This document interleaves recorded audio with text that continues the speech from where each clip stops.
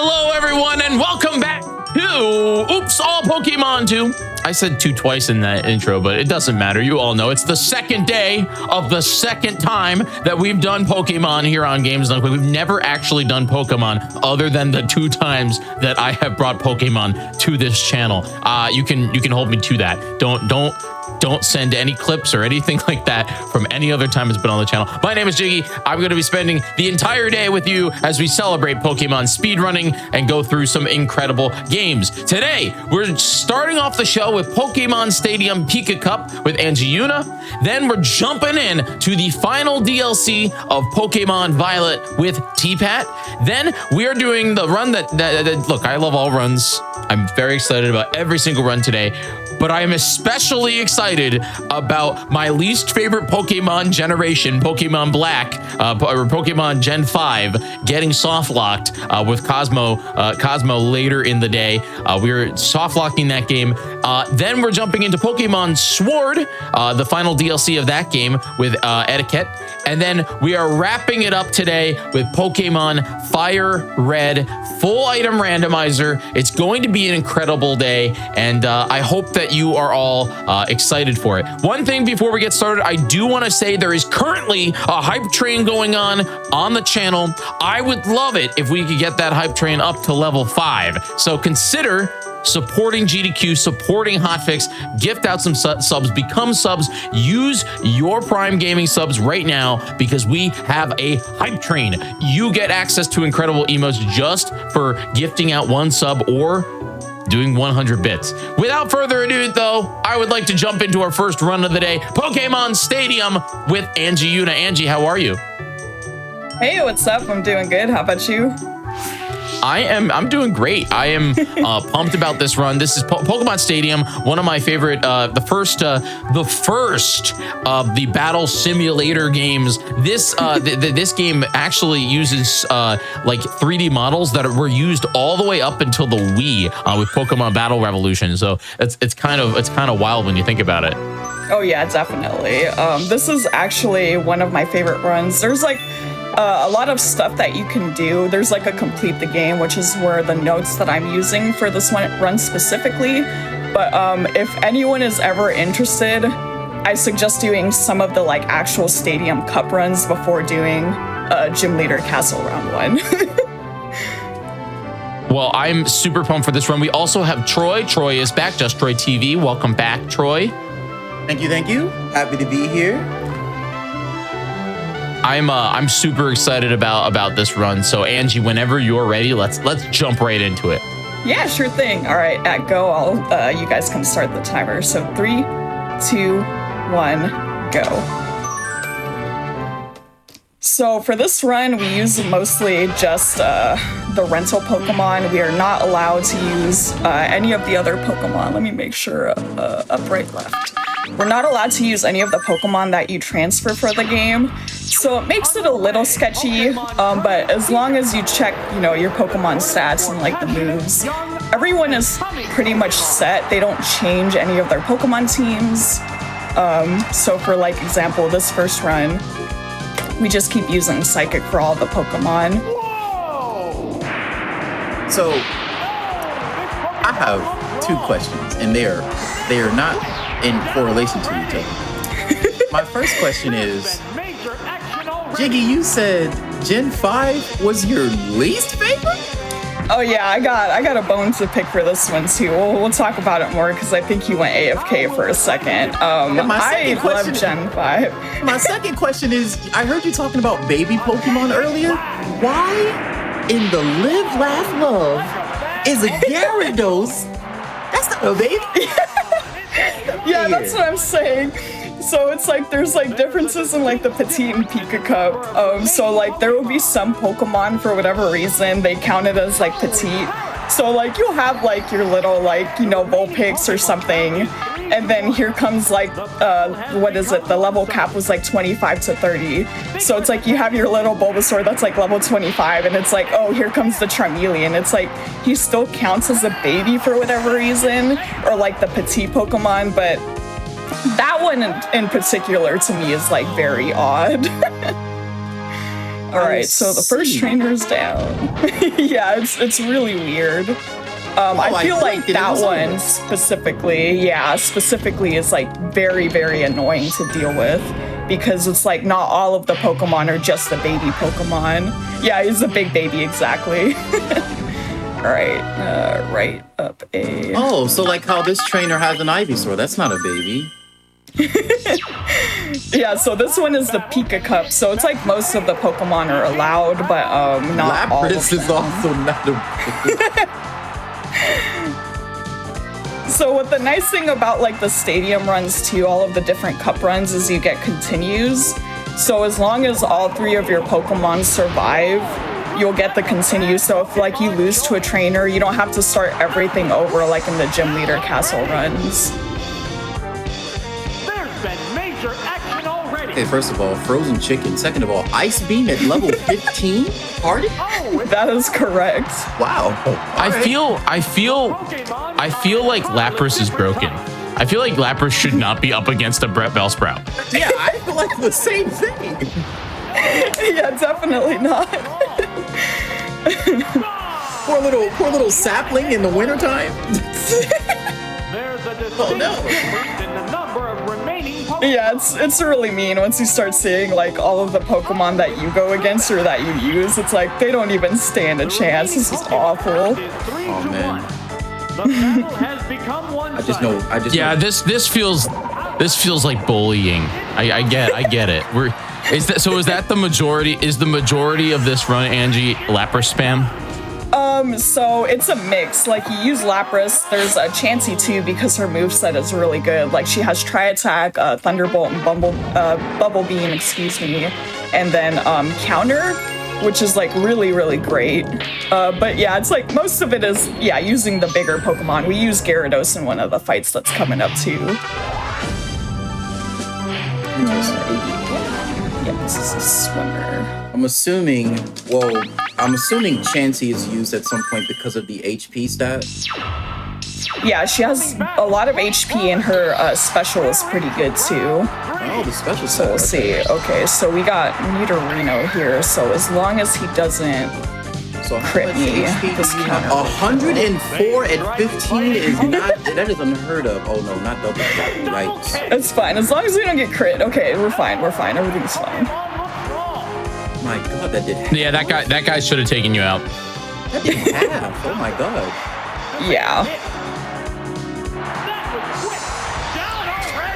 I remember when I was doing world record attempts for Gym Leader Castle, I didn't realize that you could turn off the announcer for the game. So I was like, oh, I want to see what it hears, like what it feels like or what happens. And it was like so awkward and weird. And I was like, we're never turning off the announcer voice ever again. It's the best part. It's like one of the like, if you want no announcer, go play Coliseum or XD.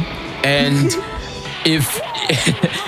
if you want the true announcer, go play Battle Rev. Battle Rev is where it's at. I had a terrible dad joke to say something.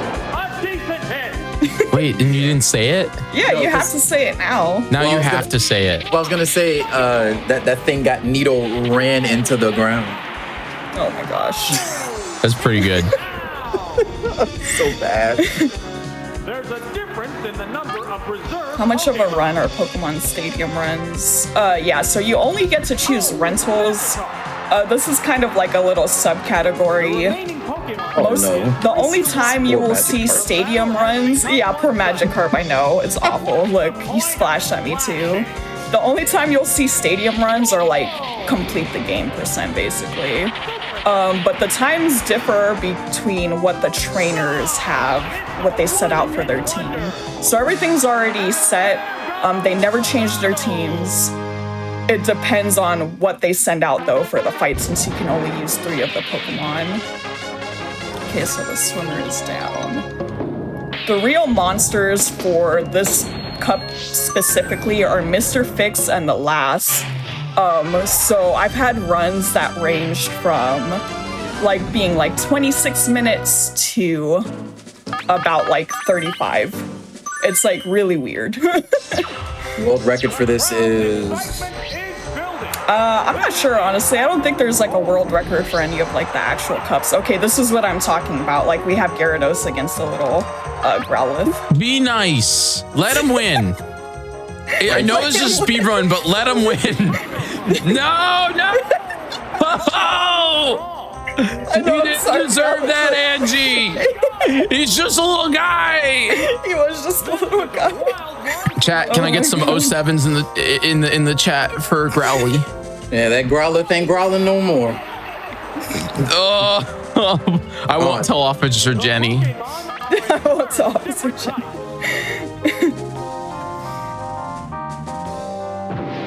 Okay, we're hitting, thankfully. Yeah, what's Hydro Pump's accuracy again? Was that like 75, 85? What now? I think it's like 80, 85. Oh gosh, I got crit. It's fine. He was just a little guy. He was. I'm gonna use Hydro Pump again. Alright, will it hit though? It's gonna hit. Okay, yeah, we're good. My fingers were crossed. Thank you, Troy. This is the Pika Cup. I don't see a category on speedrun.com for it. Yeah. Oh, really? So I think, yeah, there's a lot of individual in the category extensions. You have, yeah, because in the main categories are complete the game, complete the round 1, gym leader round castle round 2, and gym leader castle round 1. In category extensions, they combine both stadium 1 and 2. So there's like transfers, there's complete round 2, there's complete stadium mode, there's prime cup, there's Poke Cup, and then there's the and that's it. So they have the Poke Cup and prime cup, but not the Pika Cup. Yeah, not Pika. So technically, Angie, that means that this is going to be a world record run. Just saying. Yeah, totally. Chat, this is going to be a world record run. We're all for it. So get hyped. You're going to experience history here on Oops All Pokemon 2 because Angie is about to get world record for Pika Cup in Pokemon Stadium. Yeah, let's get it. Here All right. Oh gosh, this is what not good. So this Raichu is kind of mean, but I guess we kind of deserve it since we were being mean to everybody else using Gyarados. He ruined my day. I think I used almost all of my continues last night with this trainer because of Raichu. Yeah. Because, okay, let's see if we get paralyzed. Nope, it was a crit. That's not good. No, it's not good at all. Naughty. Okay. This is revenge for the Growlithe, okay? this is Growlithe's revenge. Okay, well, I have to restart the fight.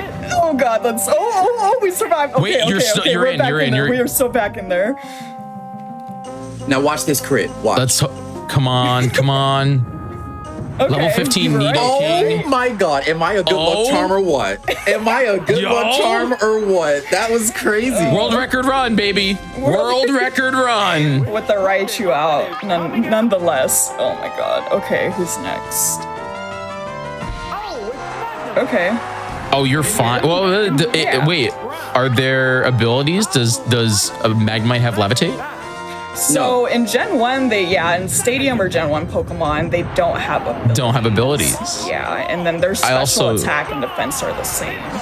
Yeah. I also don't know if Magnemite has Levitate normally. I think Magneton does.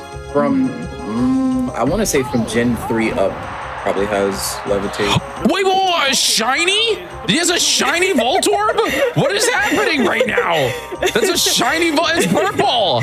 Okay, we're gonna have to switch. Is that Oh, I guess I'll go back to Kadabra. is that a shiny? Voltorb's red. Yeah, so the way that you change the colors for Pokemon Stadium, it depends on your trainer ID. And then this is why they showed, like, when you give them nicknames, it also messes with the color palette for the Pokemon. So all of the trainers that you go against, when they have nicknames for their Pokemon, they'll be a different color. Really? Mm-hmm. That's weird. So much lore. Yeah, so I wonder, like, to me, I'm like, is that why you guys did this because, like, you wanted to introduce shiny Pokemon, but obviously, like, it came in Gen 2. So I wonder if that was, like, the little hint of it. Great Sword. 2 thunder yeah, it misses. does look like a great... That's fine. We're good. Okay. Our day was not ruined. Yeah, Kadabra's got the spoon of glory. We're fine. He's gonna eat a lot of ice cream with it. That's why, you know, when he evolves, he gets 2 spoons to double the power of ice cream consumption. It's true. I'm surprised somebody hasn't made like a short or something of Kadabra and Alakazam eating ice cream. Get on it, artists. Yes. Any animators in chat? Let's do it. All right. So we are now on the 1, 2, 3, 4, 5, 6. Yes. I know how to count. Up a right. Oh, baby Pokemon. Seadra. Wigglytuff? Rhyhorn? Yes. You get a very good variety. Well, I guess Rhyhorn is a baby, technically, but like... Yeah, he's a little guy. A little guy that weighs like 200 pounds. I think he weighs way more than that, doesn't he? You know what? He's got the Pokefacts. You might be right about that one.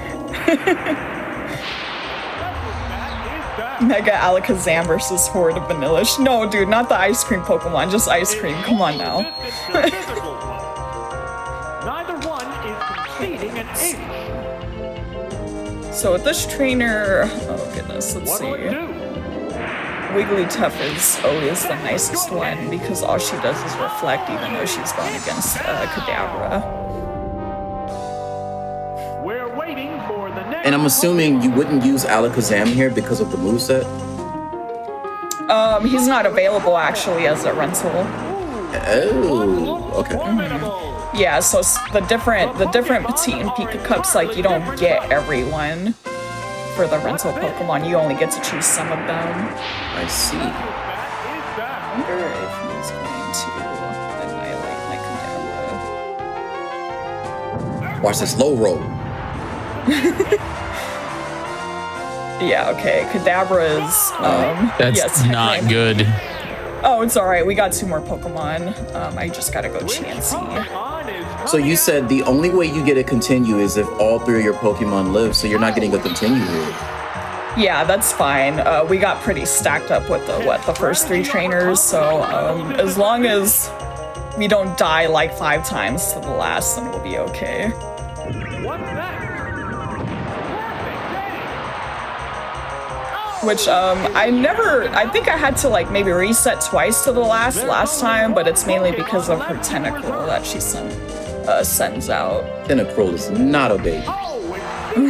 Jesus Christ. Alrighty. The remaining So let me Pokemon just use stock is T-Ball. 2-1. The tense battle continues. What now? Well, that is Oh. Okay, that crit actually did a good amount of damage, but we should still be fine. What'll it do? Oh, okay, and we crit, so we're good. I was gonna say, Onward. Would counter have worked there too? Or does counter? No, wait. Counter only works for physical hits, right? Or is that still? Yeah, so I don't remember if Swift counts as physical or special in Gen 1. Interesting. Okay. Yeah. All right. That's we're almost there. I think it's normal, so it's physical. I was gonna say, yeah. Yeah, I think no. if I'm correct, normal is physical, like water is special, fire is special. Isn't grass weirdly special in this game too? I think so. Or in Gen 1 and Gen 2? Yeah. Probably, yeah. I don't know my Gens 1 through 3 what type is special versus physical. Yeah, I get really confused until they try to like fix it in Gen 4. Then I'm like, okay, now I Yeah. kind of remember. Once I hit Gen 4 or the physical special split, I'm just like, we're Gucci gang. I know what I'm up to. Okay, she didn't start off with Tentacruel for the first time in my entire speedrunning career, so that's nice. Normal is physical. Okay, yes, with this physical in Gen 1. The intense battle continues. I just saw a couple people in chat talking about this, but I want to bring it up. It's officially the year of the EV. So both Angie and Troy, what flavor Eevee do you want them to come out with? We're waiting for the In terms of typing, Yeah. Oh, yes. Yeah. What type? Not flavor. Gosh darn it. Don't. I would love a ghosty Eevee. Like that would be mine. How would it evolve? Would you have to KO it a couple times? If your Eevee is faint 10 times or 100 times, it evolves into a ghost type. Oh my gosh. So we have a water evolution, a grass evolution. We have Ice, fire, electric. Ice, fairy. fire, electric, fairy, and dark. So if I wanted another one. The attack net. Will this Pokemon swap change the flow of battle? Hyper said I found the stone that turns Eevee into a ghost type, and it's the brick Eevee. Yeah, I guess a ghost type would be pretty cool. And I think the way you would evolve it, you'd probably evolve it at nighttime, or maybe like with a dusk stone or something. There's a distinct Yeah, I mean, if they had like a little graveyard setting where you can level it up. Yeah. Like what was it? Like the graveyard tower in Gen 1. Yeah. Oh God, she sent out Meowth. I'm so sorry, Meowth. the battle has become Unless he flinches me, then we're probably No flinch. Okay. Yeah, I'm still learning about Pokemon like team building and stuff because I play Pokemon on my phone, so That's a miss. The crowd's excitement is building over this. Yeah, Steel type Eevee would be really cool too. That would be fun. You put a bunch of armor on it, and then like that'd be kind of cool. Because right now our only tank Eevee is technically Umbreon. I think if I'm correct me if I'm wrong, anyone in the chat, I'm pretty sure that Umbreon has the highest defense of all of the Eevee evolutions. It's okay. This is a very powerful Meowth. He is. He's also got that flinch power. Let's see. Okay. Nope, there's the Hydro Pump. it's gonna hit this time. Watch. Oh, thank God. We're good. Losing like 3 minutes to Meowth is awful. Yeah, I'd say Umbreon is probably the strongest in terms of like defense because of Karen in Gen 2, and I hate that Elite Four trainer so much. Alright, thank goodness. What about you, Jiggy? What flavor of evolution would you like to see? I think that I would like, I don't know. I think a flying type Eevee would be fun, kind of like angelic. It'd be kind of cool. Maybe like a Valkyrie style, like, you know, where the wings, but then it's more like a still an attacker. I don't want the ears to be the wings. Think Yeah, okay. no. Yeah, Think Mega Absol, but Eevee. Yeah, like it. I think I'd that's. about it. I'd be down. Yeah. Everybody wants Dragon type Eevee, but I swear nobody's come up with a good looking Dragon type Eevee. Okay. All right. Everybody ever wants Dragon type Eevee, but wait, why is this Raticate shiny too? Yes. What is going on in this game? That's a red-headed Raticate. Okay. My people. Don't at me. Nobody at me. Oh my God! I don't look like that. 1 HP in a dream. Definitely. Goodbye, Raticate. Dragonair Eradicate will always start. Okay, so who's next? I wonder.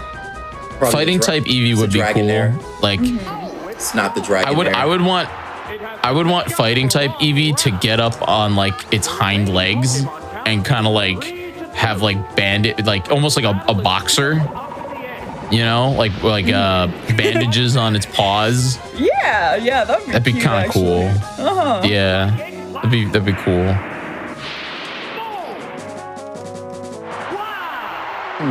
Okay. Now, I think all I have to hope for a fighting type evolution, you could just put maybe bandages on its paws and just give it a headband, but keep it on keep it on its hind legs though. That's what I was thinking.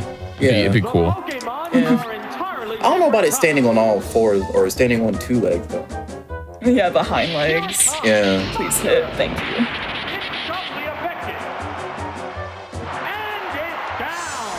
Oh, I'm assuming if you had done nothing with Lapras, it would have lived. There's only one Pokemon left in Yeah, so I kept Lapras out because I didn't want Raichu. Okay, this little monster right here is the reason why I wanted Raichu at full HP. She definitely ruined my day yesterday too, and has ruined a lot of runs. Watch this. It's so gonna hopefully crit. it'll be alright. Okay, we're good. We just need a. I guess if she double edges, hopefully we'll have enough, or she'll do enough damage where this next thing will just kill. Oh. 7? Okay. Oh my god, I guessed it. both Pokemon have taken heavy damage. And then this thunder's gonna hit, fingers crossed. Ooh, okay. And Okay. I should have said crit. Alright, time's coming up soon.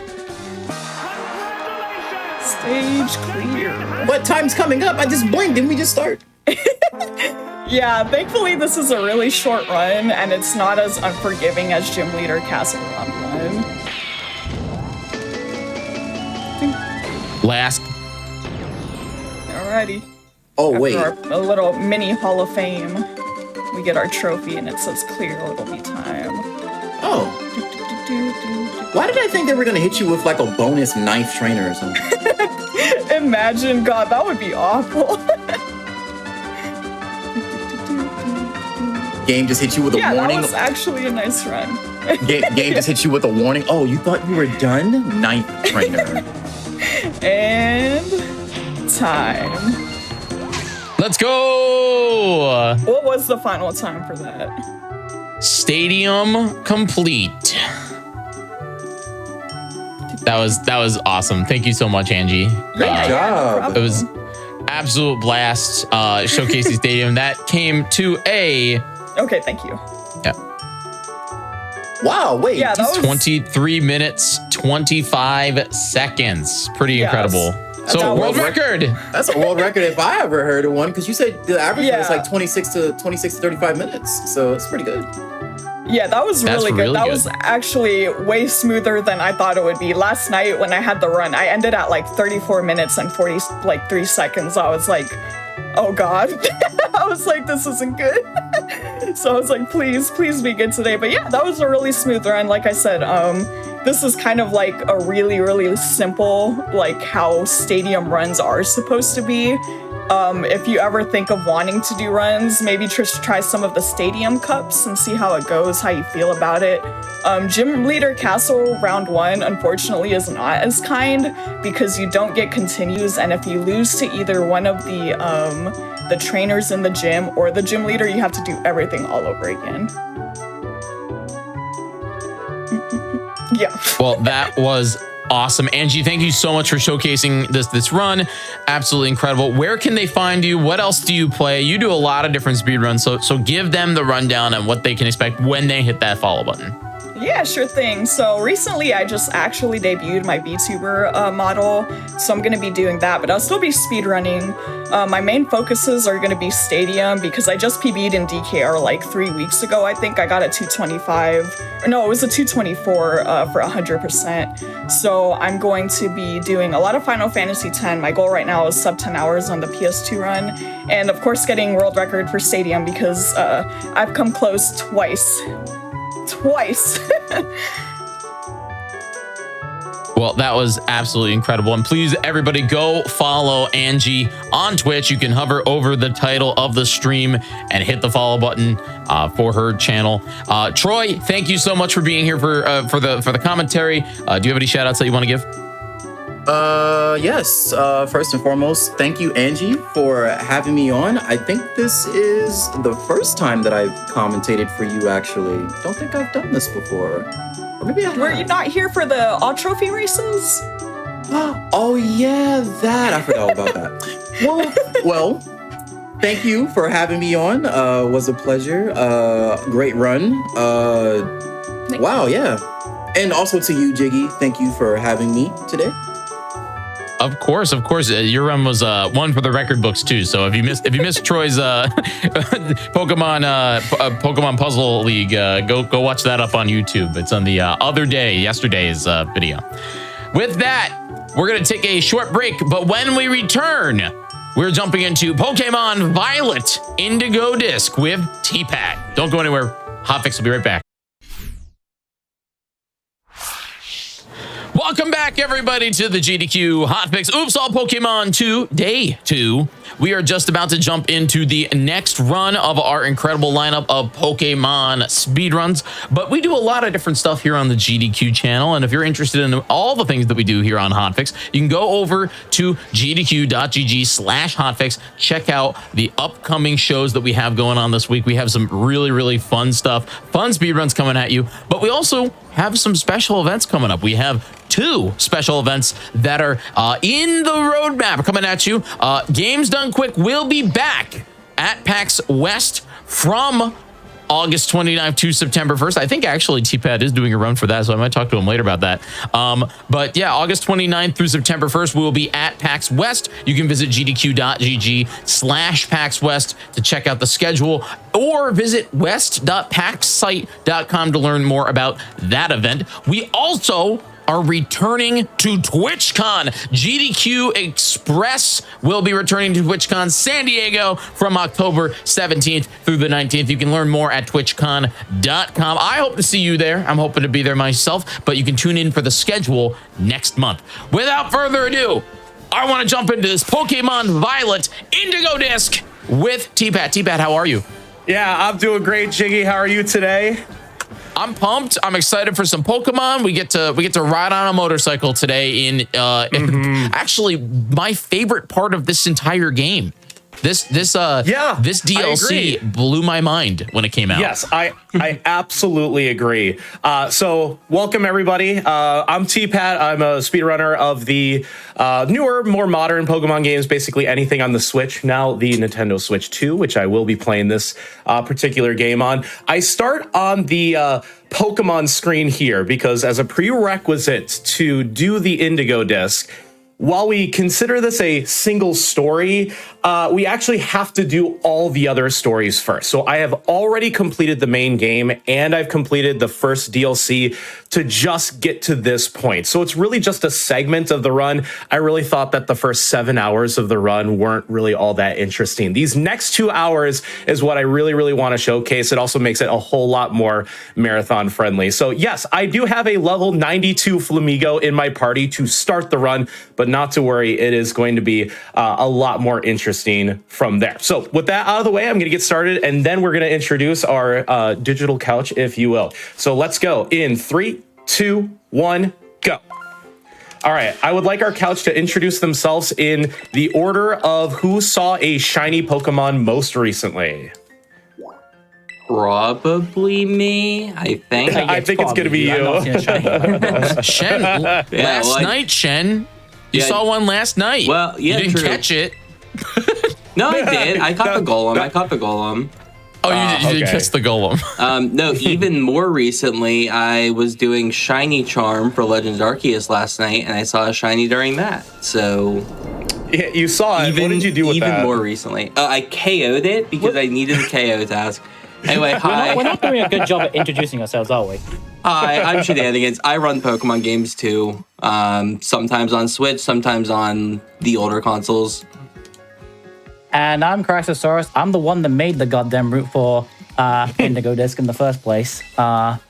Took me a lot of trial and error to eventually get what we have here to do it as fast as we possibly can. But yeah, I like to call myself a Scarlet and Violet, I specialist. Forgot what it was called, so I'm just playing on the word, but it's fine. As my credentials, I kind of had at some point all the single story world records owned for myself, as well as the fact that I am now the current both English and Japanese world record holder for Scarlet and Violet any %. And just as of last week, I also am now the world record for both the Indigo Disc, the actual category, and the even longer category of Mochi Mayhem as well. I know that there's a very, very long category that involves catching all the Pokemon, and somebody might also have the world record in that. Yeah, I got I got a shiny charm in this game, which it's not nearly as competitive as something like an 8% run, but it's a very interesting category. So I'm not trying to like downplay myself, but compared to my commentators, I am definitely the least skilled of the three in this call because I own none of the world records in this game. Until this run, right? Super official category. But yeah, I'm here. Jiggy is way more skilled than me. No. Absolutely, I'm 4th out of 4 in this call, 100%. You at least speedrun Pokemon. I just complain about it. Oh, there's always time, my friend. You're gonna have a lot to complain because guess what? We're in Unova. Yeah. Oh, yeah. No, but this is the better part of Unova. Yeah, this is the off shit. Like this is the offshoot. I'm sorry, the offshoot of Unova. This is okay. Yeah, and honestly, Sure. Jiggy, I agree with you because I have played the least of Generation 5 out of all of the generations. So I'm in your camp. I'm glad we're soft locking the game after this run. Yeah. That's the next run. If you don't know, everyone, after this, later today, Cosmo's coming in specifically to break Gen 5. All we're doing is soft locking it. But it's yeah, great. this is the second DLC of Pokemon Scarlet and Violet. And it does. We should probably give it an is like- advisory warning, don't we? Oh no, yeah. If you're a Lechonk fan, I advise you to close your eyes. So if you saw Same thing with Crocodile fans, Dynam's run from yesterday, same advisory there. Yeah. So here's the thing. This is why I think I'm the least skilled of everybody in this call. I just lost the first battle of the game. Like, what am I doing out you here? lost it so well, though. Sometimes that could take a bit. I actually didn't get Helping Hand from one of these plus loan mine-ins, so I actually didn't lose time on this fight. But this is the precursor of what we're going to experience through this entire run. We're in what's called the Blueberry Academy. So it is the offshore Unova Academy site of the Unova region. They have their own Elite Four, and every single battle is a double battle. And that is why, if you tuned into yesterday's Scarlet Violet run, the Doubles AI got a big update when this DLC came out because, yeah, it is quite literally every single battle is a double battle. We'll put our actual party back into play. And I should say, this is kind of like an unofficial, category segment, if you will, because it would be way too difficult to try to standardize a starting point for this segmented run. Because think about it, I've done the entire game. I've done the entire first DLC. What's stopping me from just getting to level 100 and acquiring all the items? Mm-hmm. The idea here is I've only done what I would have done in the first portion, like the prep work of this game. So I'm not over leveled. Level 92 is just quite simply like what the route entails getting to this point. But the Indigo Disc is honestly my favorite of our single story categories. And it is because of the double battles. And it is because of the battles. All the battles in the original game are kind of lackluster because Scarlet and Violet suffers from, honestly, the biggest quality of life Pokemon has ever given to its franchise, and that's an open world environment. And we take full advantage of that in acquiring. The game says, how many EXP candies do you want? We go over and said, yes, please. Yes. So, that was going to count. I think we have gave at least more than 70 something EXP candies throughout the entire run. I think it's a product of it's a product of the open world games. I think Sword and Shield suffered from it too. I remember my first playthrough, and don't get me wrong, I'm not complaining about this because I think that it's fine to have freedom in the way you play a Pokemon game, especially kids. I understand why Pokemon Company does it.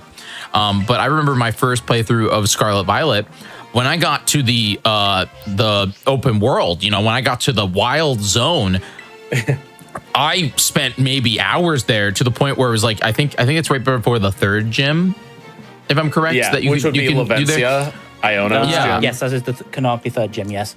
It's like I went to the third gym with a level 96 Charizard. That's amazing. It just How did you happened. get a That was my Charizard? first playthrough. Oh, I think actually, you can that's the get first question. It was it was when the game came out, so they did the raids or whatever. Oh yeah. Or it was like the gift Pokemon. I forget what it was. It was either a gift or something like that. But then this game, kind of the same deal, where I kept getting distracted in my first playthrough with exploring and doing raids and doing all kinds of stuff to the point where legitimately every single gym I was so over leveled that it was nothing. It's so funny because like RPGs are kind of like that, you know, where it's like, ooh, I want to explore every single nook and cranny to make sure I'm not missing anything, you know, and then you get this open world and it's just like, what am I actually supposed to do? Yeah, so that's why I actually loved Indigo Disc, because it was post-game content, so everything was tough. But I also did each one of these like Elite Four members and everything have like specific things that you have to do, where you're encouraged to build a new team for every single one of them. Yes. Well, And the point is like, yeah, I have the level 92 Flamigo, but like that's great for single battles, but it's not going to be quite as clear cut for all these double battles. So we will have to start getting pretty creative. We won't go full competitive because we still have access to X items, but we will get a lot more creative in this run. yeah. Even right. So right now, obviously, as part of the introduction of the Indigo Disc, and even you can even do this without even needing to beat the main game, which is we have to catch one of two Pokemon here in the Indigo Disc, and the first one is going to be, well, the task is we have to catch an Alolan Pokemon. That is a forced requirement. We cannot go around it. And so our Alolan choices, we have a couple. There's Alolan Geodude that's somewhere around here. There's Alolan Grimers and Alolan Mux, and that was actually the first thing that was used in Indigo Disc initially, mainly just as a fulfillment to the Alolan requirement. But turns out, just by going a little bit offshore and a little bit this direction, we actually get a pretty useful Alolan Pokemon, albeit its catch rate is... No, I'm just kidding. Yeah, there's a Grimer, but no. Yeah. Alolan Grimer spawns very, very close to where the quest is given to you, but this Alolan Dugtrio spawns, you can see we had to travel a little bit. Yeah. But it's a lot stronger, and the catch rate's pretty decent. I think it's like 70% to get It's in. 70% with a quick ball back strike, yep. Yeah. It's the worst catch on the run. Yeah. Well, let's hope that's okay. 3? Hey. Okay, first buy. Okay. It's because I saved. The game was like, all right, I won't troll you. I had a run yesterday. It broke out of 3 quick balls in a row, and I actually had to take a mulligan on my We both practice actually run. We did a kind of like a pseudo race, and we both had like combined 5 breakouts in a row. I can't imagine it's that bad to catch. Oh, you don't have wing attack anymore. I was thinking you could like use wing attack to damage it. Like, Yeah, we're just a little bit too something that strong. you probably don't know, Shen. During the main portion of this run, not only is this Flamigo, hyper trained as well. So this Flamigo has, perfect attack and perfect speed. It doesn't have also- perfect anything else, as we're going to find out later in the run. Yeah.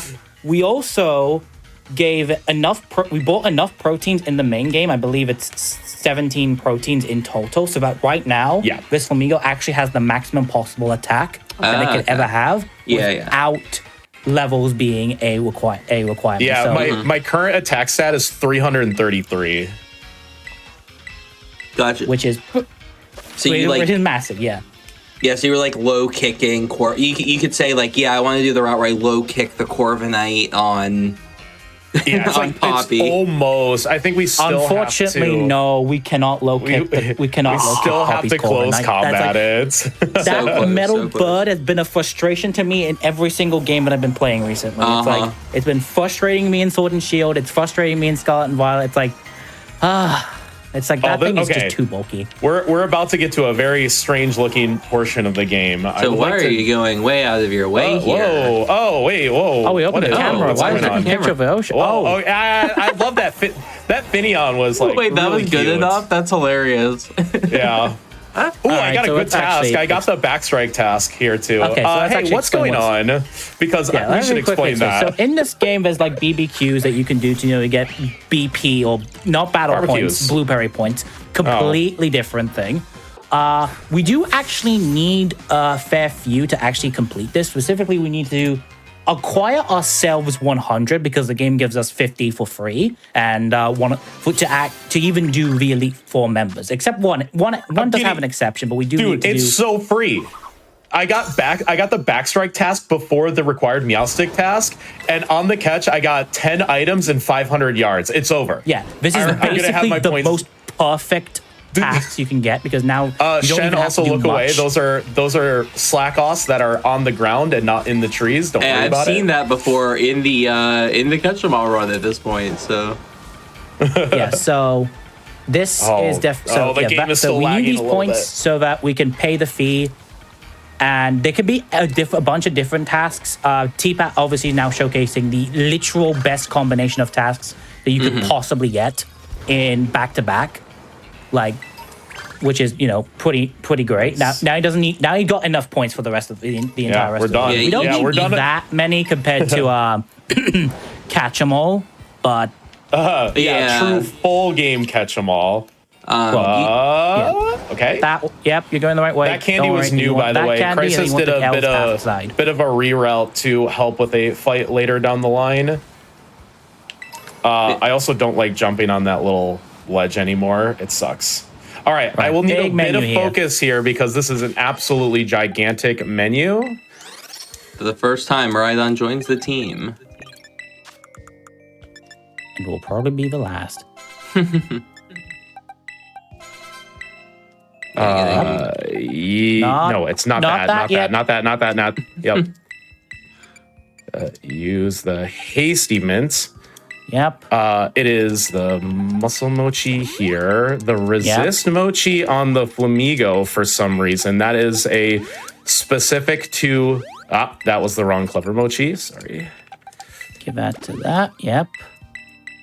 The rhythm here is very awkward. Yep. You do need to give the rest of the candies to Doug Trio. Dazzling Gleam I still need. Yeah, it's just one more candy, isn't it? Yes. Rares and medium. Oh my god. There we go. And the menu is still not over. And then teach Encore. Yeah, these This is double by battles are far very, the biggest very tough. menu in the whole game. And fake out. Fake All out. right. Okay, we're good. That is everything. I can confirm to you that is every single thing that you need to do in that menu. So I'll There's give a lot like that goes into that That's menu. like a B in terms of menuing. I did some stuff out of order. So But I think I'm literally looking over my menu right now. I'm like, I think I got everything right. yeah, that Oh I my think that menu goodness. is like half a page long because it's just how much stuff you have to do, and it also depends on which version of the game you're playing as well. It takes up 80% of a full page of my notes. Is just that one menu. Yeah, we'll explain a lot of things, but yes, the five Pokemon that we're using right now we currently have our main Pokemon Flamigo, the Flamigo the legendary Miraidon. bike Pokemon Miraidon, which will only be used in this fight, unless we had. Well, we'll explain the other fight that we can we'll use explain it for, that later. It's Flamigo Miraidon for now. I just caught the Alolan Doug Trio and the Meowstic in the terrarium, which will come up later on the test. And I had a Halucha from earlier, which, if you remember, well, I guess it didn't come up in yesterday's run. But in any percent, we typically grab Halucha to help with the double battles, like in the Rhyme fights. So we still have that available to us as well. Now we have Carmine, who first appears in the first DLC, and she is a student of the Blueberry Academy here.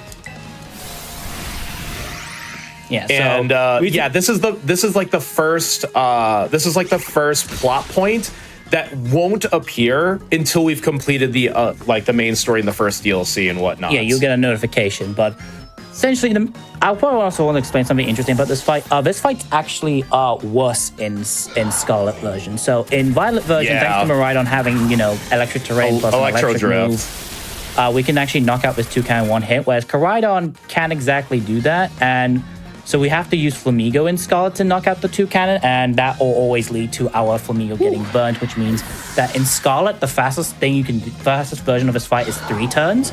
But thanks to Miraidon's access to both the electric move and of course its fairy move that we just taught it, it actually is able to do this entire fight in 2 turns, which keep in mind that because this game has move animations turned on, the least amount of turns that we can take to win the game, it's going to be a lot faster. Ooh, and this is like kind of the first example that these double battles are not going to be easy because of Carmine's 4 Pokemon. 2 had the ability Intimidate. And if you know anything about VGC, Intimidate is one of the, if not the best ability in all of Pokemon. In this case, my Flamigo has the ability Scrappy, which does prevent the attack stat drop of Intimidate, which does help me in this fight. I'd save a turn because of that. Otherwise, I would be -2 attack, and I would not be able to KO the Sinister. You require the Scrappy ability for this category? You don't actually require the Scrappy ability. You can do this all in Tangled Feet. It's just that you're gonna have to do so. There are 3 fights that have Intimidate. This is the worst one to have Tangled Feet because you lose a full turn. Mm-hmm. The other 2 one fight is kind of okay. You just have to use an extra X item, but you might not technically lose a turn. It just becomes a bit of a slightly more awkward fight. We'll get to that. And then 1 turn, as you mentioned before in Victory Road, that you said that, the Intimidate, but the Scrappy blocking thing, Intimidate, is actually slower. There is 1 fight that's technically would be faster with Tangle Feet, assuming you hit a 15-16 range. Okay. Even with max attack, that's funny. Even with the maximum attack, like we will try to, because one thing to mention is that every single trainer that we fight here, or every single important trainer, has something known as hop syndrome, as I like to call it, which means every time we use a super effective move or we get a critical hit, they have a special little text box that they like to talk about. That is a DLC special because every trainer has in this DLC. Guess what? Some of the wild Pokemon had it in the first DLC. My favorite was the Monkey Dory. Like literally the wild Monkey Dory will be like, wild monkey, super effective move. It's just like, oh my goodness. So, we can't avoid that text box for 3 of the major fights. We can't actually 4 because we can't avoid it in Carmine, we can't avoid it in Crispin, we can't avoid it in Amorous, and we can't avoid it in Lacey. Well, Lacey we can unironically you can in Tangled Feet. You can't. You most of the time can't with Scrappy. We do try to avoid it in Drayton, and we definitely try to avoid it in Kieran because it's actually extremely possible to do so, very easily. By the way, this is kind of the down section of the game. After that Pokemon is always such a hustle right away.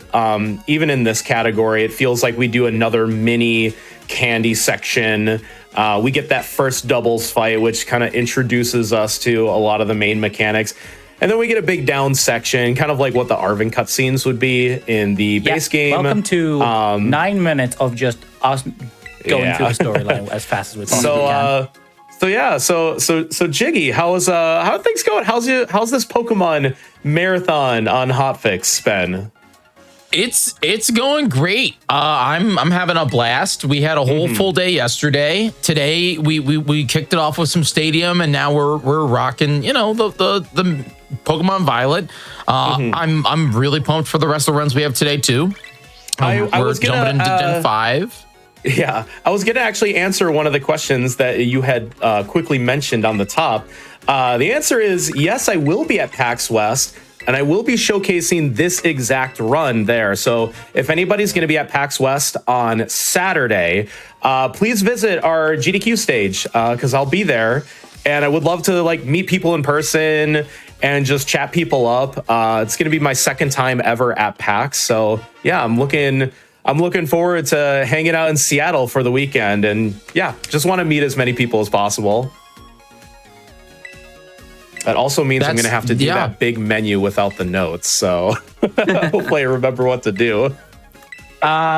Just do what I do, which is called memorize. Just remember all the moves you need, and Doug Trio gets to 79, and then a med candy after. Yeah. Actually, yeah. Oh, that has actually been a little bit more of a recent development because Switch 2 has kind of made a lot of massive changes to. Oh my goodness! The entire, obviously Switch runs in general, but Scarlet and Violet obviously most of all. Like this category on Switch 1, the Indigo Disc full run because. The reason why we're showing the segment is mainly because Jiggy, you didn't have 9 hours to dedicate to the full Indigo Disc. 15 minutes to showcase. Do you? Not right now, but we could do something. We could do a special. It's funny, the last time I showcased this on Hotfix, I had said, hey, Tech, can you just start the timer at, 7:0, whatever it was? Because I had timed what my prep was. And it was exactly like 7:05 or something. So we had Hotfix start the timer at 7:05.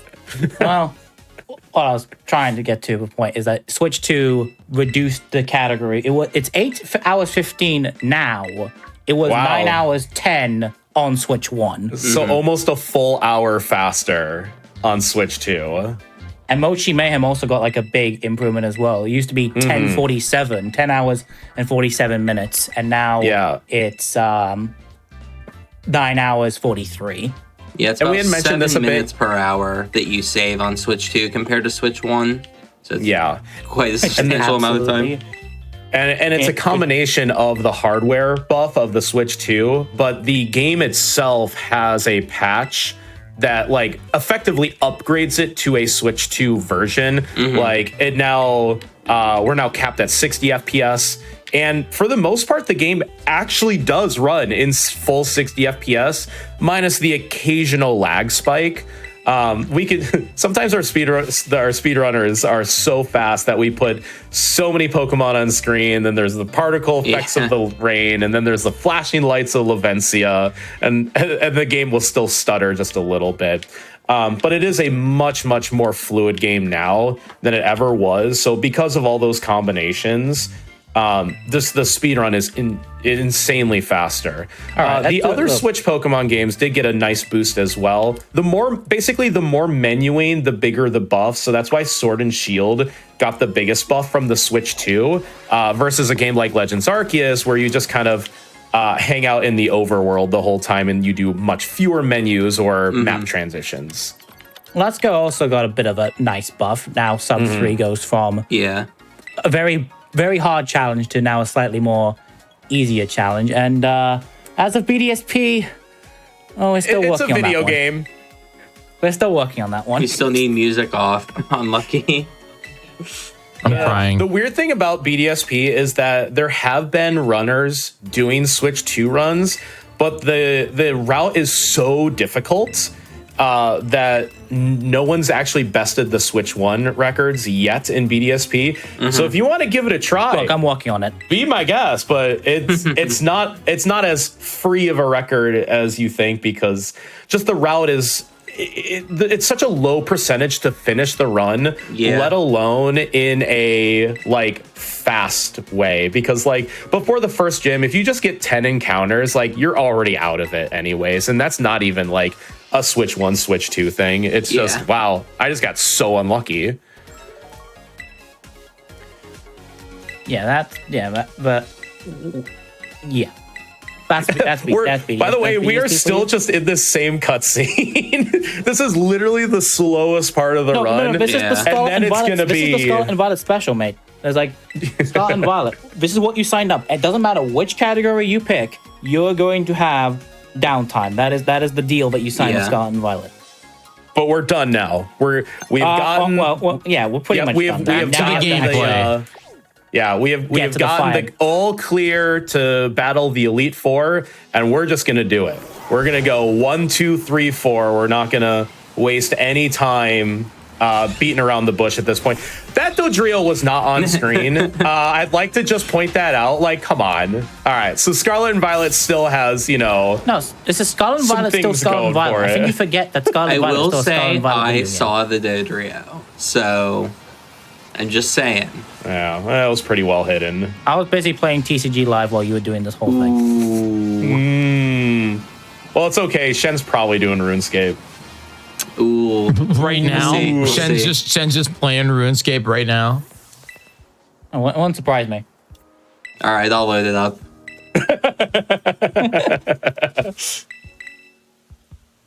Funny enough, we are going to do the Elite Four members in the intended order, not like how we did the gyms in Victory Road.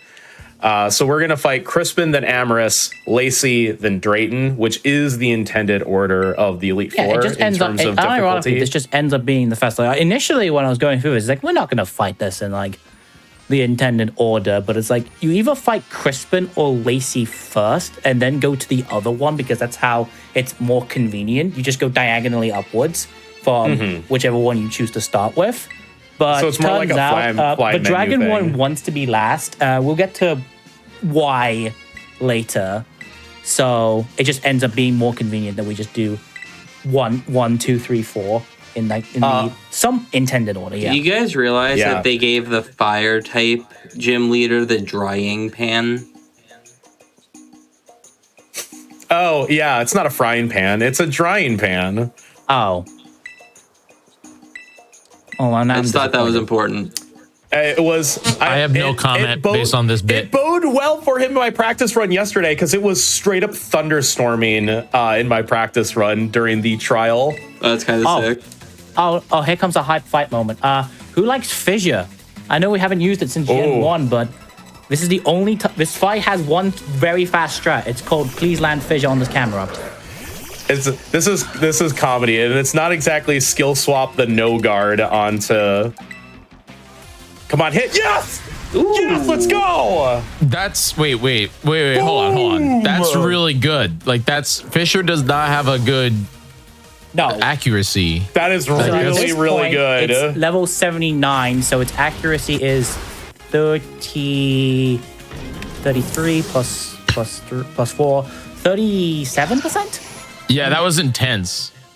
Yeah. You just go for it because you save a turn if you hit it. There's no drawback if you miss it. So that's just straight up like 30 seconds of time save right there. You're more likely to hit the fissure than land the pop-off. critical hit, so you just go for the fissure. Just kind of a math problem there. Well, it's also just the fact that we don't really have anything. I mean, I guess we could technically Earthquake, but Earthquake doesn't kill, so. Well, Earthquake crit would, but the fissure's more likely to hit than the critical. Yeah. So that is the only fissure we're going to go for. We're not going to go for any more fissures in the entire run. It's not going to be like fissure spam the speed run. Do it, T-Pad. Be hype. You could still do it. So we're actually going to see the fact that the reason we actually get Alolan Doug Trio is actually not for its like mainly support capabilities, but actually its offensive capabilities in specific scenarios. I just X-attacked the Doug Trio because turns out Earthquake is a fantastic doubles move. Yeah. And it will knock out both these Pyroars simultaneously. Yeah, some moves are spread moves. Earthquake is one. We saw Dazzling Gleam earlier on the Miraidon. Those moves hit both sides during a double fight. Earthquake also hits your own Pokemon. But luckily here, Flamigo synergizes really well with that being the flying typing. You'll ignore the Earthquakes hitting your own side most of the time. So really, really useful with Doug Trio having that spread move, and we'll see it spammed very often throughout the rest of the run. Yeah, unfortunately, even Game Freak knew how good Earthquake was, and so they have their own precautions on pretty much almost every single member of the Elite Four. Yeah. You want to spam Earthquake? Yeah, good luck, buddy. Yeah, they thought of that one, so. But there are gonna be times where we do actually want to use Alolan Doug Trio as our offensive Pokemon instead of Flamigo. The other two support Pokemon that we have, obviously we mentioned it a little bit earlier before, Hawlucha. Hawlucha is actually here to do two big things. Obviously, instead of being the doubles partner for replacement of Hariyama from Victory Road run that we saw yesterday, but also a very good Pokemon for Starfall Street specifically. By the way, the trial here is to make a super spicy sandwich. So I don't know how you all like your sandwiches, but I like mine very spicy, but hold the mayo. Speedrunners don't need mayo on their sandwiches. Also, I like to have my sandwiches where my sausages is on the left side. On the left. You got it, boss. Right there. The onion in the middle. Just and the right down jalapeno this middle. It's true. Yeah, Jiggy, this is how you make a sandwich, this right? is okay. No. Unironically, this is like one of my favorite parts of this whole video game is the sandwich making, just because the song is so dang good. It's just it's so good. It's a shame that we only get to listen to it once and in exactly this category. Yes. I'd like you to take a screenshot of what this is about to say. So that sandwich that we just made is a tasty GDQ Hotfix original. Yo!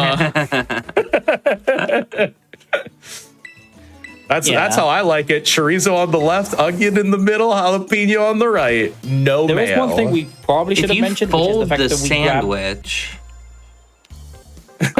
We did grab the exact minimum amount of ingredients. If T-Pat actually dropped one, there would be like a massive 30 second, massive 30 to 1 minute. If I literally drop a single ingredient, it's not spicy enough and you fail the challenge. Unless if you drop the bread. If the bread falls off, you pass, but you actually do get an extra cutscene from, or like a couple extra lines of dialogue from Crispin. He's like, is that how they do it in Paldea? Like a fancy open-faced sandwich? And it's like, oh my God. Clearly you've never been to Europe. It's a nod to how everyone makes sandwiches, because most people who are making like their shiny sandwiches or whatever just drop the bread to the side because you don't want to risk knocking any of the ingredients off. Right. And the bread doesn't do anything for the sandwich.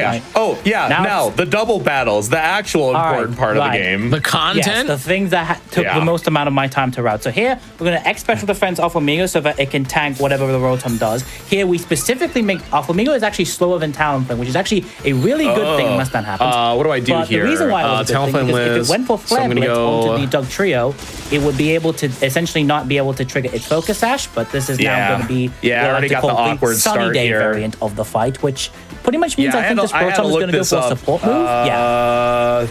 So all right, I'm not going to heal that off. I'm going to go Acrobatics X Attack here and just finish my setup. Yeah. There is only one small downside of doing that, which is if you crit the Rotom, your fight goes kind of weird. It's going to go awry here. We kind of want to keep the Rotom on the field because it's going to do the least amount of damage. A lot of our double battles are going to be this, like, still setting up with the second Pokemon onto the Flamigo, which will be the main damage dealer. But it's more about managing who's going to be on the field at this time. And this is kind of the awkward fight because I actually don't really want to attack the Rotom here. Do not crit. Okay, good. Because then two different Pokemon are going to come out that and it will be a lot more difficult this way. So this is okay. I go Halucha here. Yeah, you go Lucha here. I don't even know what Lucha does here. I guess you just actually I think I should Encore because then I won't see Will-O-Wisp. Oh yeah, that's clever. Assuming I've never done that strat before. And again, with this being a double battle, you can get really creative knowing what you got going on here. Yep, try to go for Will-O-Wisp and now it's gonna just spam Will-O-Wisp. Oh, damn. I locked it into it. Okay, whatever. It's fine.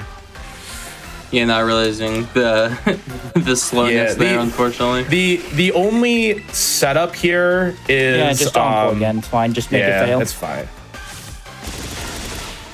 The only setup here is I just need +2, so I don't need like any more setup moves or anything like that. I have an idea, T-Pat. On the final turn, when Blaziken comes in, high jump kick the Rotom. Yeah, exactly. That's what I was thinking too. Because then I'll be able to kick them all off at once here. Yeah. Because Blaziken will go down even with burn. I mean, it's just gonna be a little awkward. It's okay. We can just it might wear out on the turn. that I can go for it. We'll see. We'll see. We'll see. We'll see. Yeah, yep, you full heal because burn half your attack stat. Yeah, these double battles are incredibly intense, and I have to stay focused onto everything that happens. This isn't just like, oh, spam A, I can look at, my notes, I can check, I can check myself. No, I can't do, I have to be locked in here. Blaziken comes out next. I guess you can kind of take the high jump kick risk. Yeah, I would I'm high gonna just jump go kick for the it. road them and KO. Let's see if it does. Yeah, Yeah, this is just worth going for. So high jump. Again, I was like, when I first did this, I got so excited just to see like a Blaziken, to see fun Pokemon that I haven't seen in a really long time.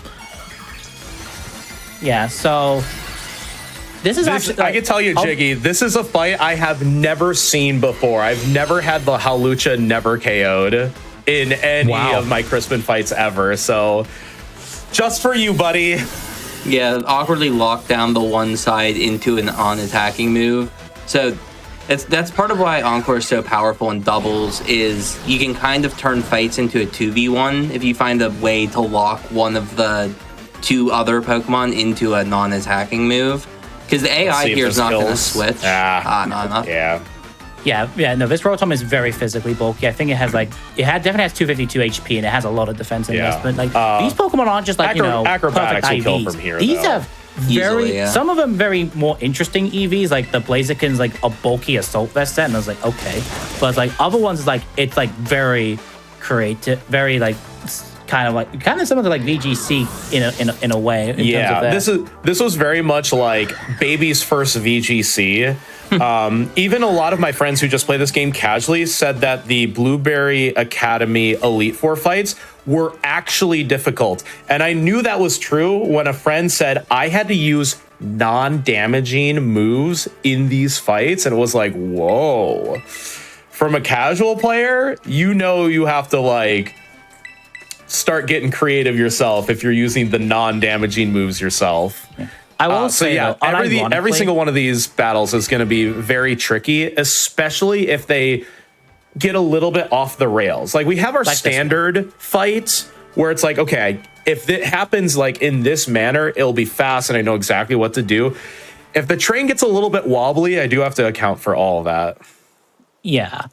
This is unironically not the fight that we teach Encore for. Like, Encore is like a very useful move. This is actually not the fight we actually teach Encore for. It's actually the next one. The next Elite Four fights. Which funny enough, we do it with the opposite strategy that Shed had mentioned. We actually want to lock the Skarmory into using a damaging move and not its non-damaging move, which would be devastating. Well, it depends on which non-damaging move it uses because it has two. It has two? Yes. I've not seen the other. Oh, the other one is fine. Stealth Rock, my friend. Yeah. I never see Stealth Rock on it. Let's face it. Yeah, it has one non-damaging move, and it's called Whirlwind, and it's real bad if you see it. Oh, nice Tyrogue. Especially turn one, like Whirlwind turn one.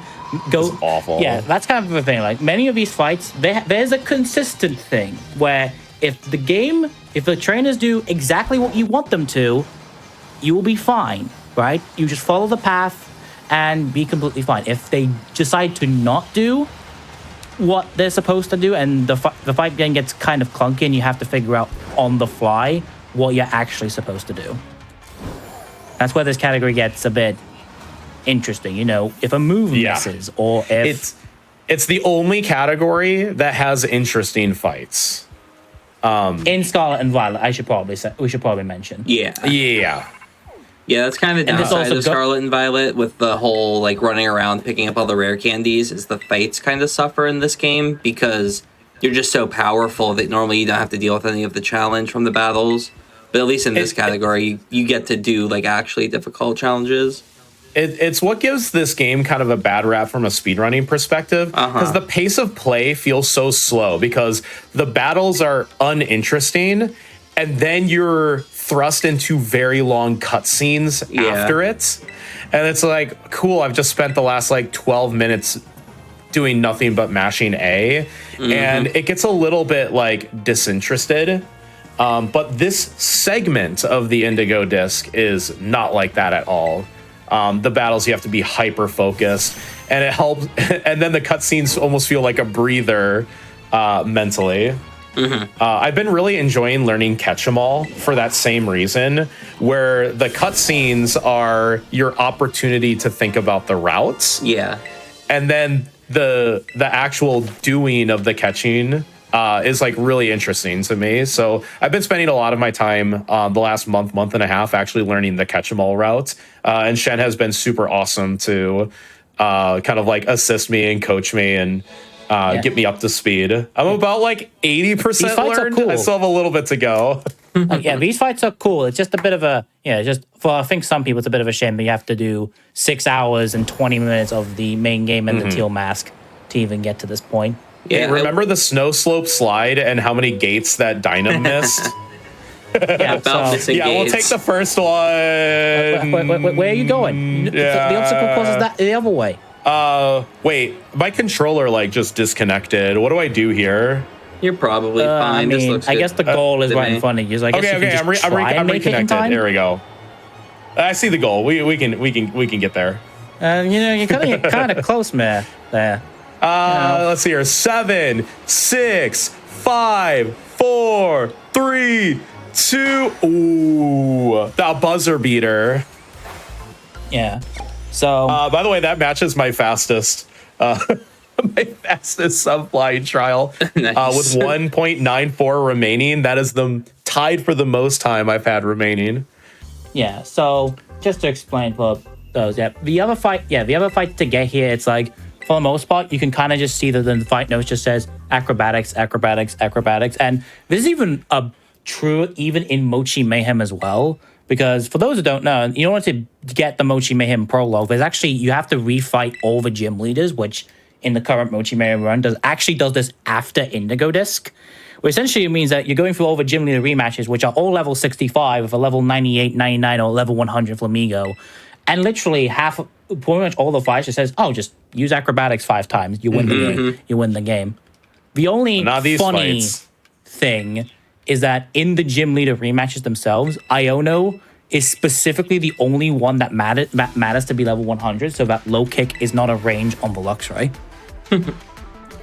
Even with max attack and everything, it's a range at 99, but not at 100. I mentioned it yesterday. It's funny that you play Ino first, typically in the any percent run, and then in Mochi Mayhem, you fight it last.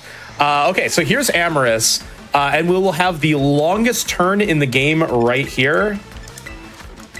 Yep. Double kick, super effective. Oh no. Plus sturdy. So, first off, Earthquake doesn't affect Flamigo, doesn't affect Skarmory. Dugtrio dies, which is on purpose, by the way. We have the trio here. I think this one turn takes over a minute. Then we go ahead and use double kick. It's then gonna get critical hit. Oh This turn's gonna go even longer. No. It's gonna go even longer. So critical hit text. Then Come on, give us a double crit for I maximum really time wanted loss. to make sure that this was the longest turn. Come on, double crit, in the double crit, entire double game. crit. Then Do it. tangling hair. Tangling hair. Then another hit. And then another tangling hair. Then Dugtrio then falls down, then dies. Then it says you hit the Dugtrio 2 times. Then the fainted text, no, not the fainted text box, but the super effective text box from Amorous. Then the fainted. All that while we wait for Skarmory to do a move. Okay. And it goes for body press. Good. And that's fine. We really just don't want to see Whirlwind there. The fight becomes incredibly awkward. It's not unwinnable, but it is very awkward. This is what we teach Encore for, to lock the Skarmory out of doing Whirlwind. Yeah. And the reason why we actually X attack on turn 1, even though it's not required for Dugtrio, it's actually required for the Reuniclus. Like, this Reuniclus is surprisingly bulky. That even I actually Were I level 94? Turns out level 92 Flamigo against Reuniclus doesn't actually +2 doesn't KO Yeah, the so we're most of the still time, setting up on these fights. This is my X speed turn. That's the speed because of the tangling hair dropping speed Yeah, twice. I was currently at -2 speed. Now I'm back to neutral. Yeah. Main reason why Reuniclus needs to be knocked out at that turn is that thing has Trick Room. a couple more the tangling hair entirety- turns. Yeah, but the problem is, unironically, Okay. like, Skarmory is the only fast. Skarmory and Olin Trio are the only fast Pokemon of on this team. I'm having Everything a else is pretty actually, good fight here. The Halucha didn't die this turn, so I use Acrobatics here to get some chip damage on the Skarmory because it does have Sturdy. So that's right, the Dugtrio has Focus Sash and the Skarmory has Sturdy. Yes, it's really Yeah. hard to do much on that first I turn. will have to Encore again this turn because it just wore off. I mean, you're gonna Encore anyway because you don't want Whirlwind. Yeah. If the Halucha dies here, then we send out the Meowstic and use Fake Out to still disallow Whirlwind. This fight is basically routed around the Skarmory not using Whirlwind. But it's just funny that it's the one we keep on the field because everything else has even more dangerous things. Yeah, that's kind of like how a lot of these high-level double battles will end up going. Is you want to set up a position where you can ignore one side of the double battle. So we saw on Crispin, you set it up so that Rotom was doing nothing. That was not how the fight normally goes, but that was just how it ended up. And then on this usually fight, it uses Overheat and it drops its own special attack. And it's like, all right, it's like not doing damage. I took a body press every you might need single. that EX. Macro. 1/8. I think you're fine. 32. I think you live on 1 here. What? With Rocky Helmet? Yeah, with helmet. Yeah. Okay. Do you need this? You kind of need. I think you do need this EXP to get to level 98 by Ooh. Terrapagos. You should be fine. It's 1 Skarm. I think you still have like a couple I small have- candies too. I have a couple small candies still in my inventory. Yeah, we'll worry about the That's EXP problem a later. little awkward. I only dropped a little EXP. Yeah, don't worry so- about. Don't worry. You get free healed before you do the next. But thankfully this game is nice. Before you do any of the trials, the game just gives you a free heal. So you don't have to worry about healing items at all. I did gold split that for what it's worth. Yeah, let's go. Nice. I will say, like, since I was setting up my save file this week, I only got a handful of practice runs. And I feel like I should apologize to Jiggy specifically because my best time going into this was a 202. And I think I submitted like a 200 or like a 205 as my estimate, which is something you usually wouldn't do for like an RPG run. But I had to kind of estimate what my estimate was going to be thanks to the Switch 2 buff. And I should easily come in under 2 hours. And just seeing the gold splits come in my practice runs, I'm like, yeah. So I will say there's a very real chance that I get a PB here today. Yeah, you're doing great. I'm pumped for this. Tiva, may I ask what your Amorous time was? Just so I'm aware? I don't see it. I don't see the individual splits. It was that's 10 fine, then. flat. Don't worry about it. 10 flat is what I got. And then there's Now we head another to the awkward third menu. Lacey. Wow. So here we need to put Halucha There we back go. into slot 2. As the main reason why we have the trio in slot 2 for the first 2 fights is mainly the fact that we're kind of using the second Pokemon to be kind of like a bait. So for Doug Trio, we put it as a bait for against the fire type so that, we can go Talonflame can just ideally turn 1 Flare Blitz, and same thing with Amorous. We use the Doug Trio to essentially be a bait for the opposing Doug Trio to use Earthquake so that it doesn't go for Iron Head flinch shenanigans and the fight goes southwards in a different way. And Yeah, so we definitely take advantage still of opposing AI. It's not like we've got world champion Wolf Glick controlling the AI against us, because these fights would be very difficult if it was like literally PvP. Yeah, we have X items. Maybe a little bit easier. Yeah, it's just like, yeah, you can't use X items though. Yeah, imagine if we couldn't. Hey, that could be a So- category. Maybe somebody will come up with it. So thankfully, this trial is like also fairly simple. We're supposed to answer quizzes. All we have to do is just make sure we click the correct option and So don't this first accidentally quiz, turbo the wrong everybody, option. was where is the electricity stored? Answer the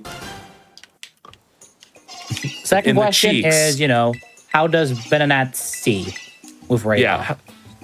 You guessed the antenna. You're probably like 90% of people here. It's actually the eyes. It's actually the eyes, the eyeballs.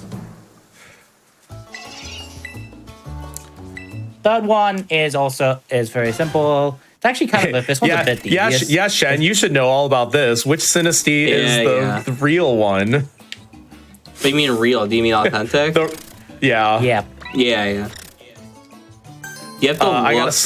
I got a slightly slow version here because if they do an animation, you actually have to wait for their animation to finish Oh no, you up. got the fast slow one. There's the even slower one, which Yeah. is when the Where- system turns around. Because when My you do an animation, it's my like, you're gonna favorite have to wait till NFL they finish. scoreboard game, find the pink one. It's like the baseball caps where they. Also, these are the same every time, if you're wondering. So that's how we're. They're not I supposed to wish- do that. I wish it was I was gonna do the different. joke of being like, oh, I didn't notice the menu. Which one I was it? didn't look. Where is it? Yeah.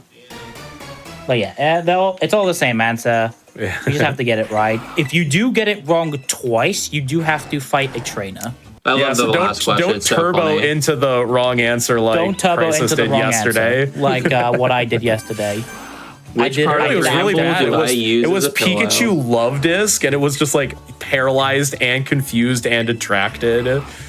Yeah, so the first one, if you fail, you have to face against a Pikachu and a Love Disc. The Pikachu having Static and Volt Tackle, and the Love Disc having the moveset of Attract, Sweet Kiss, and Protect. Gross. Yeah, don't hit any of those trainers. Just go straight to the Elite Yes, Four. I hit an optional on a Scarlet Violet speedrun. I know. Laugh at me. I think that's the first time since Josh, the 4th Gen Gamer, hit an optional in a Scarlet Violet speedrun. I think it'll he be my talked to the last guy time, don't right worry. next to the Hasty Mint. Anyway, now it's time for what For could Lacey. potentially be a little bit of an awkward fight because sending a fighting type against a fairy type is not Not ideal. but we're gonna make do. But thankfully Yeah. the other fighting type is hopefully going to be distracting the AI to do enough. So Yeah, here, so this is so in this one we want to keep the Whimsicott, aka the Candy Floss, on the field because it's not like a big damager. No. But it does have some very tricky things because the Whimsicott does have the ability Prankster, meaning that all of its non-damaging moves will go first. And it Yeah, does have a so- handful of them, including it has two, including Tailwind Light and Light Screen Screen. and Tailwind. Yeah, Tailwind being the interesting one. Yeah. Yeah, Well, Light you're Screen going does down here, almost but nothing absolutely here. fine. Nice crit, buddy. And don't worry, crit techs don't work the other way around, so at least God, there's that. it does sometimes in those hot fights. Man, when he brags about getting a critical hit. No, the Trevenant fight is the only fight where it works the other way around. Yeah, I've Where definitely if you gotten that crit one. It doesn't give you the text box, but if it crits you, it does. It's weird. Anyway, and on the Primarino, here we're going to set up the X special defense.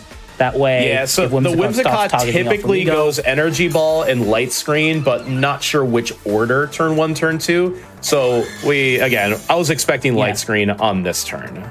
Yeah, because Whimsicott doesn't really have anything to knock out. It just do that. And then here, we're going to set up our first of potentially 2 XPs.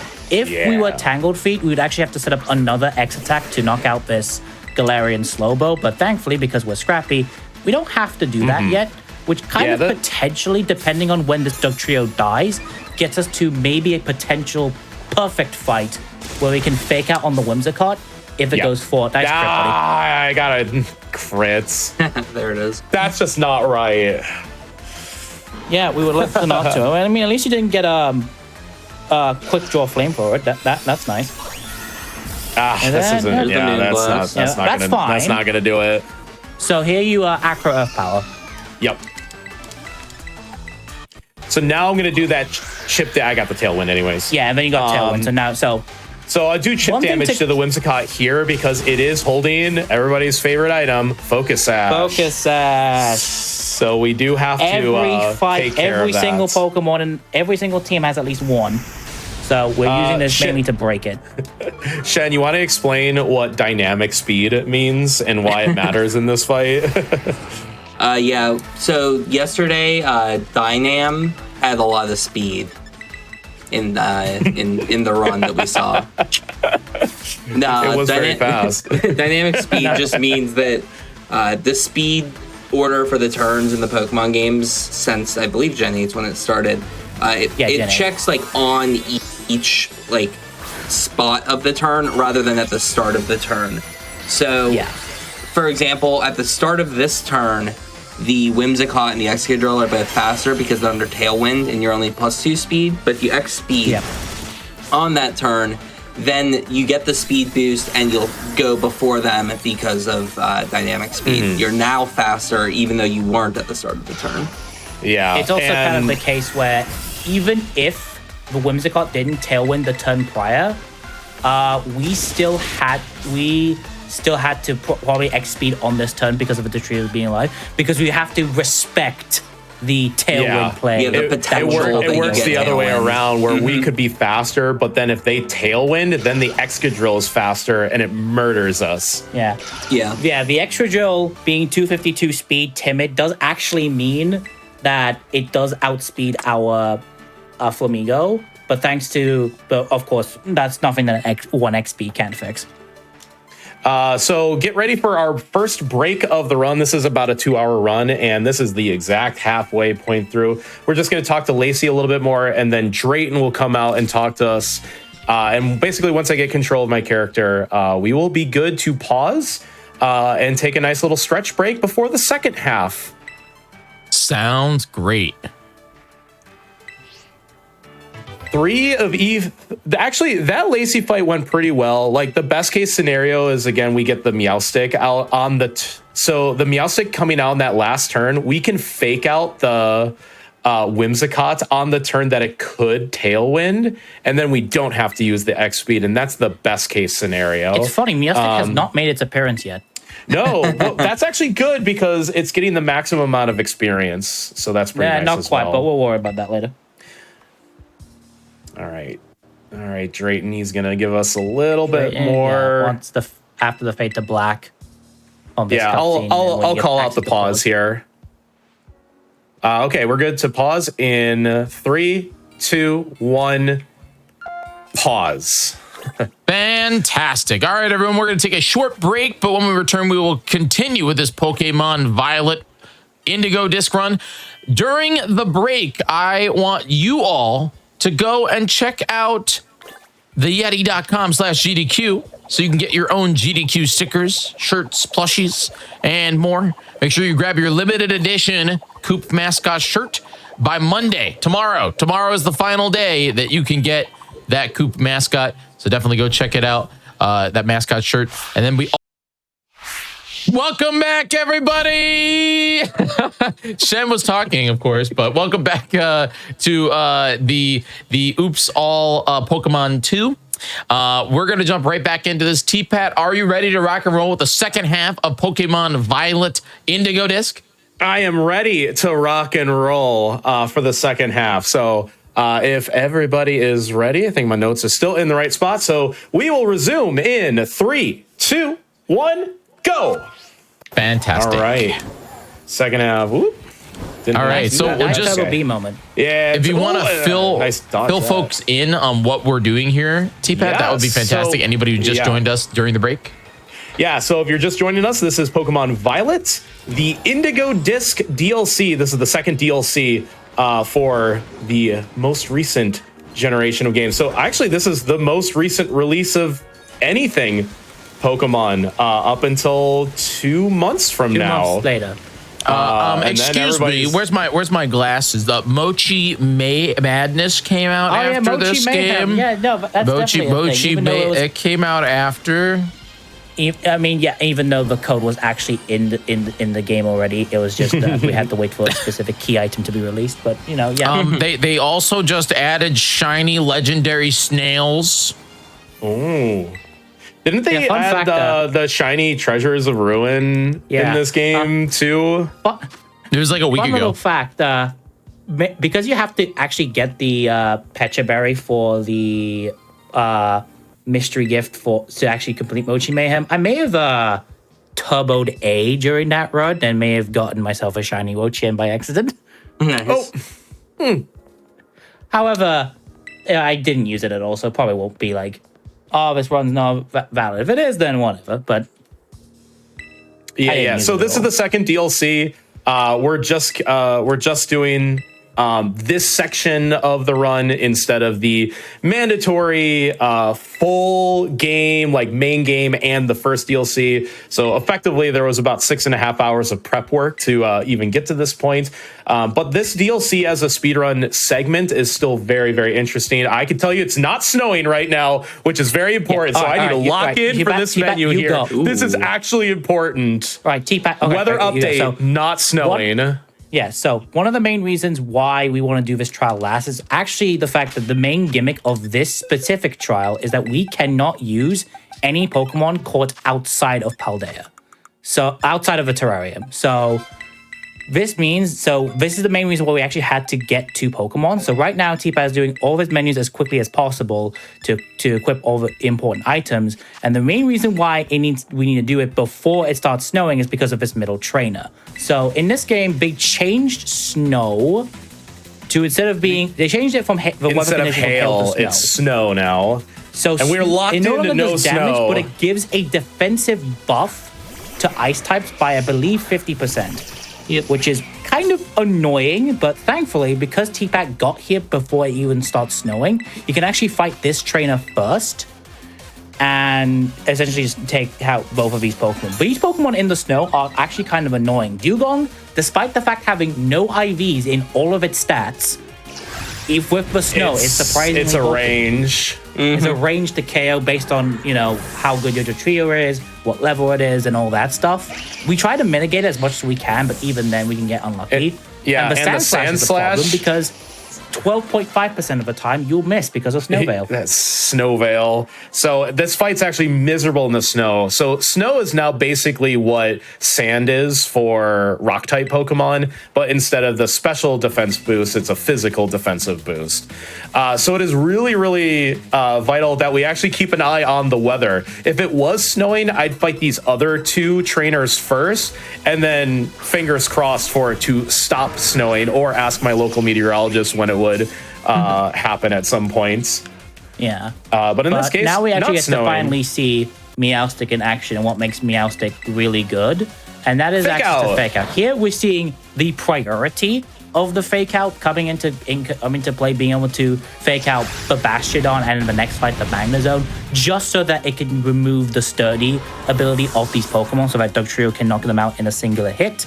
We also gave Meowstic the Air Balloon, which is an item that we actually buy in the main game before coming here, so that Meowstic doesn't take any points of damage in this fight, which is really this is a good example of we do go out of the way a little bit in the kind of the first section of the game, the first 3/4, to do some hyper training. We buy bottle caps, but we also buy this air balloon at that same shop because it helps a lot. We buy it at the same time as the bottle caps. It is pretty expensive at 1,500, but it makes this fight so much faster. So instead of having to go ahead and go into the bag and heal and do all that, we can just move.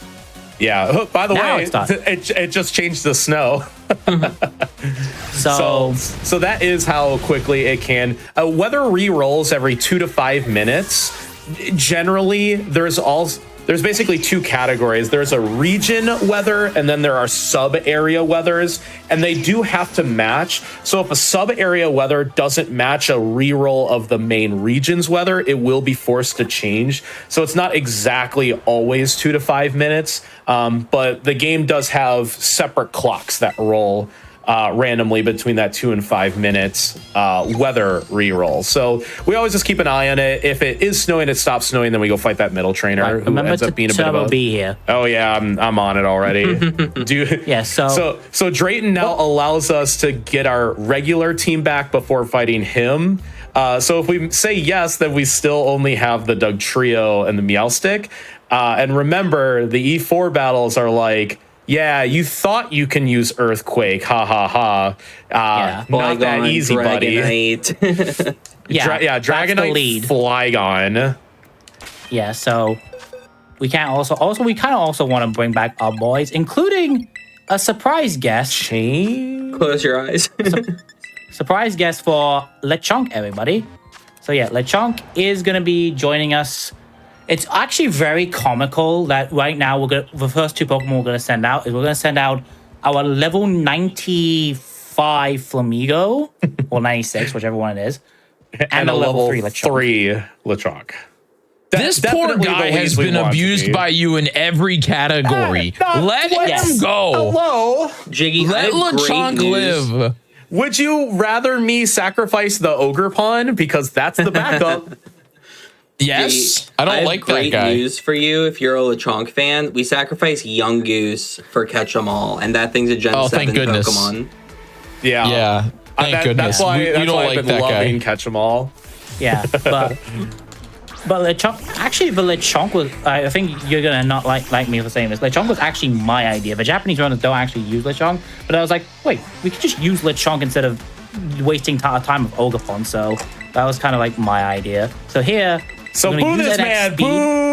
Yeah, I know. Sorry. It's like every category of Scarlet Violet, it's just death to Lechonk. The poor guy. And this isn't even a fight that we're allowed to lose. We have to win this fight. Yeah, so you're just... And we're just like, hey, Dragonite, do you like bacon?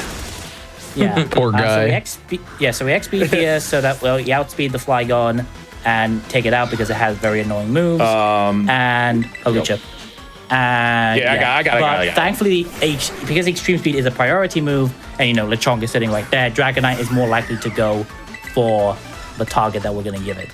Yeah, this one's weird because we actually keep the Dragonite on the field, and it feels a little worse than all the others, but the alternative is the Flygon has the move Breaking Swipe, which just lowers your attack. So unfortunately... Dragonite. Yeah. So the thing that's kind of nice about this is it's set up so that the partner Pokemon is going to be the one attacked instead of the Flamigo. So we're kind of just...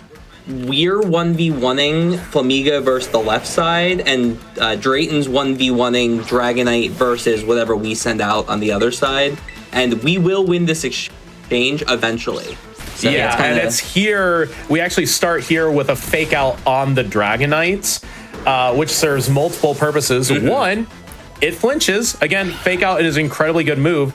The Dragonite also has the ability multi-scale, so any attack that will damage Dragonite at full health is just outright halved. I actually don't have anything to do here. I will quick guard. Yeah, because unironically, this setup is like we're done on turn 2. We X speed, we X attack. This Flamigo now one hit KOs everything. And yes, before you ask, we are double kicking the Haxorus because, say it with me, everyone, it has a focus sash. Focus sash. I thought you just wanted to double kick it for some reason. No, the double kick is a super slow animation. We never want to actually double kick it. All right. So I need to not make the mistake that I did yesterday. I do have to heal this turn. You want to heal the Flamigo this turn. So we quick guard last turn, one, because Dragonite has extreme speed. It may want to go for it for some reason. The second reason is that quick guard is just so fast of an animation. Like, you barely lose any time. Shen, you ran a bunch of Calo. Like, accounting for move animation is just like... It's just a real thing. It adds up so fast. Yeah, me and Pulse is the two Calo runners. We had our little advantage when Scarlet Violet came out because we immediately recognized, hey, wing attack and low kick are really fast. So we were instantly on the Hawlucha train. And then it's funny that Legends Arceus also has move animations auto turned on, but there are so few battles in that game that it just doesn't matter. You just use whatever you can, honestly. Hey, you could just attack Misty Terrain. We're gonna see what they do with Legends Pizza. Like it's gonna be Dude, I really can't interesting wait. to see. Everybody who's played the demo at Worlds have said amazing things. I'm getting more and more giddy about playing. Also, Tipa, I have Legends good news for EA. you about that game. No The, spoilers. the menus on the X button. The menus on the X button. Yes, I was complaining about this on stream the other day. My biggest gripe with Legends Arceus is that the menu is the up button on the D-pad, and it's just like, what?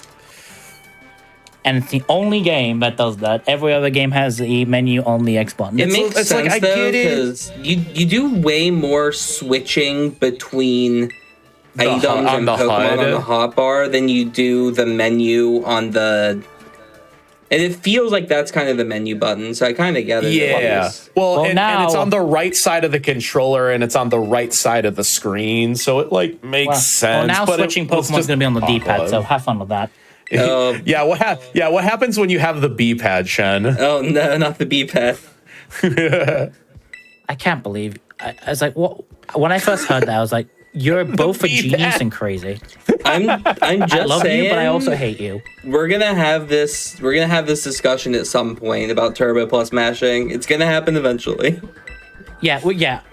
I hope ZA is the game. Because if Legends Arceus was the game that made Turbo more standardized in every single gaming category, I hope that ZA is the game that maybe pushes people to be like, hey, I don't want to, like, even with my Mochi Mayhem run that I did, I refused for the whole 9 hours to mash the B button the entire Yeah, the it's entire just time. Respectable. miserable. Like, I'm not, I was like, for any percent, I'm willing to sacrifice my hands for 5 hours, but for 9, not quite. Yeah, good thing. Shiny Charm is an unofficial category, and I asked Shen yeah, buddy. specifically, "Hey, is double turbo allowed in this category?" And you said, Recommended. Yeah. So do hope that Legends EA we finally have, or it depends on how the game works, obviously, because Legends Arceus didn't have this problem because typically in Pokemon games, you want to hold down one button and mash the others to advance text.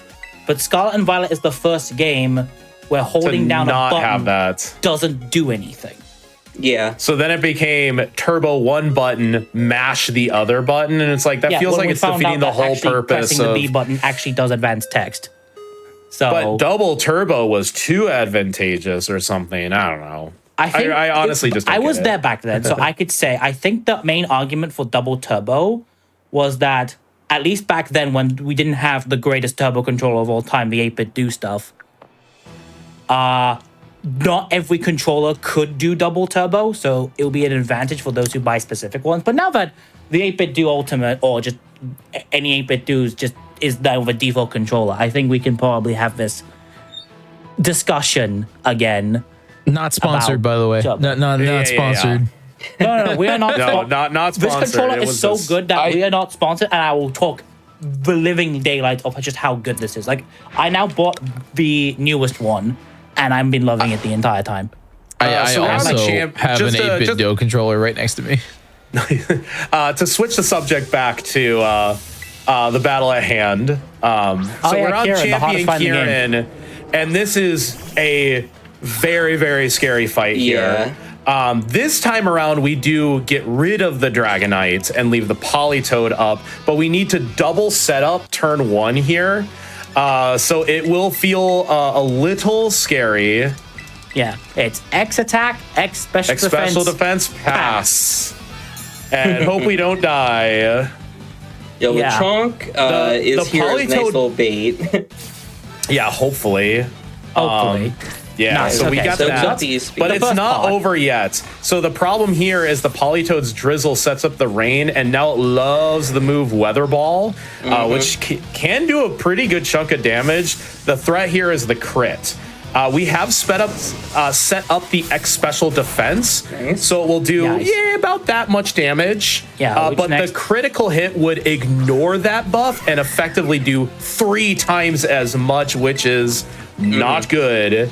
I Yeah, probably the main reason why we survived have to from do this full, but not at any other points. The main reason we have to set up the +4 instead of +2 is that this Dragonite does have multi-scale. So by setting up the +4, we are able to effectively KO it through the multi-scale, so we don't have to worry about it. And now, hopefully, Politoed was just now going to see the Nice fact on that all the other Hawlucha. Pokemon that we see going to send out is going to be knockout after knockout after knockout. Yes. And so we don't have to necessarily So now we're kind of back into that same strategy where Kieran is 1v1ing the right side and we are more focused on the left side.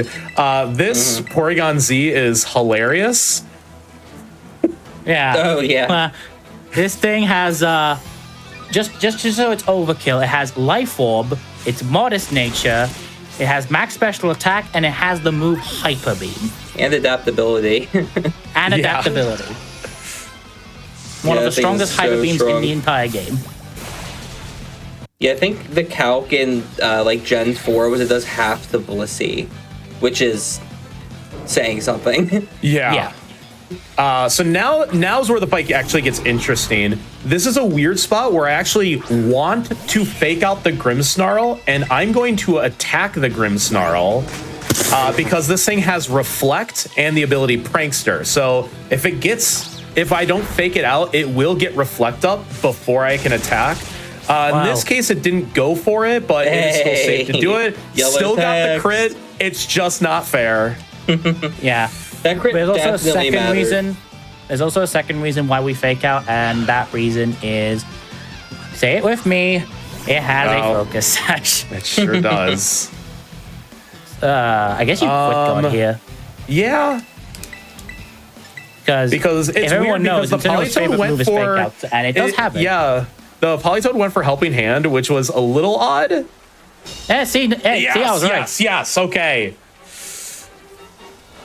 Yeah, the whole VGC idea continues to ramp up until you get to the point where Kieran comes out with the fake out Incineroar. Like now you know you're playing VGC. No, it's not just the fake out Incineroar, it's the fake out Intimidate Incineroar. Yeah. On the Rain team. Meowstic dying here is actually not that bad. You can let it die and just Yeah. use. Just go for like a psychic on the. Yeah, so as I mentioned before, or I actually haven't mentioned this before, like I think I may have, is like Intimidate it's technically slower to get the Scrappy proc. And here it is technically the case. However, we are low kicking Hydrapple, and even at plus 3, it's a 15, 16 range. 16 knockout. At range. plus 4, it's always a guaranteed. Yeah, and again, You the could just low kick is acrobatics faster move We animation than could, acrobatics, but- so you do still save two seconds. But we want to not use a super effective Yeah. move because we've done the entire Don't worry, fight without doing already one. crit him, so you know that ship has sailed. Yeah, but if you use a super effective move, then you're gonna get the crit and the super effective text. They both have Yeah, text yeah. bubbles. So It's just Like I said, this is a a fight. safety thing you can choose in that scenario. Yeah, and Meowstic so this dies is here, which fine is completely here fine because now we just because need to the fight is we just need to over. attack with one Pokemon instead. If The you had final Miraidon on 1v1, your but we are team, then faster. yeah. And that is That is about as good of a Kieran fight. Like that honestly like feels like a lot of the pressure of the Blueberry Academy segment has been lifted, because that is a quite scary fight. In terms of anything where if it goes off the rails, it just becomes more and more dangerous the deeper into the run we go. Like if something weird happens on Crispin, it's like awkward but not really dangerous. I've had some weird things happen on Drayton, and it's like but if it goes off the rails for Kieran, you basically just lose. Yeah. Or you have a much greater chance of losing. And resetting the fight here, and even in like a marathon setting, it's like I have to watch all these cutscenes all over again. So it's actually like the most detrimental. But so far, I'm having a pretty decent run. Like aside from Crispin, all the other splits have been excellent here. Yeah, Kieran is definitely the scariest fight. It doesn't matter. I don't think I don't know if DLC Catch 'em All you've done this already, but this is also like still like the quintessential scariest fight, mainly because of turn 1. Like if turn 1 goes horribly, you're gonna have to think about either different strats or just have to reset and try again. You want? I think Jiggy will find this really funny. If the Lechonk doesn't die turn 1, it gains enough experience to evolve. I was gonna mention That's that. Yeah. incredible. Yeah, it goes from like level 3 to like 21 in like a single Pokemon. No, it goes from 3 to 30. Yeah. Because you can have the Dragonite. Yeah, and we have the EXP charm finally, from yeah. the teal mask, so we're actually gaining 50% more experience than normal. Is it really 50%? Yeah, it is a big buff. It's essentially Yeah. just the EXP charm is just a lucky egg on your entire team. I heard Shen's brain cell be like, guess what that means for experience routing in a full game. Well, I knew about it, but I haven't gotten to that point because the first line that I got to was get 24,000 blueberry points or 12,000 blueberry points, and then that's right. From there, it's like, no, it's fine. Don't worry, Shen. We should do a co-op full game catch 'em all. also, I'd be Reminder: down it for is that. 256 times faster with 4 people than 1 person. Yeah, because you gain BBQ points together. 256 times faster. And Although I do when learn you something unlock one area, you unlock it for all. So it's just I do actually you learn gain something so new much. the other day. Turns out, and I don't know if you know this, Shen, but if you go to the Indigo Disc early, into Blueberry Academy early, you can buy quick balls, even without having any gym badges. Yeah, it just takes too long. I did know that. Oh, okay. Because you'd have to do the whole other DLC. No, you just have to There's like all the cutscenes, you know what I yeah, mean? you just have to beat Kieran. Oh, well, I say beat. You have to lose to. You can lose to. You just beat as long as you fought Kieran the first time. Afterwards, Clavel gives you the phone call of saying, "Hey, you want to go to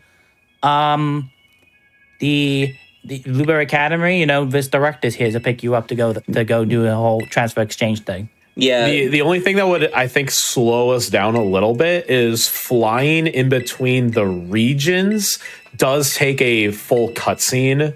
Like you get the airplane cutscene instead of just a very fast warp, because it has to reload. The game does have to load an entirely new region map. Yeah.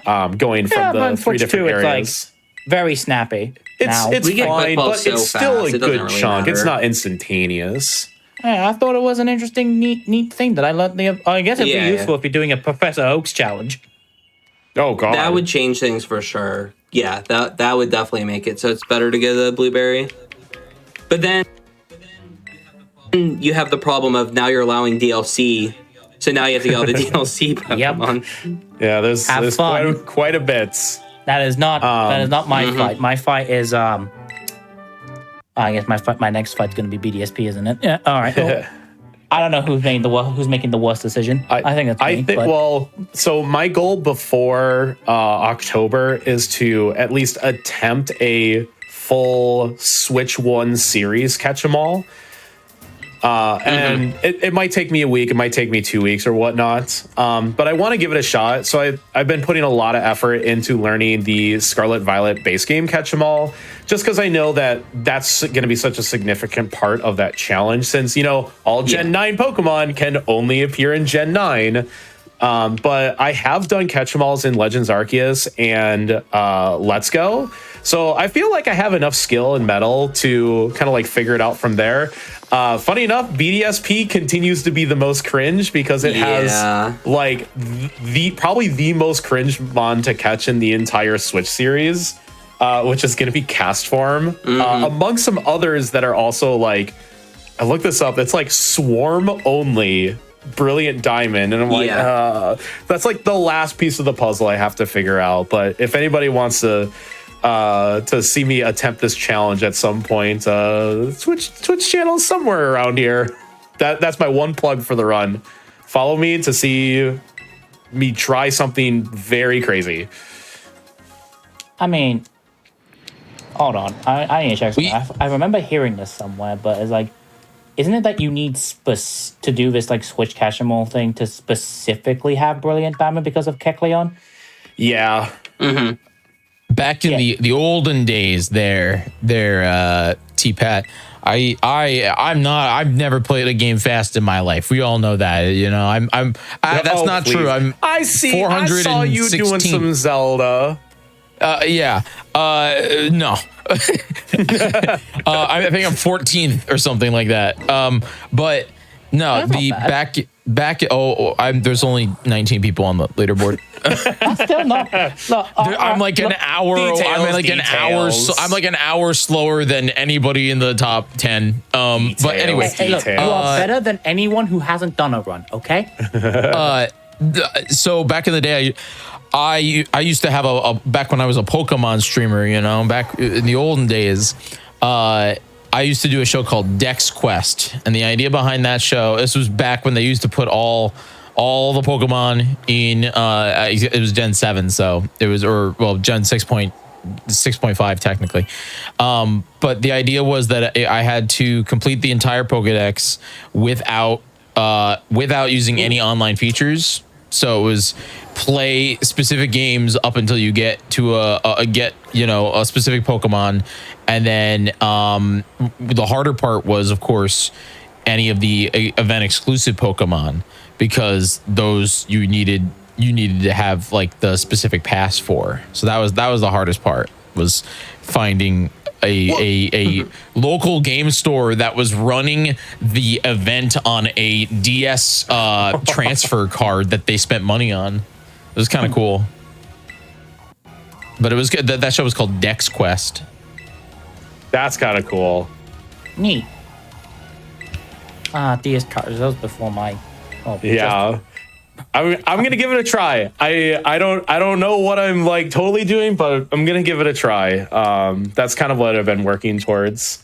But yeah, you see, we're back to Area 0 for the second time in this run, which is why this has to be done after post game. Because otherwise it'd be like, no, did you actually visit in the first time? And such and such. But this is where we actually enter the Indigo disc into this console, hence the name of the category. Yep. Not to feel like the Blueberry Academy was like the whole detour here, but it really is an interesting portion of the game before we're getting into now this last section. And the very last fight is against the legendary Pokemon Terrapagos. And it really expands on the Stellar Terra type. And it feels like a very large raid battle. And the raid battle is quite difficult. I wouldn't say difficult. I would just say a bit annoying. Also, that door is now 60. That door is now 60 FPS. It used to be 10. Yeah. All right. You know what? Speaking of 60 FPS, let's do a little bit of a game. When was the last time a Pokemon game developed by Game Freak was 60 FPS? Is it Emerald? Well, Emerald was Gen 3 was the full game at 60 FPS, but that's not the answer I'm looking for. I want to say it's probably like, was it one of the mobile games or something? No, we're talking about mainline Game Freak here. Mainline. Oh. It probably would have been way back. When was the last time something was 60 FPS? Was it not black and white? It's one of the cutscenes, isn't it? No. My brain says it was still black and white. Well, Nope. like running on DSi, it ran pretty good. No, black and white was still at 30 FPS. I don't know. You got me stumped. The last thing that was 60 FPS, but developed by Game Freak, was the box menu of X and Y. The what? The box menu. The boxes in X and Y. Wow. Only the box menu was 60 FPS in X That's and Y. interesting. Everything. If you're talking full game, then yes, Generation 3 was the last game. It was actually 60 FPS. Or if you want to be that guy, 59 point, however Yeah, many 59, 7275. Here's a And that question changes discussion. depending on if you're playing on the DS or the NX on the Game Boy True. player. It's actually Here's a slower on question. the What's DS. the best speedrunning Pokemon of all time? You're asking me what the best speedrunning Pokemon of all time is? Of all time. Yes. Oh, man. I have an answer for this question too, but It's weird because, like, we use so many different ones. Like, you could argue it's Hawlucha Migo because we use them for so many different runs. You could we're talking also about the whole speedrunning thing, yeah. Not just Scarlet and Violet. Is there? Yeah, do you Hawlucha's have like definitely a up there real because of answer the in Gen mind? 6, 7, and 9. I mean, my real answer is speedruns. Hawlucha because it's the only Pokemon we use in it's like one of the few Pokemon we use in multiple generations. Yeah, because that's what Like, I we was use in Gen saying. 6. Could you argue that like Cyndaquil is up there? Cyndaquil's I feel up like there. I was also going to mention Cyndaquil because you use it for Heart Gold. You use it for Legends Arceus. Legends Arceus. Oh, just those two. But also, you don't really use it much in Legends because you only really use it because it KOs the Beauty Flies. I mean, still use. Whereas, Hawlucha, like, you use it for Gen 6 for quite a significant amount of time. In Yeah. Generation 7 and Ultra Sun, Ultra Moon, it is the main star of the show. Mm-hmm. Gen 8's the only generation where it takes a break. And even in Gen 9, even in any percent, obviously we've seen it here in Indigo Disc, but even any percent, we opt to catch now 2 Hawluchas for the any percent route. So that's why I make the argument that I think Hawlucha is like right now, at least in my opinion, like the best speedrun Pokemon of all time. Yeah, it's probably up there. I could see the argument. I'd even say if we have a speedrun mascot, it's probably Hawlucha, but I think someone might make the argument for me looking at the speedrun mascot. Yeah, well, also Blastoise gets used quite a bit. Use it for a lot of Gen 1 stuff. Use it for Gen 3. Same with Swampert. Use Swampert for both of the Omega Ruby and regular Ruby runs. Yeah. I mean, I guess the next question is... Oh, yeah, by the way, in this section, we're just dealing with a bunch of wild Terra Pokemon.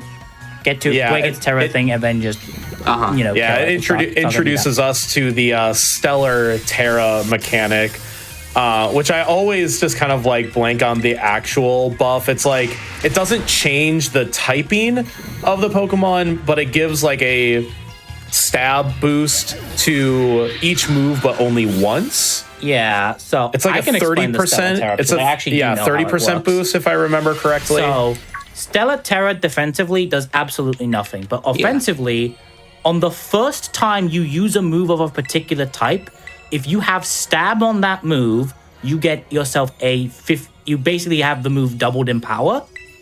But if it's not a stab move, you only get 20% boost, but only for the first time. Unlike normal Terra, which you always get the boost of that type every single type, and you also change to that type. So Stellar's more of an offensive thing than a defensive thing, which basically means that for speedrunners, we don't have to necessarily care. We just have to remember what its base type is. I always feel like I can make that jump one only day. Dangerous fight here going down towards Terrapagos is actually this Noivern. The only reason I got a good nice way to. Well, did you say bike or fight? Fight. I heard bike, and I'm like, oh, I just dropped down and I fly. No. This Noivern can outspeed us. It is very rare. It has happened to me exactly once.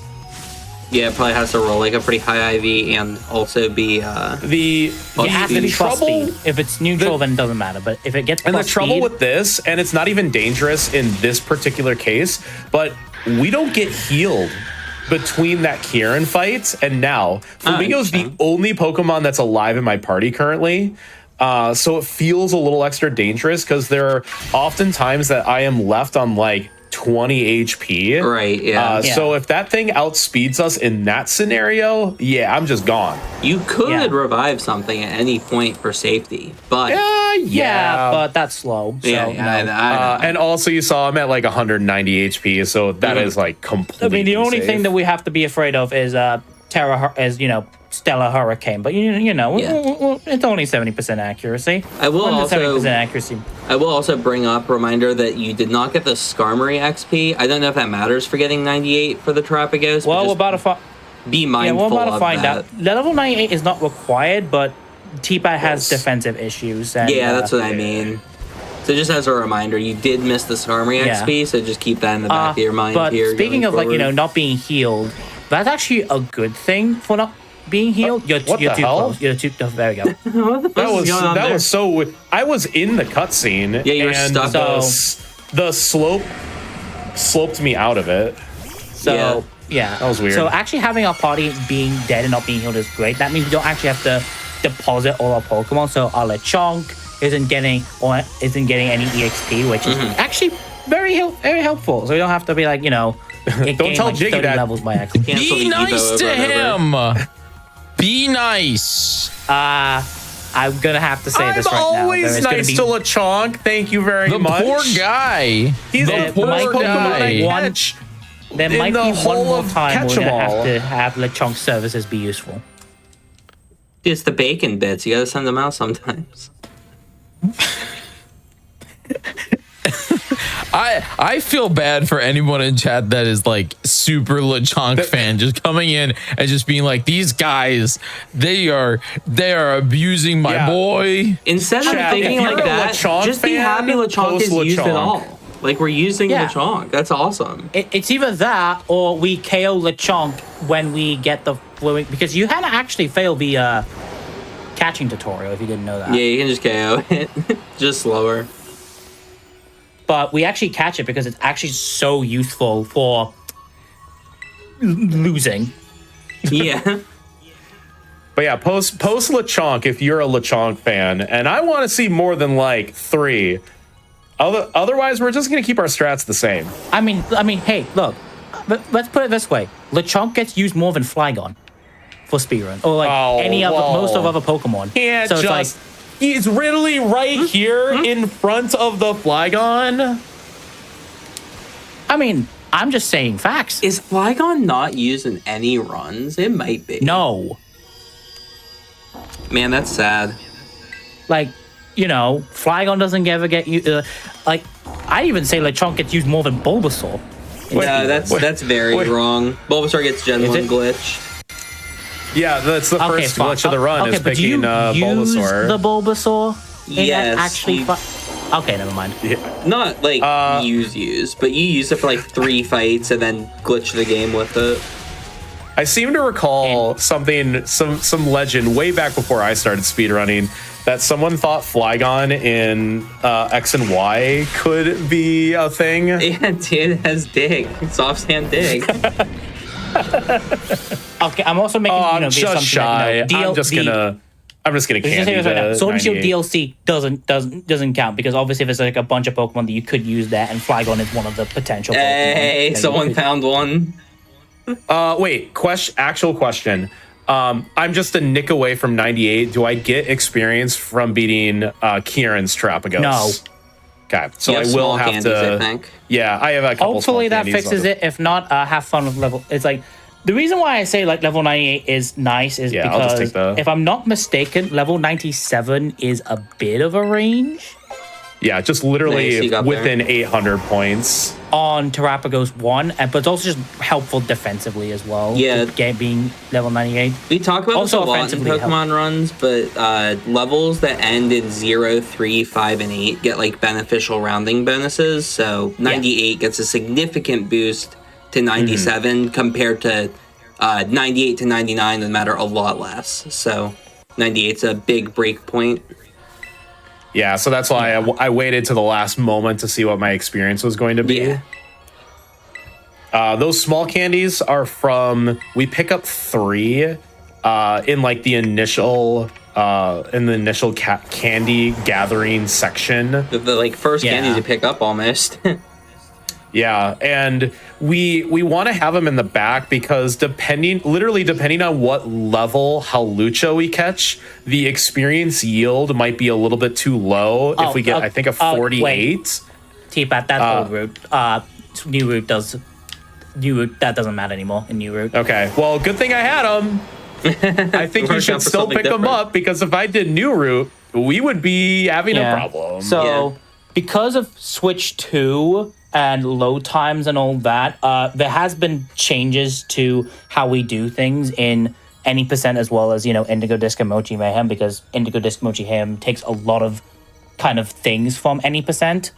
And one of the bigger changes that happened was we actually do a route known as Delayed Larry, which as the name suggests, we actually delay when we fight Larry until. Don't delay. He's a businessman. You should not delay him. This is you keep saying things and I'm just upset about him. I guess the poor man. He's He's not going to be. Let me tell you He's though. important. No. Delayed Larry, we waste less of Larry's time because the fate is faster. Okay. So- no, that's good. Normally, it's because of how load times are now so much faster, we used to, on our first visit to Medali, quickly, I say quickly, like slowly fight Larry down. You do the thing where you kill the Lechonk. How could you, Crisis? Just keep going. And then, but now it's like we go to Medali, but then we actually fight all the other Titans first, then head back to Larry because then we'll be higher level, which allows us to use faster animations and not have to, waste a turn on Scrappy and Tanglefeet. And I timed it to be just fast enough to do so thanks to Switch 2. Switch 1, that was never viable. Yeah.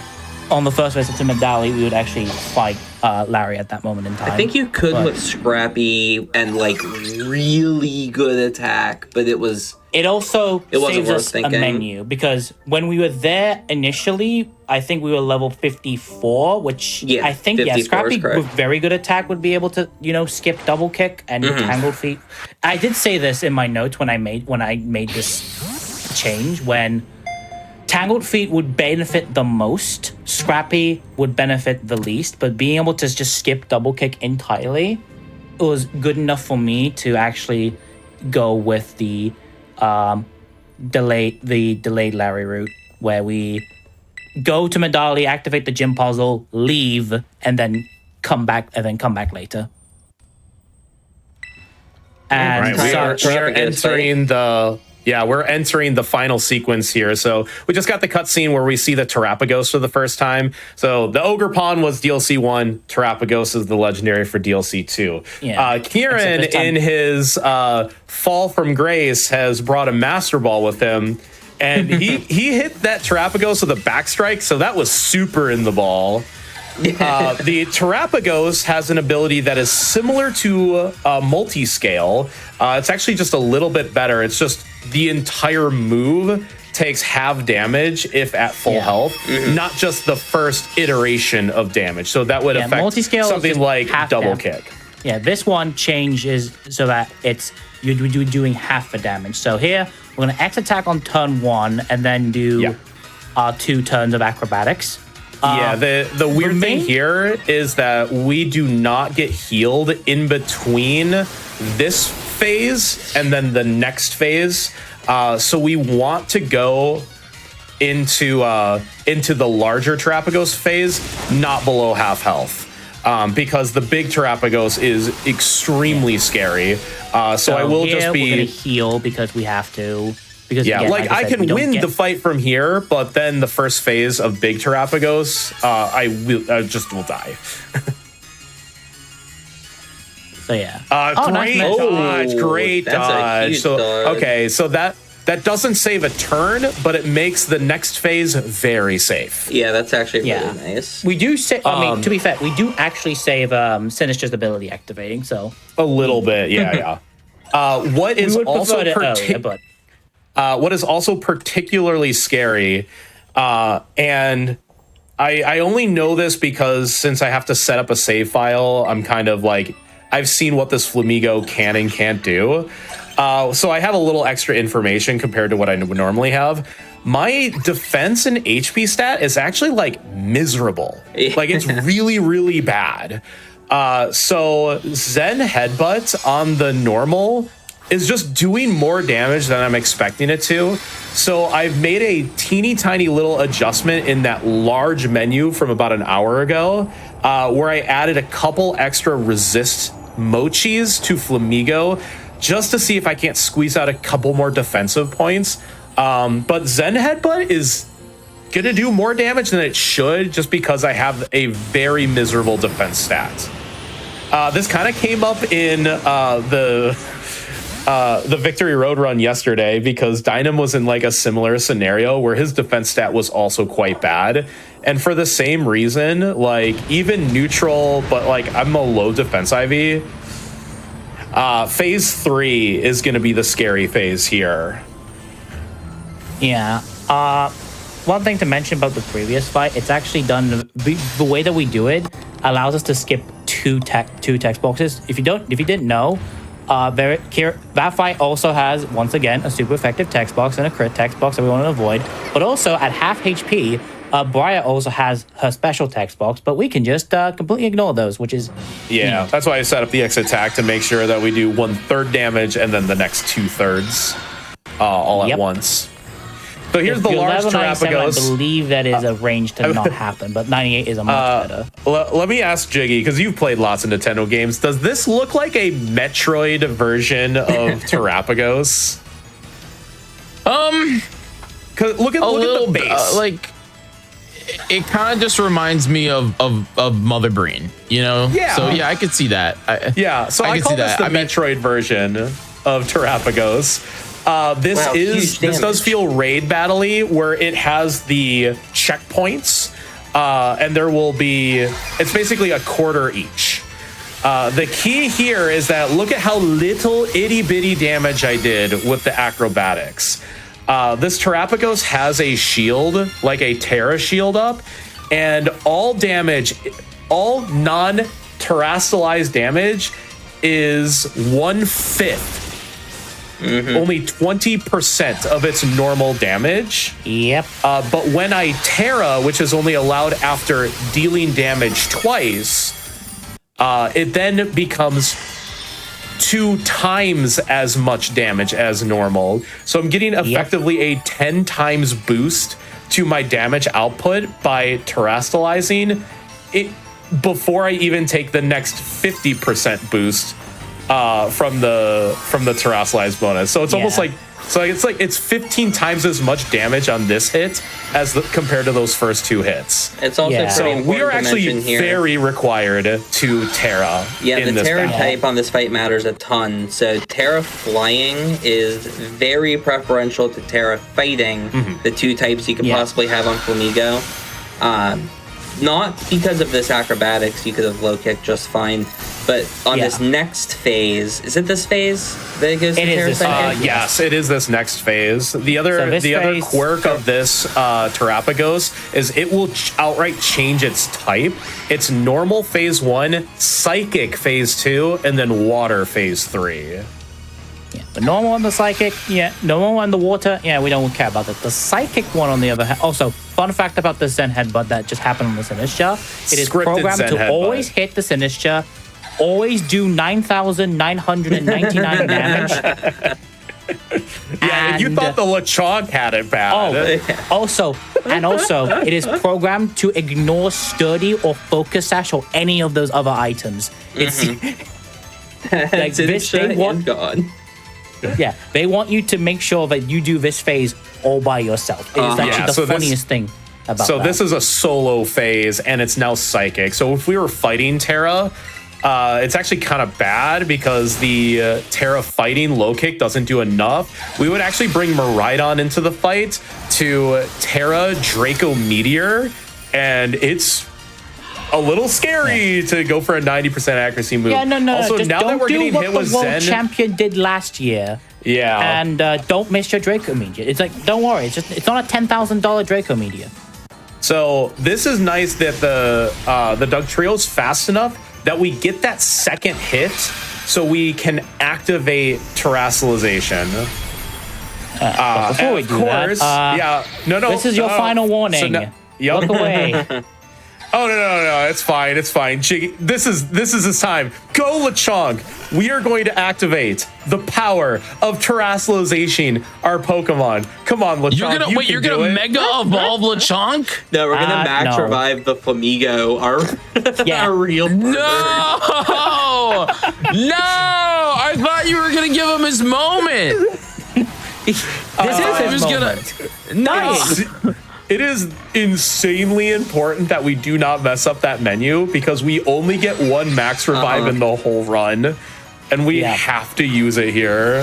I want to see a tool assisted run, actually Terra the Lechonk there and just dodge Zen Headbutt 15 times or whatever and slowly win the 1v1. That'd be kind of sick. Yeah. Yeah, if we were Well- fighting Terra, we would go into the Miraidon and use Draco Meteor, which if you miss, gets really let's do a quick bad. count just so that people are aware. I think Lechonk died for how many times? There's Nimona Not 2, as much as Nimona that 3, Sinister. Nimona 5, Kieran 1, Carmine 1, Lacey 1, Drayton, Kieran 6. No, Kieran 6, and 9 times in the speed. Oh my goodness.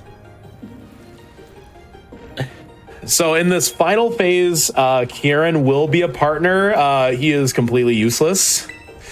But because my defense stat is really low, I have had some weird things happen in my practicing.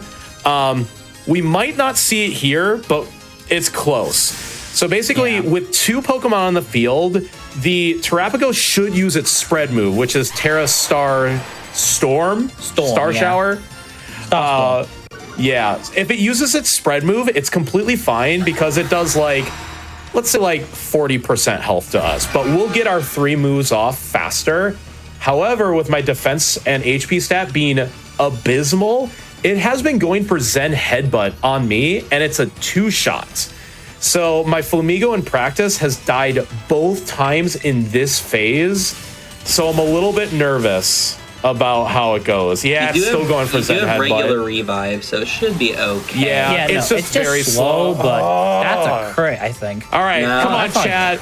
Come on, chat. We need a dodge. We need a Zen Headbutt dodge right here. Yeah, it would save it quite a bit of time, but it's not a huge threat for the run. Manifest the dodge. Just like how I hit Fissure that one time.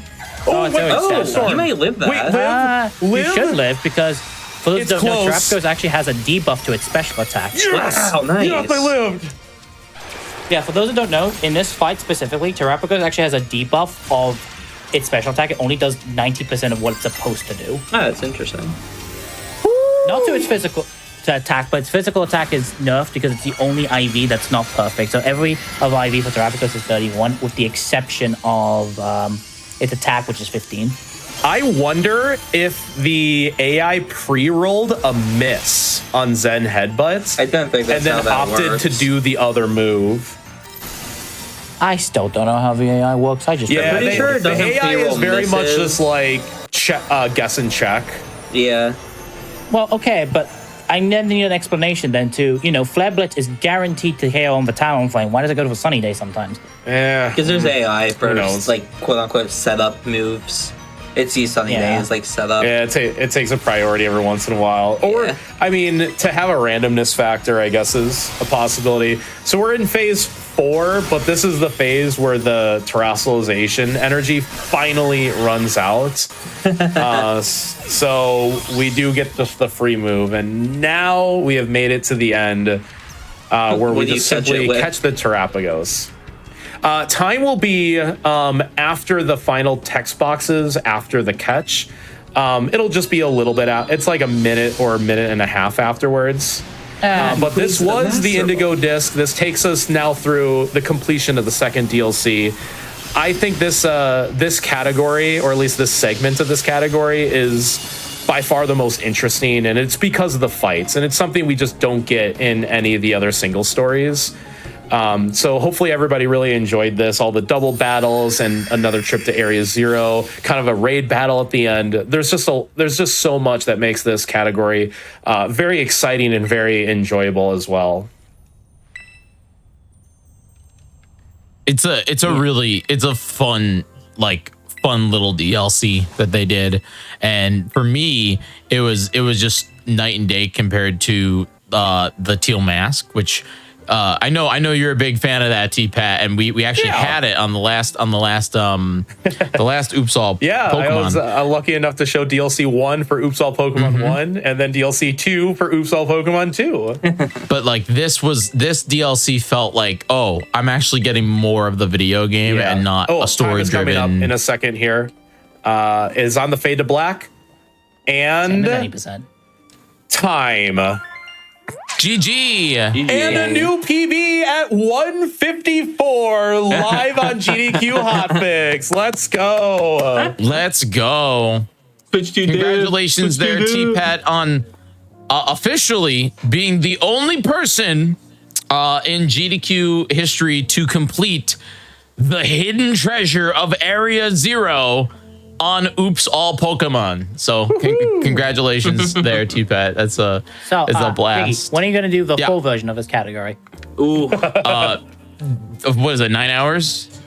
Oops All Pokemon Late Nights. How about Oops All Pokemon, the entire show is just one run. Oops All DLC? I'll gladly coach you the entire way. You just have to get it down. What is it? You said 8 hours 50. You need to get it down 58 minutes or 50 minutes because we only have 8 hours on the show. So, but T-Pat, this was incredible. I just want to give some last shout outs. Last shout outs to our incredible Pokemon community. If you want to get into Pokemon speedrunning, go to speedrun.com. Pick the game that you're interested in, whether it's Violet, whether it's Let's Go, whether it's Diamond and Pearl, even if it's Gen 5. The Switch Discords are linked on those pages. So go there, say hello, meet the community. Everybody is so friendly, and we're all very tight-knit, and we will help you in any capacity possible, seriously. Thank you to my amazing couch, Crisis and Shen, for being so knowledgeable and just being here for me, and Jiggy for inviting me back. Thanks to everybody, and of course, chat. The cutest chat on Twitch. Love you all so much. It was awesome having you again, and congrats on finishing both DLCs here on the channel, T-Pat. It's an absolute blast, and I'm excited about your PAX West run of this game. We'll see if you get a PB there too. You know, we'll see if which ones you're faster at. Thank you so much, T-Pat. And once again, everybody, please go follow T-Pat. You can hover over his name in the title of the stream and hit the follow button. Crisis, thank you so much for being here. Shen, thanks for being here. Any shout outs that you want to give? You first.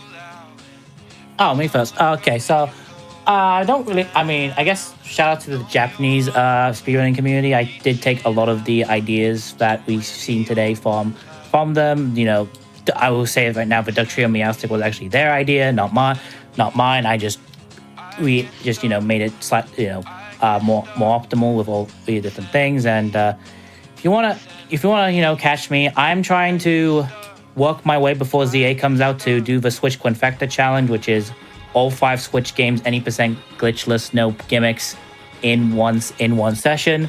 I'm currently working on some goals on every single game. I've done my Scarlet and Violet goal, Sword and Shield goal, and Let's Go. So if you want to see the absolute masterpiece of a remake known as Brilliant Diamond and Shining Pearl, that'll be my next challenge to do. So yeah, that's it for me. Hi, I'm Shen. I play Pokemon games. Follow me if you want. Mostly catching stuff. Thank you, Shen. All right, with that, we are going to take a short break, but when we return, we'll be jumping in to Pokemon Black soft lock only. But before we do, I have a special quest for you. I am actually sending you all on a Pokemon journey of your own. If you want to be more involved with GDQ, you can join our official Discord and add the Hotfix role where you can stay in the loop for upcoming events and chat with our staff. You can do !Discord in the chat right now, and I want you all to do it. I want you all to go on over there, all right? And I want you to post your favorite Pokemon game, okay? Post your favorite Pokemon game in the Discord right now. And if you do, I will give you your very own Eevee for the year of the Eevee. So go on over there, click that button, and type your favorite Pokemon game. I don't care if it's cards, I don't care if it is anything. Just go on over into the general and type your favorite Pokemon game, and you will get your own Eevee. Go, go, go, go, go.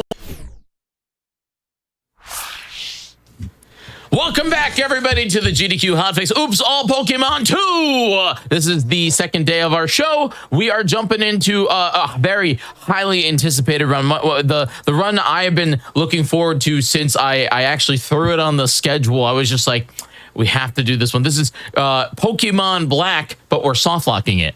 So it's going to be an absolutely incredible run. I just want to say thank you very much if you joined the Discord. I hope that everybody enjoys their EV, of course, being the year of the EV. And again, I appreciate you all joining in and being a part of our wonderful little GDQ community that we do here. All right, without further ado, I'm ready to jump into Generation 5 with Cosmolax. Cosmo, how are you? Are you ready to soft lock and break Gen 5?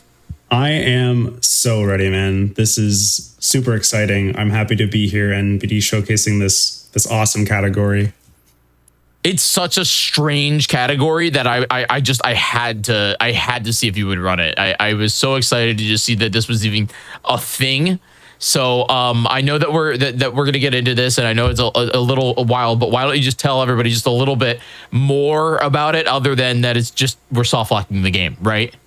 Yeah. So like I'll just say right up front, like I've done all of like Black and White 1, and I've taken the time to learn all of its intricacies, and I figured out a way that we can break the game very early on, about right after the first split of a regular any percent run, and it's going to include a few detours, some unorthodox stuff that you normally wouldn't do, but other than that, we're just going to see like the first part of the game and get to revisit an old friend that we don't use in the regular run anymore. And for anyone that does not know, because I feel like might be a few people either here on the Twitch or on YouTube that don't know, soft locking means that there is no possible way for you to progress in the story, correct? Like the idea is that you are just stuck and you'd have to reset from the beginning, correct? Yes, you cannot progress. What we're going to do is going to make it so this save file is just done. You got to start the game from scratch. Okay. All right. Well, I'm ready whenever you are, Cosmo. And we also have Skoa here and Woodland. How are you two? Doing good, man. Doing good. I'm excited for this. I was on yesterday for Gen 4, and now this is my other favorite generation. So I get the best of both worlds, man. Yeah, happy to be here. Shout out to Cosmo. Really excited to see this run. All right. Kick us in whenever you're ready. So I've just started the... Oh, wait. 1 second. I've just started my timer. So we're going to do... I'm going to call out when I'm launching the game, because there's like 2 timers for me. So I'm basically manipulating the seed right now so we can get a good starter.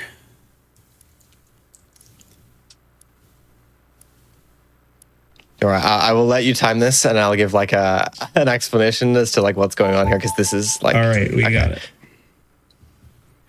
Cool. Okay, so basically a lot of the premise for RNG manip in Gen 5 is quite similar to Gen 4. Now, I know it was skipped in the Gen 4 run that we did yesterday, but basically you want to set your DS's clock and like date and time to a specific value and launch the game at a specific second. Now, it's a bit more complicated in Generation 5. In Gen 4, everyone can use the same manips, and it's just all good. But in Gen 5, all of the manips are based off of the MAC address of your DS, so everyone has to do the manip finding process themselves. And we've got a whole bunch of different tools to kind of help us along with that. We hit it. And nice. Perfect. Okay. And there's another really fun intricacy with Generation 5 is that even if you launch your game on the specific second that you're aiming for a really long time, we didn't have a way to guarantee that you would actually hit the seed.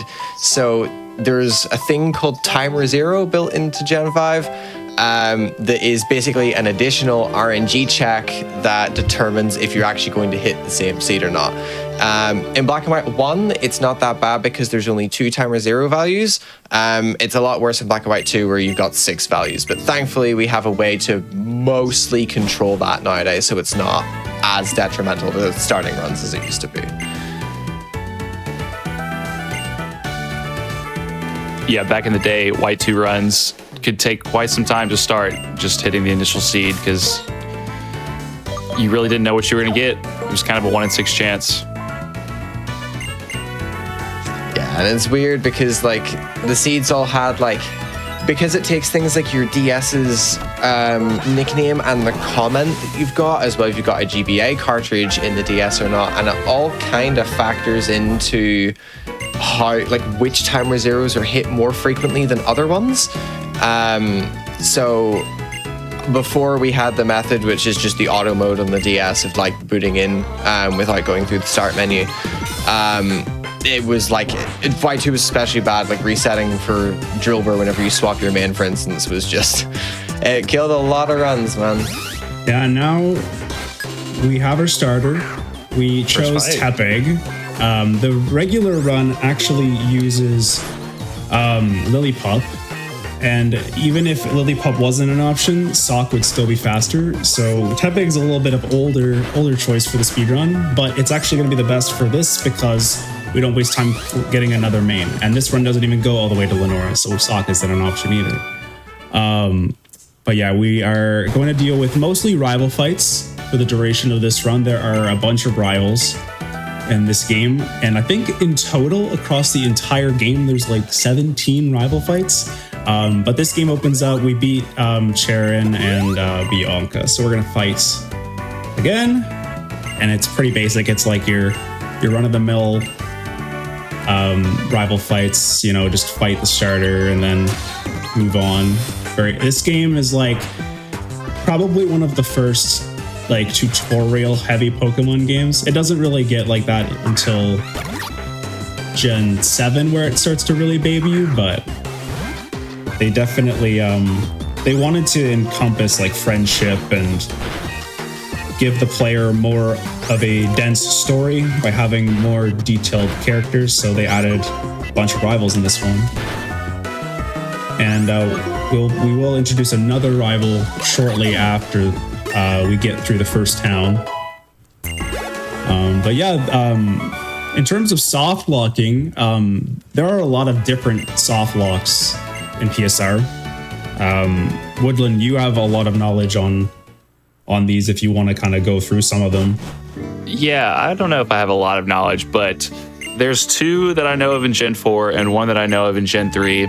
So there's one in Gen 3 that utilizes Abra Teleport, and I think the circumstances are you beat Norman's Gym and you have your flag set at the Pokemon Center in Dewford Town, and then you click Teleport, and so Abra teleports you back to Dewford Town, but you don't have HM Fly, you don't have HM Surf at this point, and the boat is no longer at Dewford Town. I think it's still... I don't know where it was set, but I know it's not in Dewford, so you're basically soft locked. You have to reset. And then Skoa, you just told me about the one in Diamond and Pearl that if you die to the Wild Starly fight at the beginning of the game, you just black screen and have to reset, which thankfully that's not bad. That's, 5 minutes into the game. But I think during COVID, there was a clip going around about a soft lock in Platinum in the post game where there's an island up in the resort area that you have to surf to, and you can trade a Finneon away for a Magikarp. This doesn't lead to initial soft lock, but I guess if you don't have a flyer or a surfer, there's no way to get out unless you have a fishing rod. And then if you don't have that, you're basically soft lock, which that would be really unfortunate being in the post game. So yeah, Cosmo, tell us about the stats of Tepig. So for Tepig, you want to get 31 IVs. The way we manipulate this game, you can actually do that. Not every Pokemon game you're going to have perfect starter. In fact, most of them you're not really going to. But we are blessed to have great tools at reverse engineering the game and the seeds available. And the seeds are dependent on your MAC address, so everyone has different starters to work with. But yeah, we basically get a perfect Tepig, and we go for max attack just because it allows us to hit the hardest. For the regular run, Tepig gets access to a lot of like really good fighting moves, and it gets Taunt Return, which is able to pretty much clear a lot of the Plasma Grunts and a lot of the stuff through the game. But this early on, we're not really going to be doing that. We're just going to be using Tackle and Ember. But hopefully, I'm hoping, fingers crossed, that we can get into Blaze for some of the sections where it saves time, because Blaze helps us clear some fights more consistently and faster. And it basically just increased damage when you're below a third of your HP.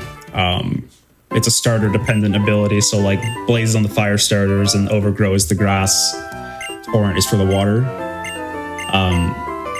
So yeah, that's used very commonly in a lot of Pokemon speedruns. But it's gonna come in really clutch, hopefully, for this like first split of the full run that we use for the soft lock. This is just a tutorial. Don't have to do anything here. Man, seeing Tepig like even out on the field really takes me back, man. So Cosmo had alluded to like Tepig being a really, it is actually quite really old now. It's like 5 years ago or something now we swapped, which is crazy to think about. So pretty much from, well, the very first rendition of Black 90% used Snivy, and then it was swapped over to Tepig, and then Tepig was used until 2020 when a Japanese runner called Buster swapped over to Lillipup and completely destroyed the record with Lillipup. And then the route has just kind of progressed further and further from there.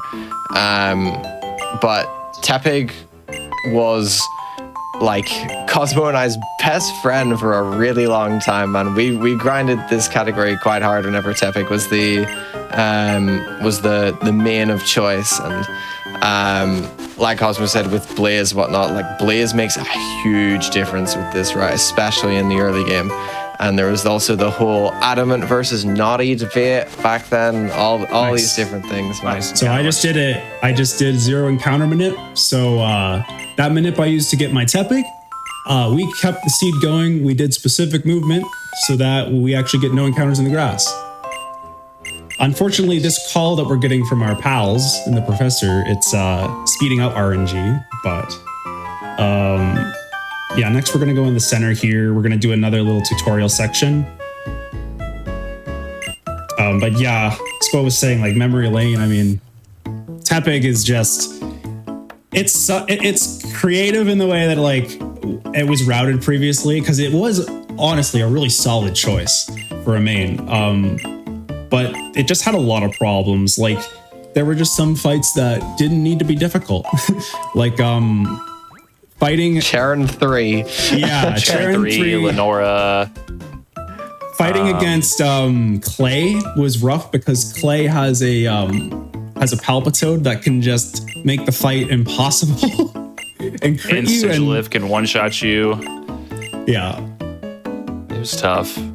I remember way back in the day when we used rollout. Like, that was get X accuracies and use rollout on, I think it was Charon 3. That was like 10 years ago, man. It's crazy to think how far some of these runs have come. All right, so I am going to buy 13 potions for no particular reason. It's gonna take a lot of damage. Gonna have to heal it. Making everybody in chat feel old that this game is very old. Oh, dude, yeah. This game 2011. It doesn't feel like it's been that long though, guys. Like, I think everyone in chat can collectively agree. It doesn't feel like Black and White came out like almost 15 years ago, right? Like, yeah. Insane. I still think they're some of the best aged Pokemon games. Oh, for sure. Yeah, I think visually they're the best. Okay. I won't get too into it, but I think that these games, Black and White 2, were a good story and a good villain away from being the best Pokemon games in the entire franchise. They were so close to Game Freak's magnum opus. All they had to do was include like Pikachu in the bushes, and it would have been great. I think a lot of people have that criticism. They wish that a lot of the older Mons were available. But I think the strategy of like forcing people to use all the new Pokemon, I think it actually kind of worked. Like long term, it feels like a long term play. Because obviously in the short term, people didn't really like it. But I think looking back, I think it's cool that you can replay this game and you're always forced to use these Pokemon that you don't typically use in other games. I think that's the cool part about Black and White. I just agree, wanted and it's some one of the reasons I variety. like it so much. I'm one of the people. I'm in the opposite camp. I actually really hate whenever they just rehash all like the Gen 1 pokes back into every single game again. I like whenever they give us enough new things that they can fill a whole game with it, because it doesn't feel like that happens much anymore. And I think Gen 5 was the last real example of them really bringing a bunch of new stuff to the table. Got Ember. Let's go. Nice. Nice. One thing that I love is just Black and White 2 are actual sequel games instead of just sister games. And so they feel so different, and yet they still feel very similar. I think 5.5 got it right. 5.5 was sick. Yeah, I think they executed Black and White 2 to perfection almost of what a sequel / sister game should look like. And that's coming from me, a guy who plays Platinum religiously, you know? The problem with 5.5 was it came out after the 3DS came out, so everyone was just confused. So, All right, Is so that- Cosmo is I'm collecting grabbing some this things. Pokeball because reasons. I'm going on a little bit of a scavenger hunt because there's going to be items I need to perform the soft lock efficiently. To pull this off, we've got to do some pretty unorthodox things. But yeah, from my personal opinion, I think Gen 3 was the first time Pokemon truly felt like an elite game. Like, I grew up with Gen 1 and 2 and Gen 3. It's like I love all of the generations from that era, but I think Gen 3 stands so far above like so many other Pokemon games. And then from that point on, they just improved. Like, Generation 4 is amazing, and part of me wants to put it above Gen 5, but I just love Gen 5 too much. I'm in the camp, and I said this yesterday, and I'll repeat myself till the end of my days. Heart Gold, Soul Silver was Game Freak's magnum opus. They have not made a video love that game so better much. than that game. It's a classic. We're fighting youngster Jimmy. We grabbed that potion as part of our scavenger hunt. We don't have Blaze, job so with we're no just gonna go encounters. for a tackle Ember here. Unfortunately, can't Get two-shot that Pat Rat off our screen. No Pat Rats on GDQ. No more Pat Rat. I'm on the extermination duty. Don't you worry. We're gonna be dealing with a few rats, a few pups, a few cats. We're getting rid of everything we see in our path. So this trainer right here is an optional, who I will be fighting for the purpose of soft locking the game. She doesn't really have much. Well, that's the thing. We have to kind of exhaust certain resources. We have to make it so it's pretty much impossible to we have to make it so our money situation is limited, and we have to make sure that we collect all the items we need to do that, and that's kind of what's going to get us into that spot. All right, so this is our first encounter. Past that call, it's really hard to manipulate RNG. So we could get like 3 more encounters here. Who knows? We could get 0. I'm hoping that we just get a low amount of encounters through this next little bit. Doesn't look like that's going to be the case. Unlucky. Yeah, you also don't really get tile immunity in the same way you do in Gen 4 in this game. I think you get like 3 tiles of complete encounter immunity in this game, and then you can just get another one. Whereas in Gen 4, you have like when your first like 5 tiles in a new location, or after getting a wild encounter, you've got like a very, very low chance of getting like an immediate subsequent encounter. So this is what I mean by burn. So this fight, I think tackle times 2 is like a slight range. So having the Blaze there is nice. So yeah, we have Bianca again. We're gonna fight Sharon after her, but we have to go through a gauntlet of trainers before we get to Sharon. I don't think I'm gonna heal this. I think I'm just gonna vibe and see what happens. What's you should be fine. Yeah, Snivy is a range with Blaze, correct? It's 75%, if I remember correctly. So hopefully we get hidden into it. Nice. Perfect. That's huge. Just get the ring. I'm assuming this is naughty. Yeah, are you naughty? Yeah, this is naughty nature. Huge. Oh yeah, I forgot to mention. Yeah, it is naughty nature. So this is 75%. 12 and 16. Nice. Nice. So far And so still good. Blaze. Huge. Yeah, this is nice HP. Staying in Blaze is huge as well for these next trainers. So I guess you got Yeah, a burn on the fight before this Cosmo, but it doesn't really help you except maybe minimizing how much damage you take. I don't hate it. It technically is time loss, but in a marathon setting like this, I mean, he'd have to crit me, but yeah, it's nice to A little safer. have like little HP differences there that'll benefit me. So I'm grabbing the Dusk Ball as part of my scavenger hunt. And now going to fight last year. So I probably will have to heal here if she hits me. Just crit.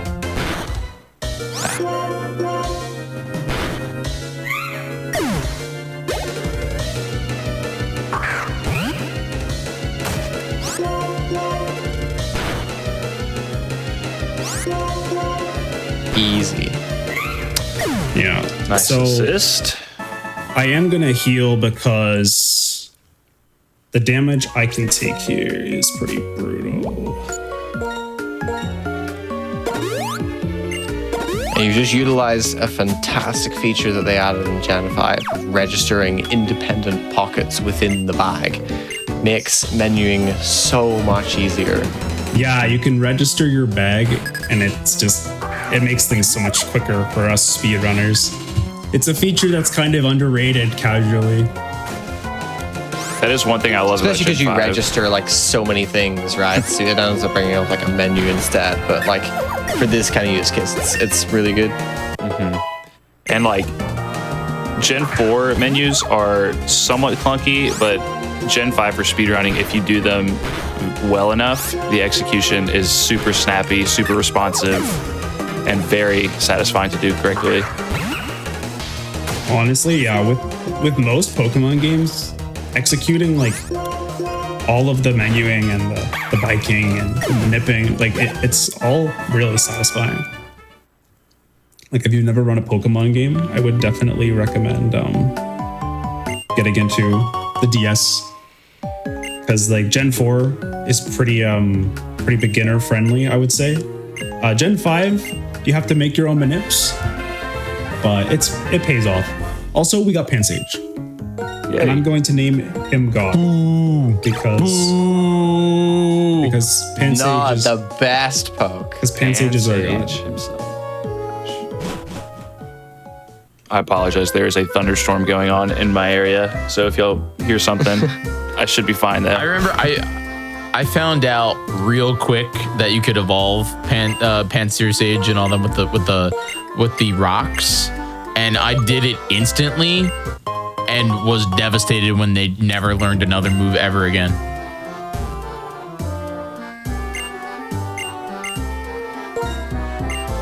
I never understood that bit. There's some weird stone evolutions that I'm not sure why Game Freak did that. Just don't give them moves on final evolution stuff. I've always found It's that not strange. just them. Like there's a lot. it's not. There's a lot of them. I think Raichu's like that. Yeah. I can't remember if Arcanine's like that as well. I almost think it was kind of like a maybe it was just an idea that it's like a punishment if you force them to evolve. They no longer can like learn moves. I don't know. Maybe this is all headcanon. All right, so he hit me with 2 water guns, which is a little bit mean of him, but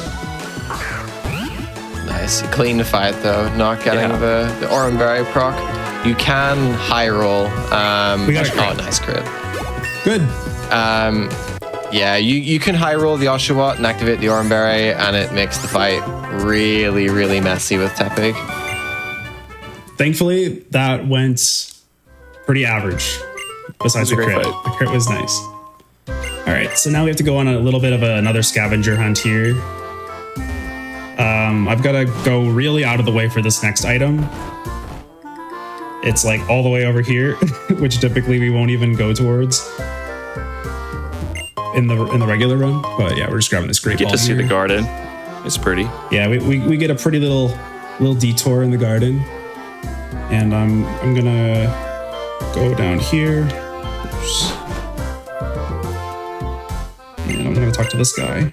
He's gonna give me the great ball as well.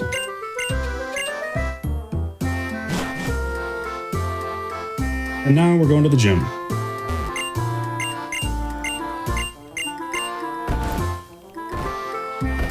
Yeah, you guys have touched on so many points with like the quality of the games. Like, I really hope if they do ever decide to remake Gen 5, that they do it in like a kind of like a 2D HD style, or maybe like a better version of what they were trying to do with Brilliant Diamond Shining Pearl. Like, it's such a important game for me, and if they remake it, they've got to do it right. I think they disappointed a lot of people with Diamond and Pearl remake. Everyone wanted that remake, and it felt like they could have done so much more. But yeah, that was me. Deep. Yeah. Plat was like my childhood game, so I was pretty disappointed with what they did with BDSP, to the point where I'm terrified of what they could do with this. So I'm just praying that if they do it, they give it the careful like creation and respect that it does deserve. And it's also really funny that people like for years would have like trashed Gen 5. Do you guys remember like the crazy hatred that Gen 5 got whenever it first came out? And now people look back on it and they're like, man, we are so sorry what we said about these games. I'm not sorry. You should be. People complaining about Gen 5 is why we don't get good Pokemon games anymore, man. Because people complained about the good ones we got. I agree. People, there was a lot of backlash. I think I just he clicked buy. I got scared there. I was like, wait. In my head, I was like, did he buy the turn before? Couldn't remember. Oraz was very good. Yeah, I enjoy Omega Ruby Alpha Sapphire. People like to be revisionist about that game and say it's too easy. Newsflash, that's just Pokemon. Pokemon is an easy franchise. That's a fair point. Yeah, like they give you a Latios or a Latias, like whatever. I mean, my hatred for that was because they cut the battle frontier. That's why. Like, right, get out. Yeah, that was rough. They put like a thing like it was coming soon, and I was so devastated because I was hoping that it would be like DLC or something in the future. Yeah. I never understood. Oh, we shouldn't have gone down the DLC road, man. Yeah. But speaking of gimmicks and stuff, this is one I wish they used a bit more. Having 3 gym leaders and you fight the gym leader that has the type advantage over your Pokemon, and it rotates obviously depending on what starter you chose. So cool. I wish they did stuff like this a bit more, outside of like your rival picking, well, nowadays the weaker Pokemon compared to what you've got. But yeah, Silent Chilean Grass was a really, really cool addition. It was. And it's nice that they still gave you technically a secondary starter that is super effective against the gym leader, but it's not your starter. So all right, that's a nice we're touch sending too. out God. He's gonna do it. Here we go. Everyone pray He's for here, man. Fansage. Takes me back, man. Puts a smile on my face to see him on the field. All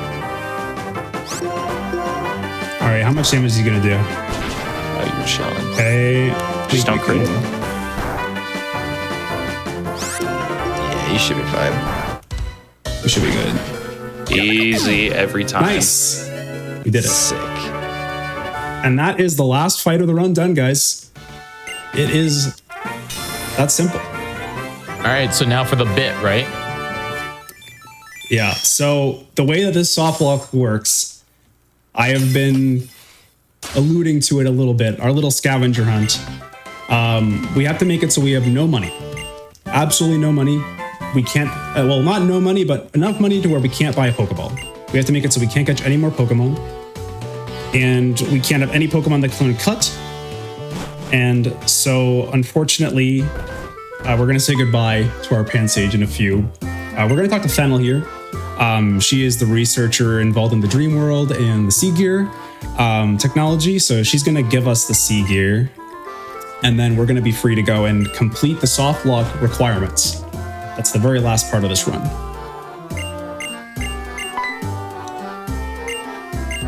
So she gives us cut, which is pretty much what inspired me to figure this out. Like, I remember running the game and I was like, you know, we have to teach cut. What if we couldn't? And that question in my head made me think about how this would work.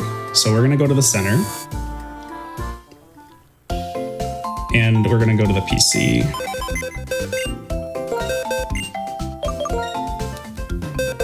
Unfortunately, we have to deposit you. I'm sorry. And I have to release you too. I'm so sorry. I hate looking at that. It's so sad. Physically hurts, man. So I'm going to buy the maximum amount of Pokeballs, just 26, and we get a Premier Ball.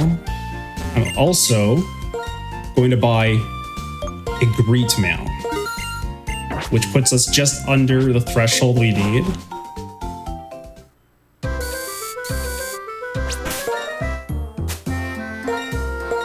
Now it's time to trash everything. It's time to see how good your execution is in Gen 5 menus, Cosmo. I have faith. It's a lot of trashing. I guess if I do bad, you can trash talk me. That's a dad joke, I'm sorry. It's going good so far. Get this guy off screen. There's so many items. Yeah, you don't realize how many items they actually chuck into the start of this game. It's a lot, man. All right, time's coming up here. I'll call it out. And time. The tree looks like it can be cut down, but we can't. That's the whole soft lock for Black and White 1. It's honestly, it's very straightforward. Once you have no money to buy Pokeballs, once you've fought all the optional trainers, where you cannot earn any more money, once you've trashed all the items and you no longer have a Pokemon that can even learn cut, it's over. So that is Pokemon Black Soft Lock.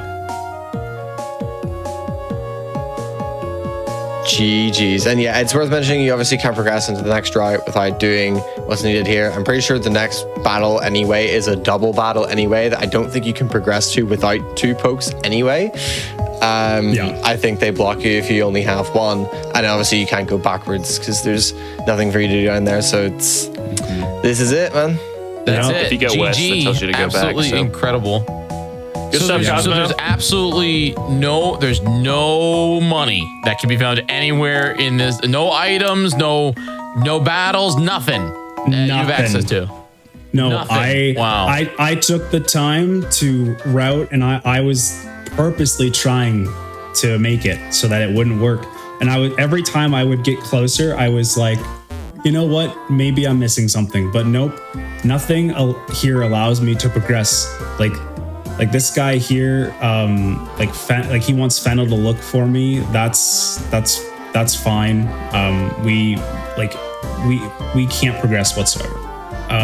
Okay, so now we go and sell this copy of Pokemon Black to GameStop. So then if a kid picks it up, they just get confused and they have to call Nintendo, and Nintendo has to deal with it. I think that'd be such a troll thing to do, man. Yeah. Just do this on a bunch of carts and just sell them off. That'd be criminal, but it'd be hilarious. Cosmo, this was awesome. Cosmo, please tell the audience just a little bit about what you do on your show, where they can find you, and what you're up to.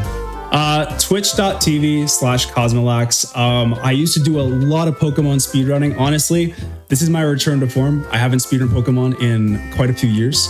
But I'm thinking about easing my way back into it, maybe doing some Black, maybe some Gen 3, some Gen 4, not really sure. But I've been doing some Final Fantasy VII Rebirth, which is a pretty amazing game, one of my favorite games of all time. If you like Final Fantasy runs as well, be sure to check me out. Also, I just want to thank Skoa, Gogo, and Woodland for being here, supporting me, commentating with me.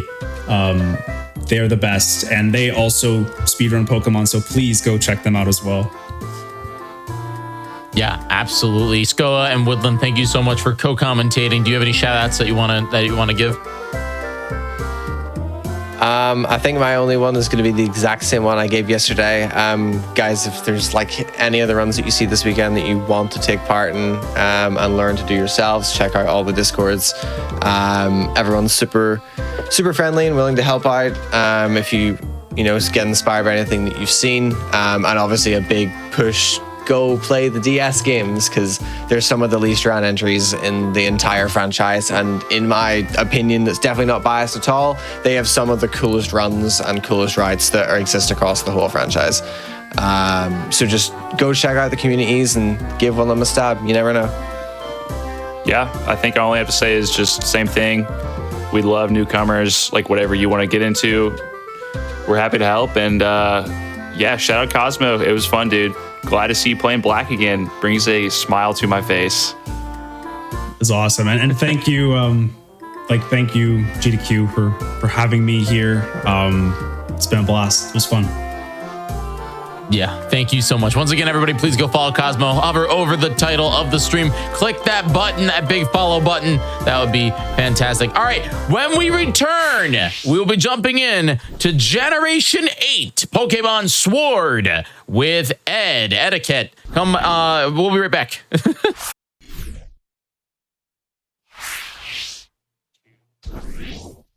Welcome back, everybody, to GDQ Hotfix. Oops, all Pokemon 2.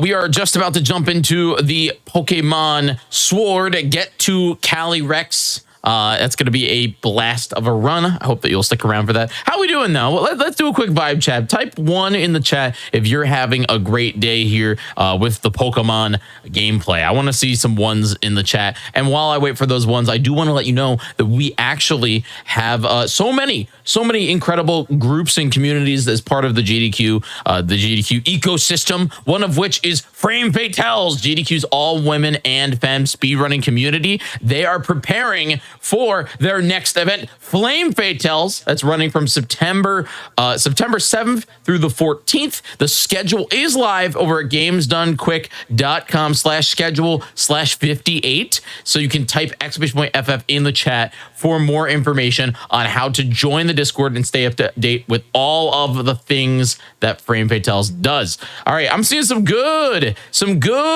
number ones in the chat. So I'm going to take all those ones, cram them into a ball, and throw them at Etiquette. Etiquette, how are you? Welcome to the show. Hello. I'm doing great. Hope you're doing well. Hope everyone out there is doing well on this lovely weekend full of Pokemon runs here on GDQ. My name is Etiquette. I've been on GDQ streams quite a bit, both in person and hotfix events. And we are going to be doing Pokemon Sword and Shield today. Get to Calyrex, which is one of the DLC categories. We'll talk about that as we get going. But before we do, I just want to quickly introduce my two commentators, Dynam and Spider C. Say hello. Hello there. Hello. All right. If you've been tuning in this weekend, you would have already heard their voices with the run yesterday that Dynam did of Scarlet and Violet Victory Road. But yeah, I guess if we don't want to delay any longer, I will go ahead and get started in 3, 2, 1, go. Here we go, Gen 8.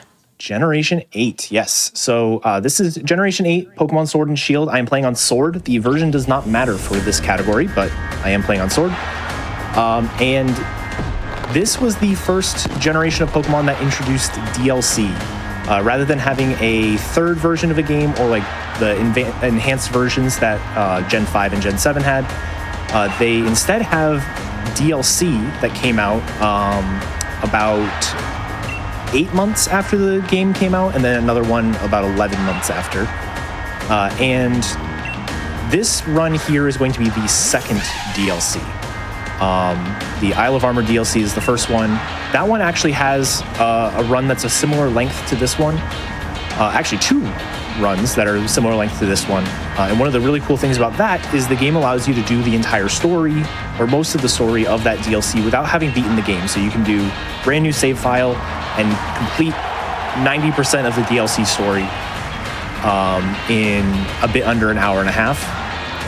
The Crown Tundra, which is the second DLC, which is what we're going to be doing here, is a little bit different in that you can do that and you can experience a lot of the story, but you cannot actually complete it. The game has a hard cap and is like, come back when you're stronger to complete this. So that is why this category is not called Get Calyrex. We're not catching the Calyrex. We are going to get to the Calyrex, and then the game is going to tell us, hey, come back later. So, so it's a bit of a unique run, but it's pretty fun. Yeah, Isle of Armor is set up so that it has it's not really level scaling, but if you go there before you fight Eternatus, the Pokemon are like level 10 to 30-ish range, and then they bump up to a higher level after you beat Eternatus. This one is just intended to be a post-game DLC, so it's level 60 Pokemon all the way across, and there's some oddities that we can do with that regard, but it definitely is intended to be done after you've beaten the game. Yeah, if this was a Get Calyrex run, we would have to add on another like 4 hours to the estimate, and I don't think that Jiggy would like that. So instead, we're just doing Get 2 Calyrex. Yeah. All right. So typical Pokemon start here. We got the intro cutscene. We're going to go to our first rival fight, which is kind of late in this game compared to some other games in the series. The first split, so the first rival fight is about 9 minutes in. But there's a little bit of running around and stuff we can do ahead of time. There are also options that we have to set. Pretty much every Pokemon game, you're going to see options get set at some point. If one of you wants to tackle what we're about to set in here. Yeah, so... Oh, go ahead, Spider. No, okay, no, it's you. Just the normal stuff. Turn off battle animations, make text go fast, skip movies, don't switch, although you actually don't need to set that one for this option because you're never in a fight with more than one Pokemon at a time. Well, not with the route that you're doing, I suppose. Yeah, not the route I'm doing. Yeah. Etiquette, are you playing this one on Switch 2? I am playing on Switch 2 today, actually. That is a good point. Really? Okay, and what is it as dramatic of a time save with this game as it is for Pokemon Scarlet Violet? Definitely not as dramatic, but it is more than you might think. In this category, we're not going to see a ton of time save just because of how short the category is. But in the full game run, the 4-hour run, I want to say it's like 8 or so minutes. Like, it's a lot. That's a good amount. Yeah. Yeah, and we saw one of those improvements already. Just leaving the house at the start of the run, that just happens instantly now as opposed to before. Yeah, one of the big differences between this game, really all the Switch games except for Scarlet and Violet, the difference between them is that Scarlet and Violet actually has like a Switch 2 enhanced update that came out. So the game has been certainly not like a remake or anything like that. It's been enhanced. It's been optimized a little bit for the Switch 2, as opposed to this game and the other Pokemon games on the Switch, which are just taking advantage of the new hardware. There's no software change involved.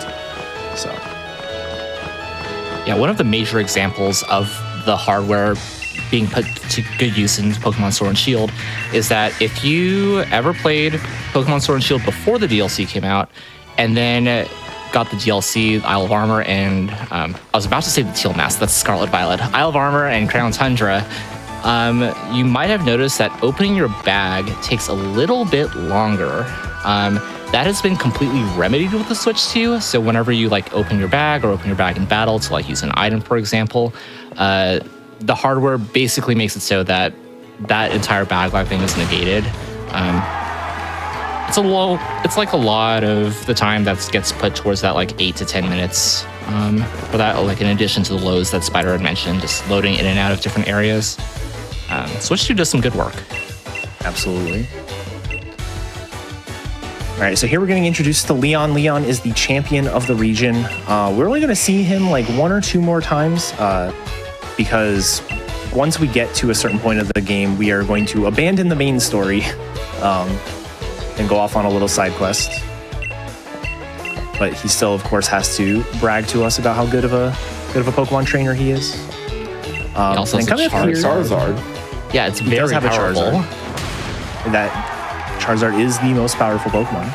I mean, you know what? We were watching the Pokemon Unite championships at the World Championships this weekend, and there's a lot of Charizard bans, so maybe he's the most powerful Pokemon. But here we're going to pick our starter, and we're going to do something that you almost never see in a Pokemon speedrun. We are going to grab the Grass starter. Grass starter, Grookey. Weird. Yeah. It is very rare that you see the grass starter. I think Shem was talking about how only Bulbasaur really, but there's not too much. Earlier, when you saw Blue Magma run Pokemon Ruby any percent, Trico is actually used for that, for the battle manip against Roxanne.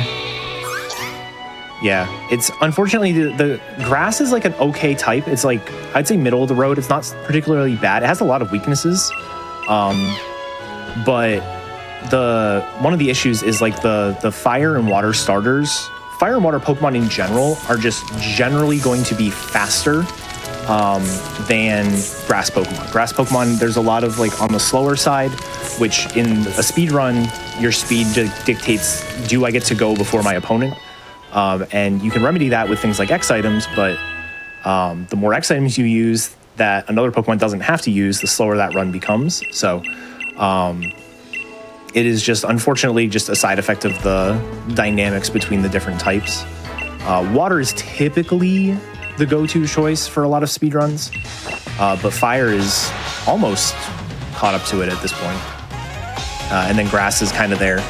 One of my favorite examples of a grass type Pokemon being used in the speedrun is the Chespin in X and Y is used, but it is primarily used so your rival does not get a Chespin because Chestnut is a difficult Pokemon to deal with. That's not good attack. Not good attack. I do have a female Grookey, 1 in 8 chance. Funny story. We do have a backup save, which we'll talk about when we get to that point. That also has a female Grookey, so kind of lucky in that regard. Yeah, let's go women. How are we looking on the attack side? 13 to 14. I think you just low rolled. Yeah, I was gonna say 13 attack at 5 is actually really good. Yeah, you just low rolled the first one. All right, so once we hit level 6, we get Branch Poke, which is Grookey Line's signature move. It is a 40 base power physical grass move. Grookey and Sobble are probably the two best starters for just this beginning part of the game. Scorbunny actually can hold its own past this part, but the very, very start of the game, every Pokemon or all the starters get a move that matches their type at level 6, and you always hit level 6 because the Wooloo always gives you enough experience to get to level 6. But the problem with Scorbunny is Scorbunny gets the move Ember, but Scorbunny is more of a physical attacker, so it really wants to use physical moves, and it gets a fire move that is special, and it just doesn't take as good advantage of it as the other two starters do. Grookey is primarily a physical attacker, gets Branch Poke, and then Sobble gets Water Gun as a special attacker. One of the other benefits of getting both Sobble and Scorbunny is we won't end up doing this in this category specifically, but in the other categories like the any percent category, some of the any percent with DLCs, some of the longer categories like Galarian Star Tournament, when you go to the first city past the wild area, which is Motostoke, Leon will come in, swoop down on his Charizard, and then give you a held item that matches the type of the starter that you chose. So for Sobble, that would be a Mystic Water. For Scorbunny, that would be a Charcoal. And then for Grookey, it would be a Miracle Seed. The Charcoal is really good for the any percent run that uses the Candy Floss Pokemon, which is a traded Cottony that evolves into a Whimsicott, because you end up using an Arcanine and it boosts its fire moves. And then the Mystic Water is just good overall. It's good for Sobble if you choose to use it at any percent. And it's good for a lot of other Pokemon that you can find in the DLC area portion that we'll be actually getting to later this run. Yep. The Miracle Seed, again, grass has not been a great choice for like offensive capabilities and such. So that's why you don't typically see a lot of Grookey in the any percent versions of this game. All right, so just going through Slumbering Weald here. We got a story plot to run through. These 3 encounters here are forced. You will always get them. The only sort of variance there is the Rookity in the middle has a 50% chance to have the ability Unnerve. And Unnerve is one of those abilities. What? Supposedly 50%. Yeah. But we get to hear the wonderful Slumbering Weald music, though. We really do. But yeah, that 50% chance to have the ability pop up on the screen just wastes a little bit of time. And here is Zacian, who we will never see again. We will never see again. Even at any percent, this game is kind of interesting. If you haven't played this game, spoilers, I guess. But this is one of the only Pokemon games that the box legendary is not obtainable during the main game.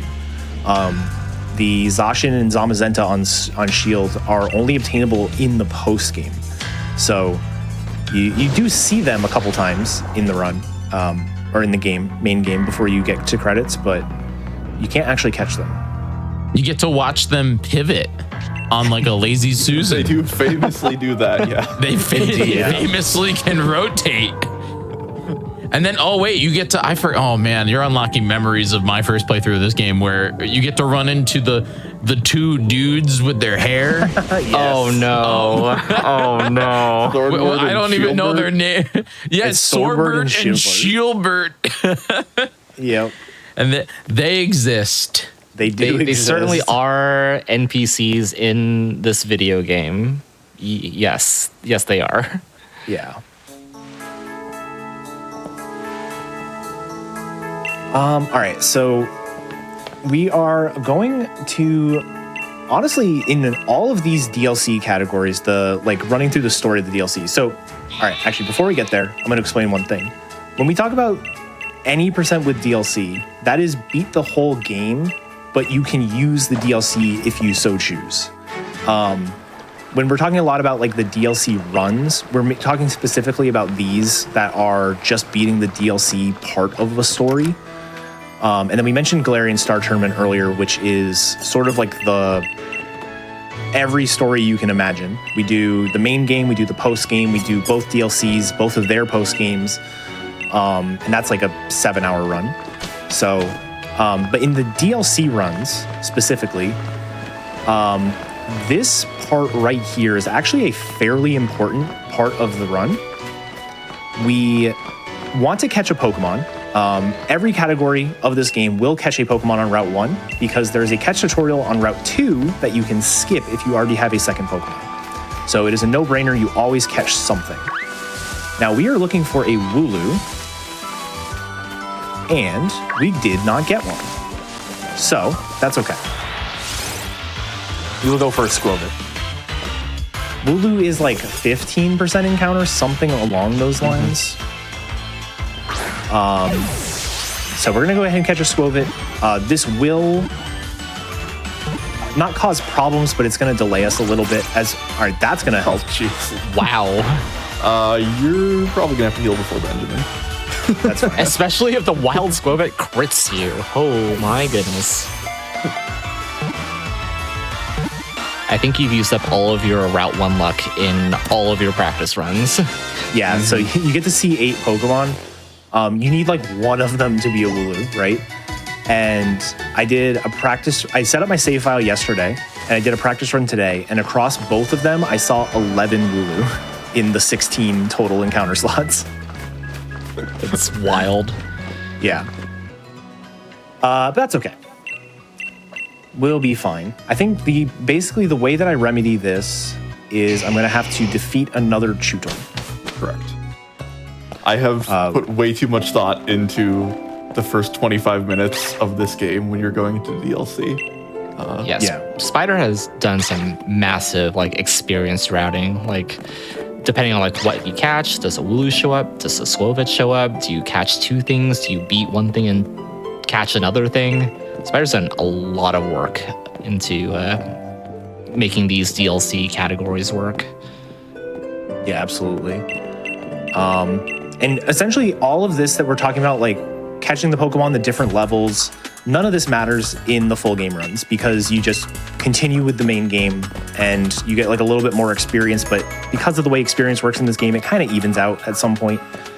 So you may gain a little bit of benefit early, but it sort of tapers off. In these categories, it is very important that we either hit level 12 before we go to the wild area, or we concede and risk a 9% catch, which you can imagine what the world record does,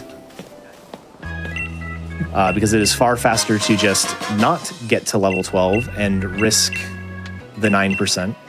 Yeah, it saves about a minute if it gets in first ball, doing that instead. So to help us hit level 12, we do have this rare candy. If we do everything normal, I think even if we didn't catch anything, you would hit level 10 by the end of all this. So you have to get a little bit of extra experience to make you hit level 11, and then you use the rare candy to hit 12. So Hop here is going to tell us about Pokemon Centers. We have been in one before, so we are going to decline the tutorial. Very nice of Game Freak to give us the option.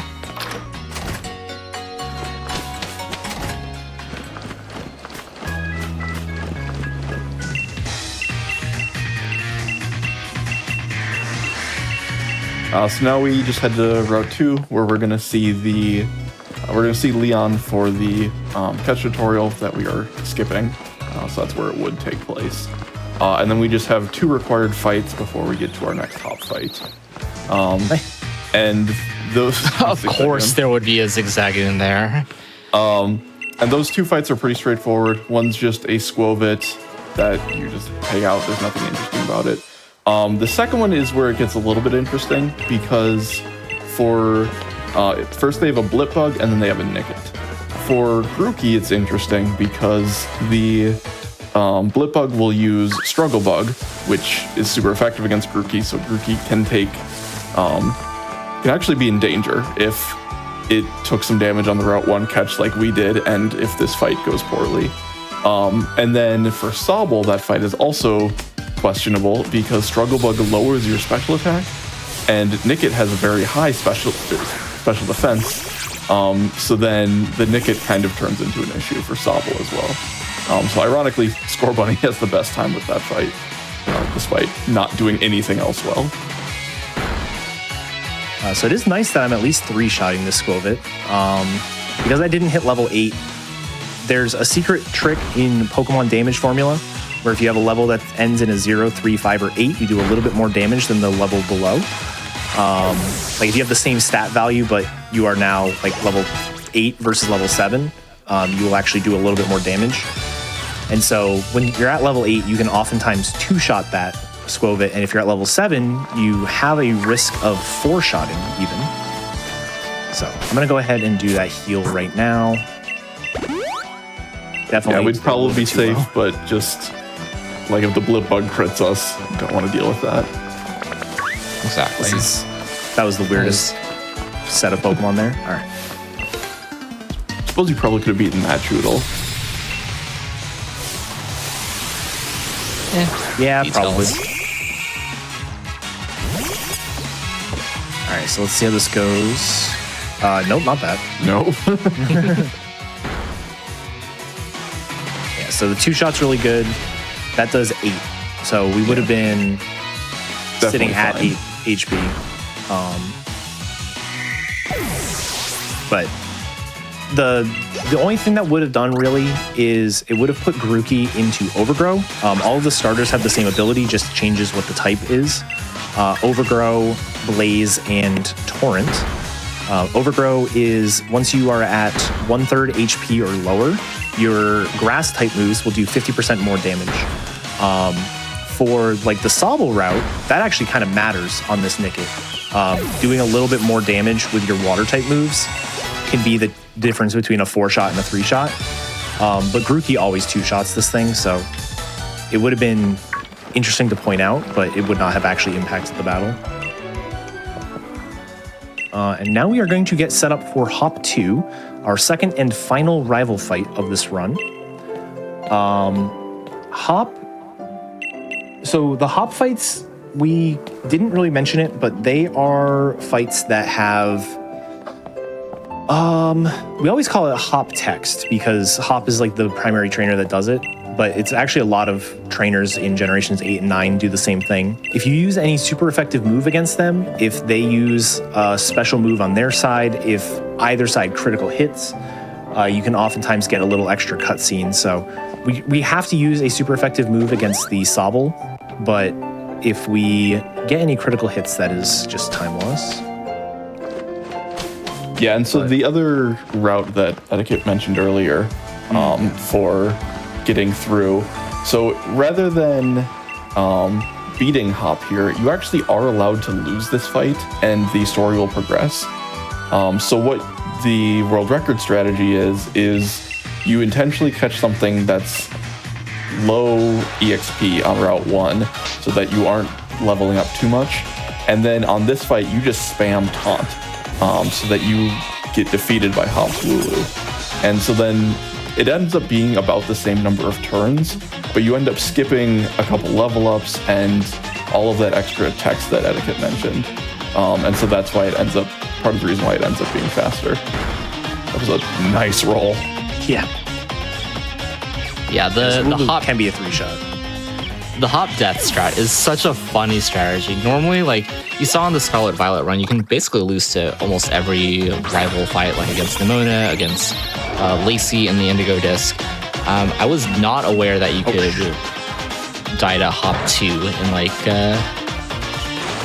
Yeah, neither was I until I think New Amber was the one who mentioned it to me, and I just immediately stopped what I was doing and routed how it would work if you lost the fight. Accidentally just zoned out and kept using Branch Poke. So there's our level 10, and you're going to notice that we've got one more Pokemon to fight. It's not going to get us too high into level 10, so we will have to defeat actually 2 more Pokemon in order to hit level 11. Close. So there's a little cutscene because we used a grass move against his water Pokemon.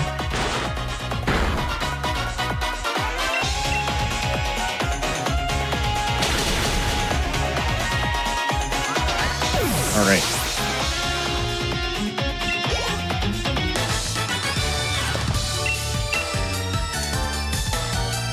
Now we talked a little bit about Switch 2 and everything. I was just thinking that. It's really funny because we just talked about how bad this sort of start was. We got like one of the worst Pokemon that you could catch. It broke out. I accidentally used the wrong move against had to heal. the Rookidee. I had to heal. This was a 2356 Hop 2, which was like a very good Hop 2 time on Switch 1. You could definitely get better, but that's a really, I would be ecstatic with a 23 on Hop 2. And I am 40 seconds behind the run that I did this morning.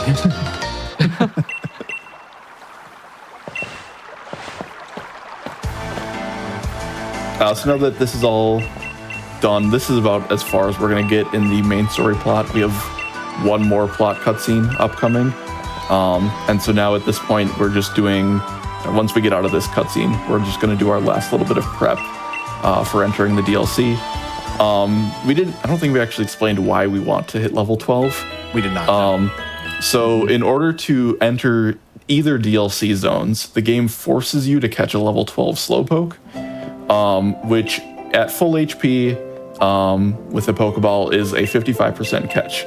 That's assuming that you are the same level as the Slowpoke. Sword and Shield has a catch rate penalty. If the Pokemon that you are using is a lower level than the Pokemon that you're trying to catch. So that 55% at level, if your Pokemon is level 12, if instead your Pokemon was one level lower, just level 11, instead of 55%, that becomes a 9% catch. Which is why awful penalty. Yeah, which is not great.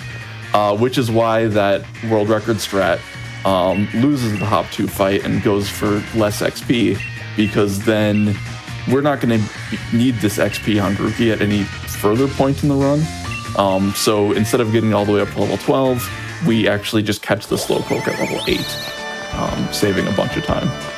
Yeah, I believe the catch penalty is also in Brilliant Diamond and Shining Pearl as well. So like both of the quote unquote Gen 8 games on the Switch are subject to that. Yeah, those are the only two that have it. Yeah, Scarlet and Violet has a catch penalty, but it is not as drastic. And it actually scales. So Spider mentioned that if you're one level lower, it's 9%. If you're 11 levels lower and you have a level 1 Pokemon, it is also still 9%. Scarlet and Violet has a much less penalty. And it's not related to the Pokemon you're using. It's more like the badge level you are.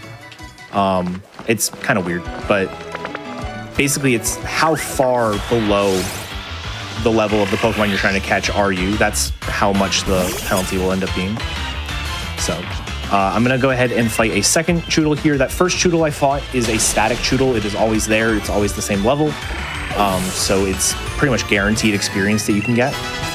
This one, I did have to delay a little bit and hope to find one. I only had 2 grass patches left, so I got kind of lucky. And now that I am level 11, I'm going to go ahead and not do that. What am I doing? Hit level 12. Not going to teach Razor Leaf. We don't actually need to use... we do need to use some moves still with Grookey, but not any attacking ones. But we'll get there.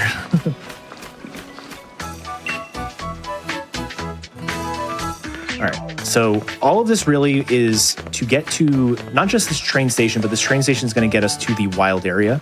Once we're in the wild area, we have to trigger one more cutscene, like Spider mentioned. And that cutscene is essentially what introduces us to the open world nature of this game. This game has the wild area, as well as the DLCs are kind of like their own mini wild areas, where you can just roam like more or less freely throughout them.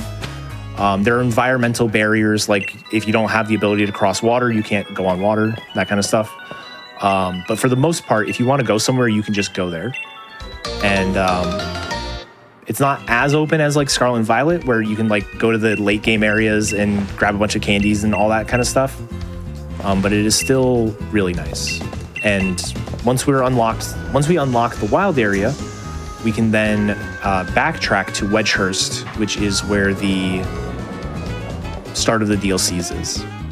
Yeah, we will not be interacting at all with said wild area during this run. Yeah, the only reason why we need to go to the wild area is actually to unlock the box link. If we were to turn around right now and go to Motostoke, we actually could go catch that Slowpoke, but they wouldn't let us go into the DLC zones because we don't have the box link, which is what Sonia gives you.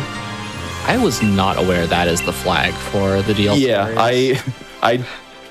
I was looking into seeing if we could skip this cutscene and then but then you don't have a way to, I was like, I wonder if it would be worth it to go to Crown Tundra without the box link. Yeah, you're running around with Suicune in your party the whole time, so that's a little bit questionable. But no, they actually just don't let you in if you don't have the box link. So Hop just ran off into the distance and we'll never see him ever again. Yeah, we'll That's my be right favorite there. part about the DLCs. We'll be right there, Hop. It's really funny in the 80% with DLC where you hang out with him for a little bit in the city and then he waits for you on the bridge and it takes you like 15 minutes to show up and you just saw him and he's real confused and then you have a level 65 Pokemon. I gotta go do something real quick. Yeah, be right back. All right.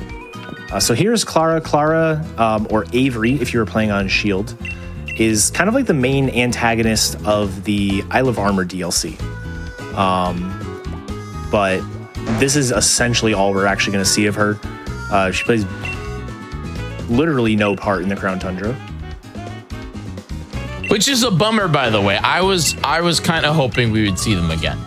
Yes, I kind of agree. I think they can be partners in DA. That sounds correct. That does sound right, yeah. but I don't think they have any speaking lines, so it doesn't exactly mean anything. Also, very important there that etiquette talked to the Slowpoke in the direction that the Slowpoke was facing, because if you were to say, talk to the Slowpoke's tail, remember that animation, that whole like spinning animation that Jiggy was talking about earlier? It is slowed down significantly with the Slowpoke. It has to like turn all the way around and waste Yeah, a if whole you talk bunch of to it time. from behind, it's like 12 seconds. It's ridiculous. But a good first ball there. Yes, 55%. So a little bit better than a coin flip, but we got it first try. We did we call it barrier blitz. It's one of those like those events where, yeah, like break the record of the Isle of Armor categories back in December, and there were some runs where you'd get into like the 8 or 9 balls breaking out territory. But first ball was really good. All right, so now we're in Crown Tundra. So we mentioned earlier, Crown Tundra does not have the same sort of level scaling, not true level scaling, but it doesn't have any sort of like level differences if you've beaten the game or not. Everything here is level 60 and up, including all of the battles. And funny enough, there is actually a battle immediately when we leave the train station. We are going to get introduced to one of the new characters with the DLC, Peony, as well as his daughter Peonia.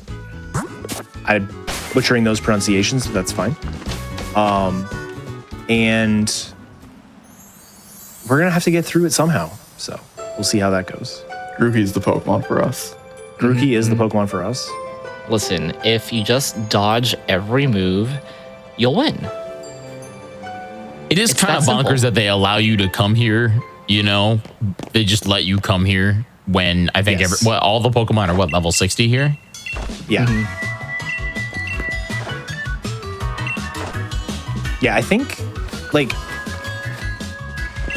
this battle serves as a pretty good gate as like, hey, don't come in, but they just let you come in anyways. So it is kind of strange.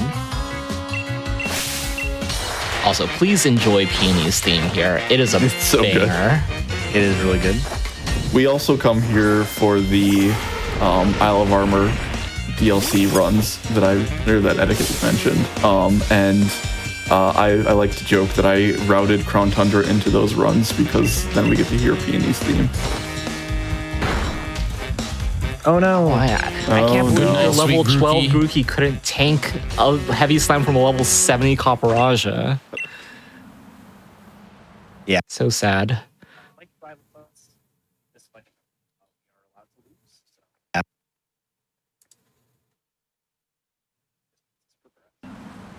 Yes. So the rival fights, this fight, we are allowed to. All right. So one of the main gimmicks of the Crown Tundra, one of the selling points of the DLC as a whole, as well as one of a lot of like the actual Pokemon communities.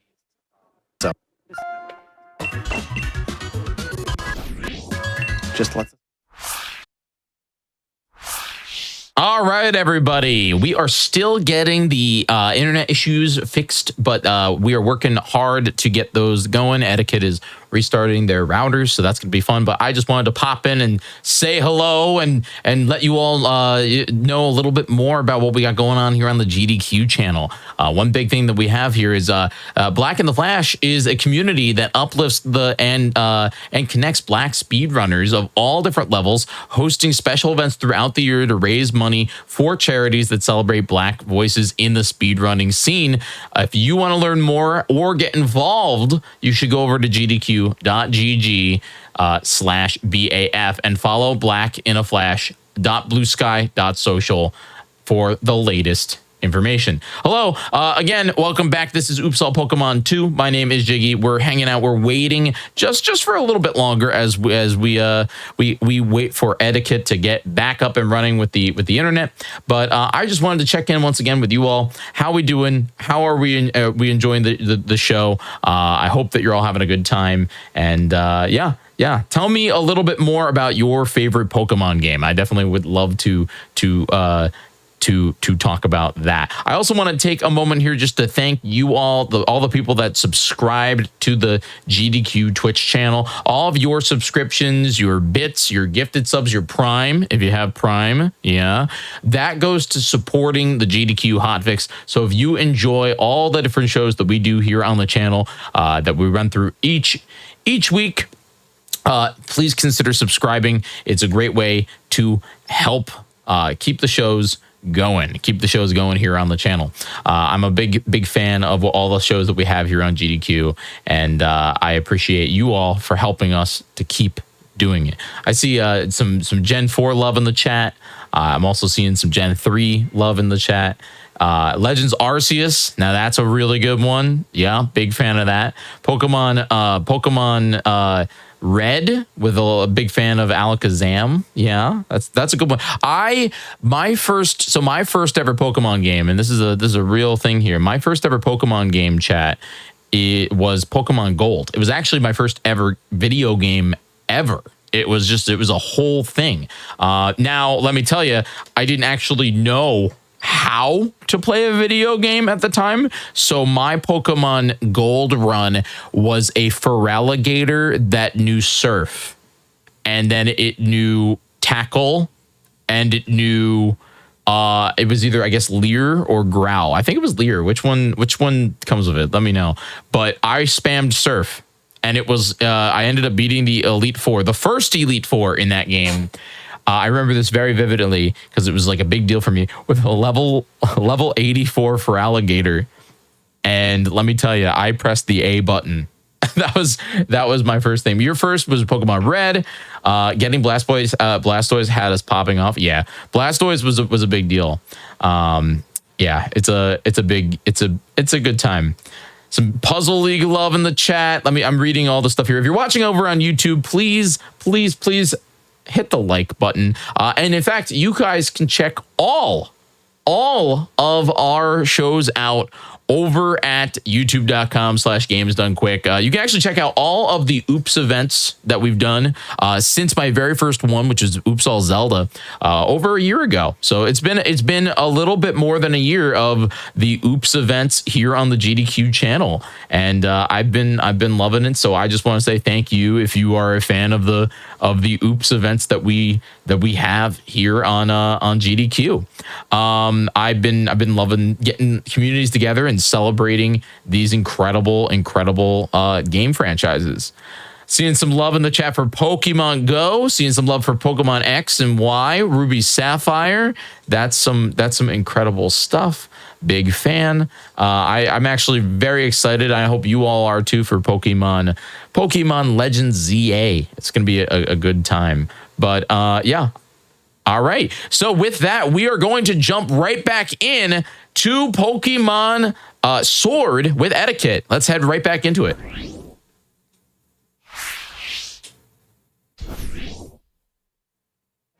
Game Freak heard that we were skipping the whole game, going to this post-game area, and sabotaged me. No, it's some sort of internet problem. Well, it seems to be resolved. So we will get started in 3, 2, 1, go. All right. So I don't remember where I cut off, but I will say that we are heading to Dynamax Adventures, which is most people who casually played this game probably fondly remember this from the DLC. And this is really like one of the main draws of the DLC in general, was these Dynamax Adventures. So the main game had the raid dens, where you could do these sort of 4-on-1 battles where you've got 4 Pokemon on your team, and you can you only control one, and then either NPCs or other actual people are going to control the other 3 against one giant Dynamax Pokemon as part of a big raid. And so this kind of takes that concept to the extreme, where it's not just a single raid, you actually have like a sequence of raids that you can do. And you have this little mini game of who's that Pokemon to figure out what Pokemon you're going to be fighting. And at the very end, there's always a legendary Pokemon.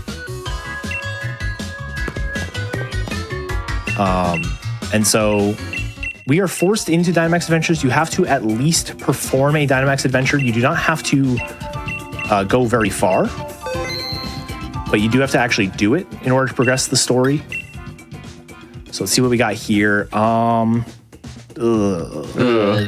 not a fantastic initial loadout. You get the hat Pokemon. You get that hat Pokemon. That could work, right? Yeah. Maybe. It's very optimistic there, Etiquette.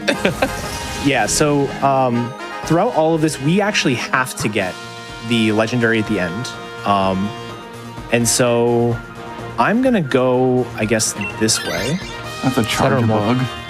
Charger Bug or more Pico as an electric? It's a Charger Bug. Yeah, okay. It is Charger Bug. The Pokemon at the end of the first cycle is always a Suicune. No idea why. Why specifically Suicune? Who knows? But it is imperative that we catch it, and we basically are looking for any grass type Pokemon or any electric type Pokemon that are not going to like intentionally harm our team, because there are some that will. And so I probably should have just Dynamaxed. It's whatever. And so yeah, we are going to try to make our way through. Wow, go Lycanroc. Okay, we take those. Nice crit. But yeah, throughout all of this, you do have to get through the entire Dynamax adventure with less than 4 total deaths by your squad. And you can change Pokemon as you go. So if I wanted to, I could catch this Pokemon and use it in future battles rather than my Hatterene. But I'm going to opt to not catch it. And because I didn't catch it, the Pokemon that my partners my partners can switch out Pokemon as well. I'm going to go ahead and switch my Pokemon here to a Nidoqueen. Okay, that is fine. I will not be using the Nidoqueen against the Suicune, but it should be better than the Hatterene for this stretch, essentially. You know what? Stone Edge goes really hard here as well, so Lycanroc, please. Hopefully one of the Pelipper trainer will switch out to yeah, because we don't want Drizzle against a Suicune that has water moves, because Rain will power up water moves by 50%, and that goes for everybody on the field. 2 for 2 on Stone Edge crits. Let's go.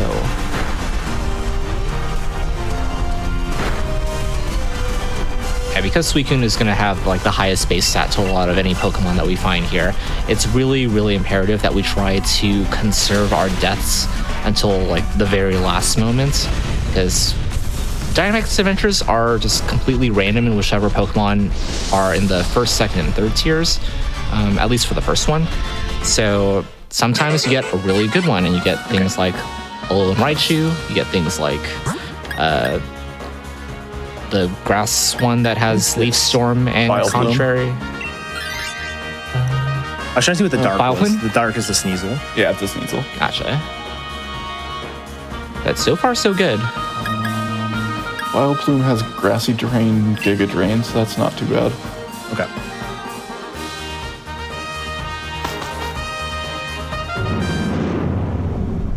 Yeah, the Pokemon that we're seeing aren't necessarily the best, but we're actually getting through these fights way faster than it can sometimes happen. The partners are actually attacking well, and that definitely is not a given. The Claydol and Lycanroc are going to be scary. Don't jinx it. Don't jinx it. Let the AI do their thing. They're helping. They're helping. They are so far, actually. Yeah. Imagine if Lycanroc taunted the Vileplume out of grassy terrain. Yo, all right. Huge. That means the Vileplume won't be able to heal slow ticks turn after turn. This like ragtag me, that's fine. Pokemon I know. is actually doing really well.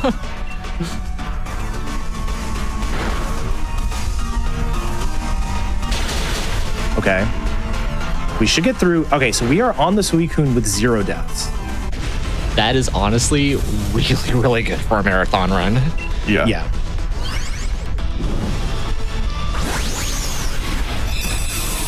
So I'm going to go ahead and switch to the Vileplume here. You have to catch the Pokemon in order to switch to it. So even though I don't want the Vileplume long term, I do have to actually catch it to switch.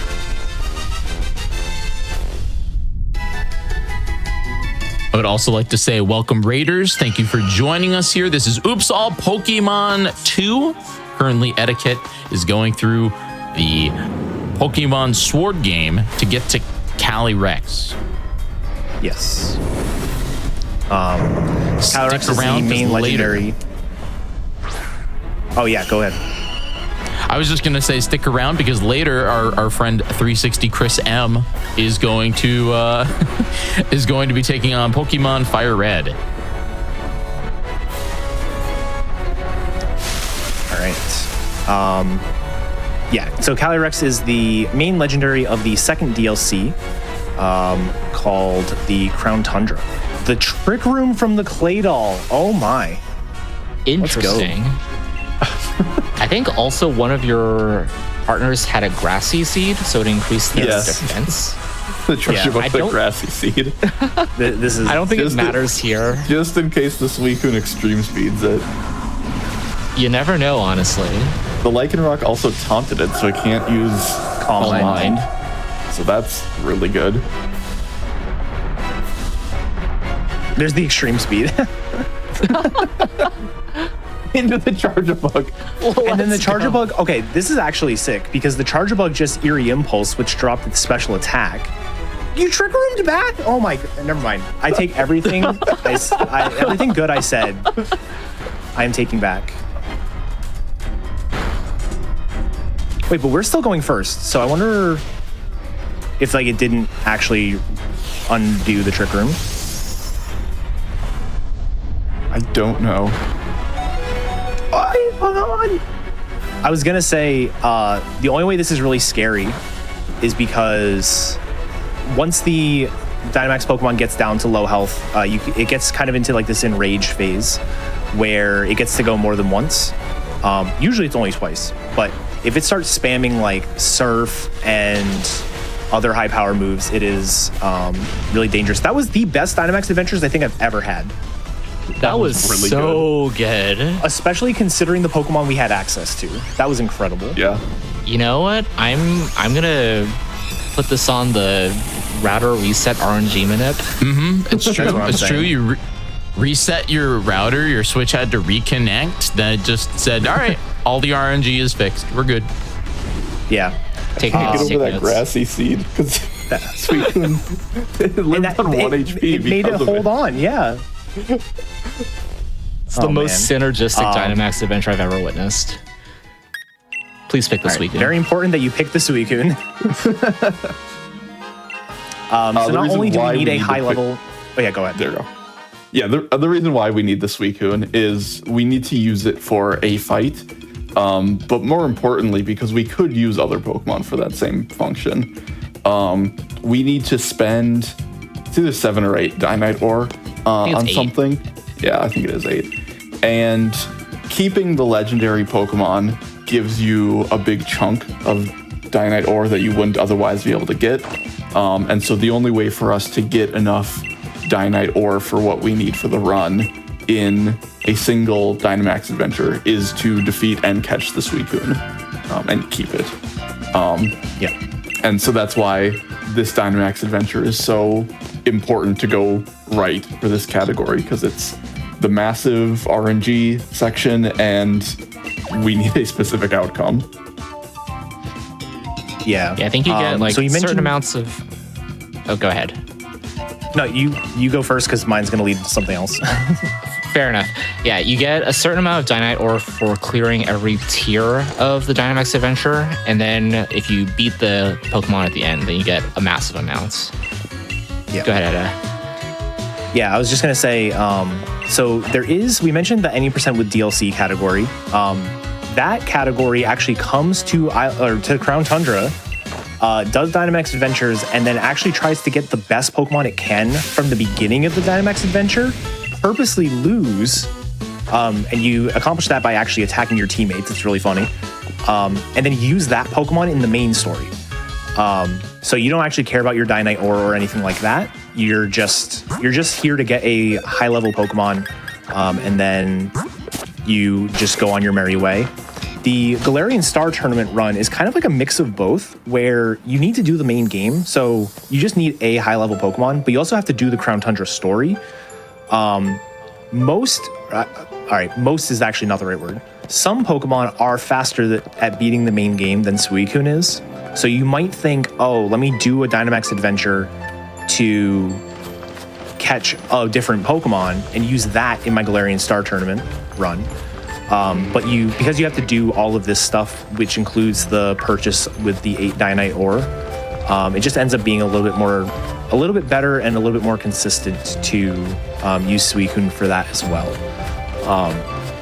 But one of the kind of big appeals of the any percent with DLC story is that set of Pokemon that we got in Dynamax Adventures is random.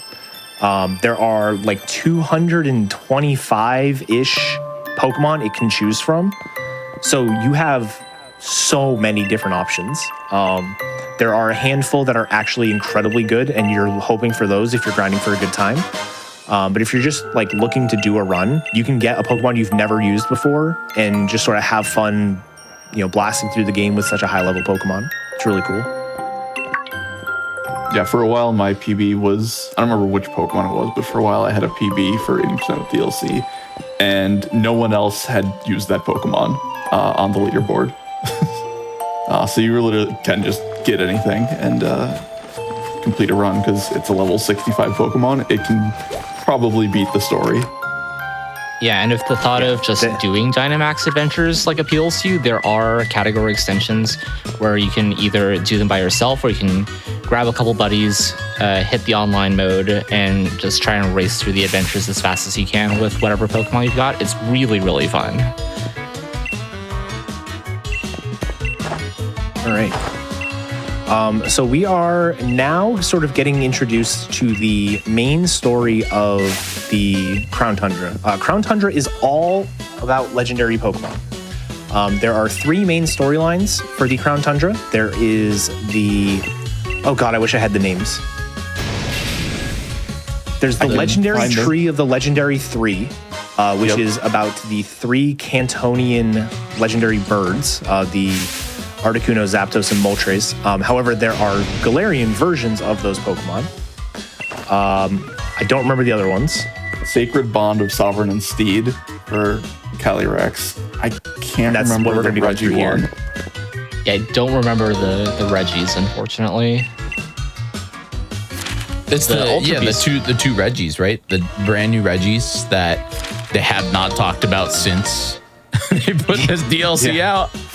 They just got wiped from Pokemon's existence, even though it was kind of a big deal to add 2 new elemental Reggies to the mix.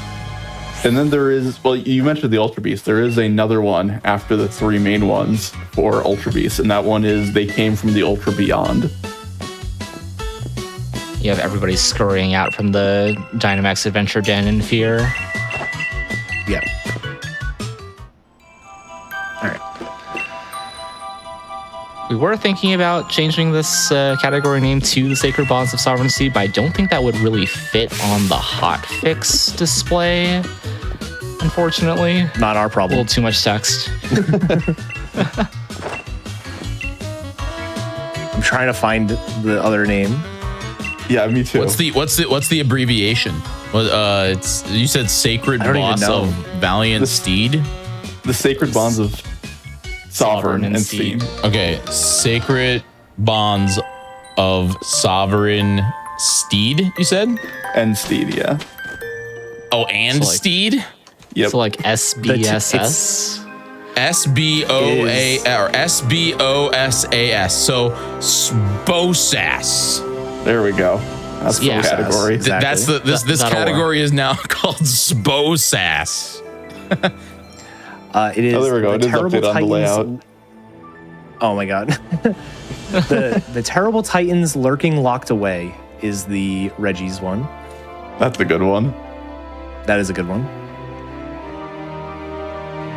I love that on it actually fits. It's pretty well. We had our doubts.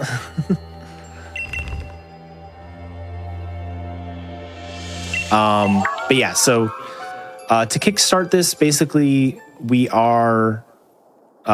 take the quote unquote wooden pillow from Peony and attach it to the statue here in the center of town, and that summons the Calyrex, which is kind of a ridiculous looking Pokemon, to be quite honest, but it is pretty cool. It's a grass huge psychic noggin. type.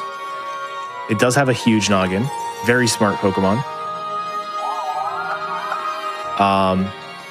And if you are a fan of VGC, the official competitive format of Pokemon, you might be like, this isn't Calyrex, where's the horse? We're getting there. But basically this is base form Calyrex. Yeah, this is base form Calyrex. No one uses base form Calyrex. The horse riders are far superior. I used the wrong move, that's fine.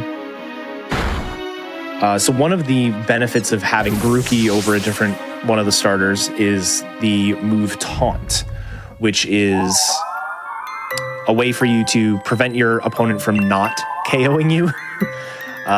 The Calyrex only has, I believe, one move that is non-damaging in Heal Pulse, but it can just sit there and spam Heal Pulse and not kill you. Yeah, before we switched to using Grookey and the old route used Sobble, I had it use Heal Pulse on me 3 times in a row one time. I was like, let's see if I can do something about this. So shout out to the Triforce like symbols on Calyrex's like necklace thing, I guess. Mm-hmm. Jiggy, I know you're a huge Legend of Zelda fan. I have occasionally looked at a Zelda game. I see.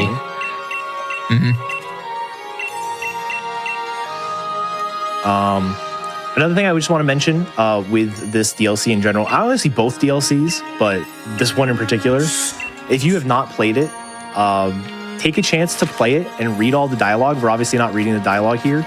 There's some really good and really funny dialogue moments in this DLC. This one was fun. It's interesting because like this one was a little bit smaller than Isle of Armor when it came to like the area you can explore. But it did add a lot of replayability with Dynamax adventures. But it's funny how I feel like there are people that love Isle of Armor more than they love this game or this one, and then there are people that like this one more than they like Isle of Armor. Where I feel as though with Scarlet Violet, most people just like Blueberry Academy more than they like the masks. masks. I can definitely see that, yeah.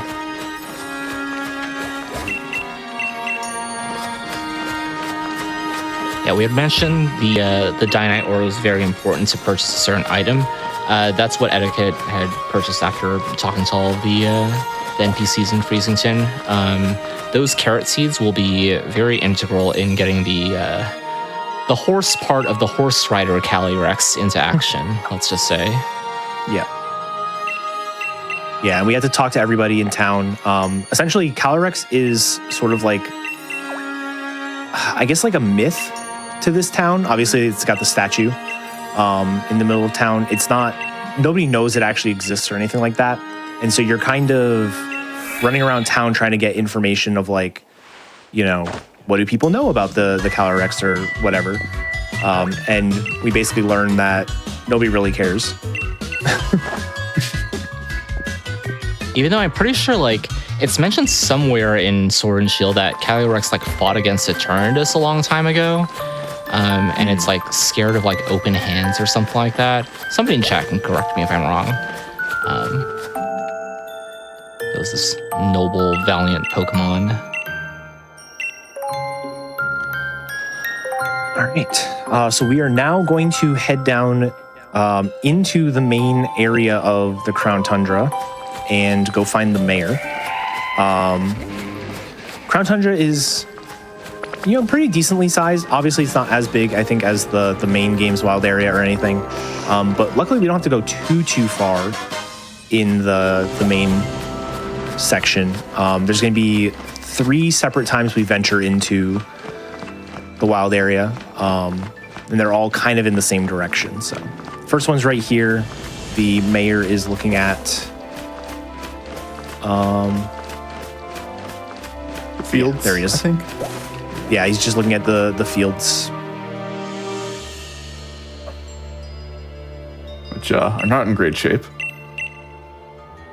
Definitely not.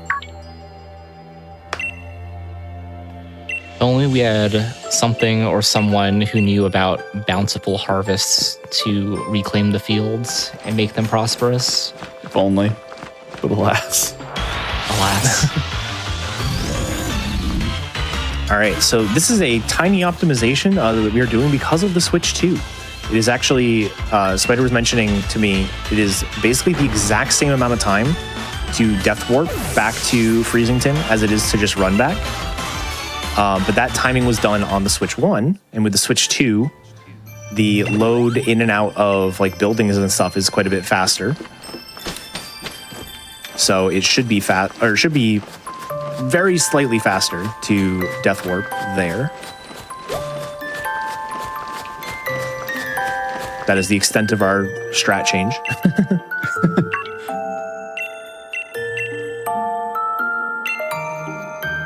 If you've paid attention to the Scarlet Violet runs thus far, Ruki now kind of serves the same purpose as Lechonk does. Yeah. It's I believe it's only there. one more time. I think so. All right, Hopefully, only one more. All right, so we read about our carrots, and we learn that depending on where you plant the carrots, I'm summarizing, by the way. If this is not actually what the story is, I apologize. No, you're good. This has been right so far. Cool. But yeah, so we learn about crops. We learn that depending on where you plant the carrots, you can basically they are enjoyed by either ice type or ghost type Pokemon. Ooh. Yeah, the thing here is that Calyrex. It's been so long that Calyrex no longer remembers what his steed was. And so he just says, okay, go to one of the fields and plant the carrots. And from the lore perspective, you just happen to pick the one that matches what his actual horse was. From a gameplay perspective, you're choosing whether you're going to, or which one of the 2 legendary steeds you're going to be encountering. Yeah. Both of which are absolute VGC menaces in their own right.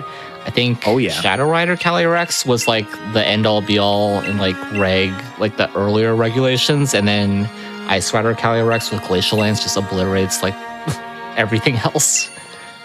Yeah, both versions are very strong, have very busted signature moves that are like 120 base power spread damage moves with 0 drawback.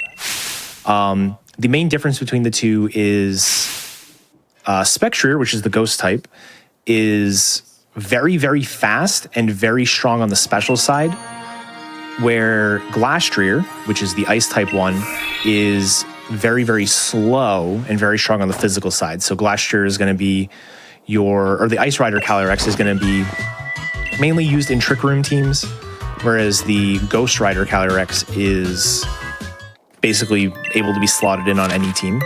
And the team reports from Worlds will show that.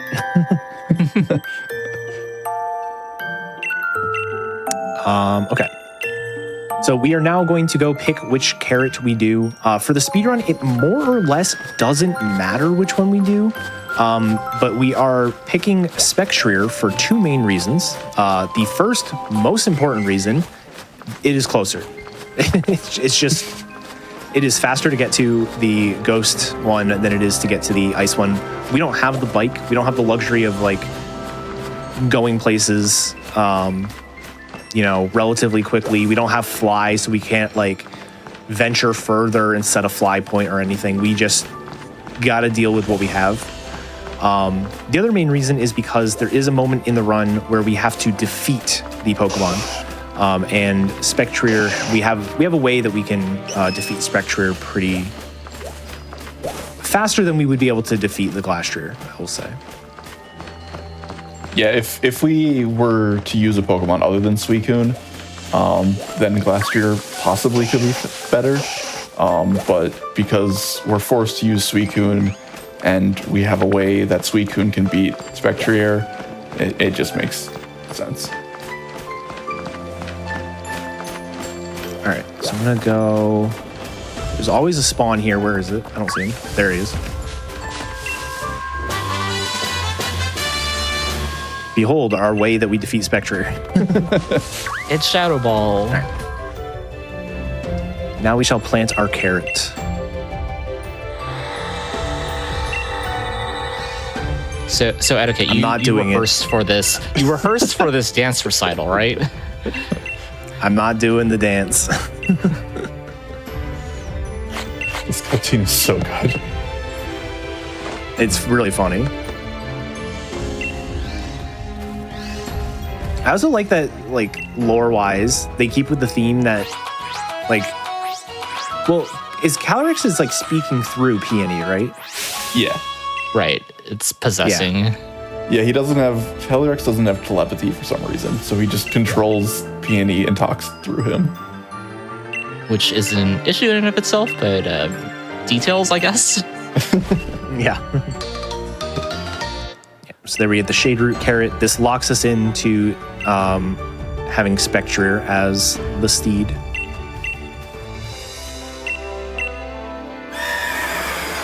And there it is.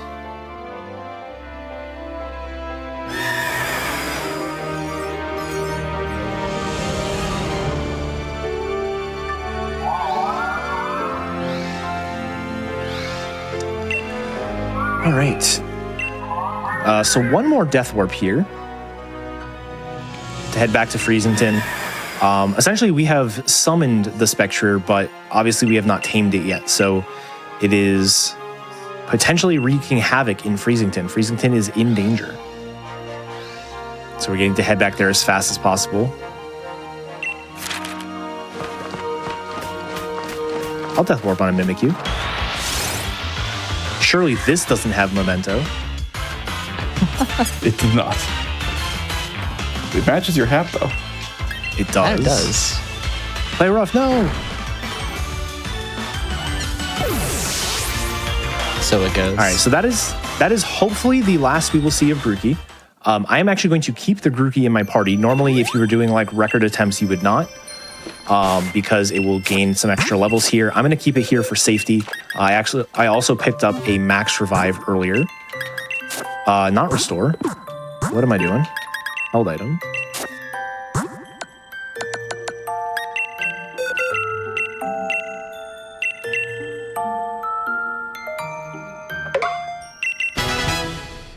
Right. And then I have autosave on, but I'm going to manually save the game anyways, just to be safe. It just saved on the way out. Cool. Very nice. Sometimes it's tough to tell exactly when you're going to get autosave sometimes, so. Yeah, so this Spectrier has random AI for the most part. It knows Thrash, which is something that we would like to see, because Suicune is pretty defensively bulky and can take a couple of Thrashes. Ekka's going to throw a few Shadow Balls at it. We don't want to see it throwing Shadow Balls at us for the most part. Thrash is especially nice because it locks it into Thrash. So. Exactly. Oh. All right, that's good damage on our side. We'd love to see... Okay, double kick is fine. I don't have healing items that are going to help enough here, so I just have to risk the Shadow Ball. We got hit, that's fine. I'm gonna go ahead and bring in our Grookey. One last hurrah for the Grookey. And then I picked up a Max Revive. Very important that I got a Max Revive instead of a normal Revive, because you'll notice that the Spectrier, after it KOs our Pokemon, has this little boost that shows up called Grim Neigh, which increases its special attack basically every time it knocks out a Pokemon. So it is now going to be dealing twice as much damage with its Shadow Ball as it did before. Amazing. And it double kicked anyways. Cool. +2 special attack double kick.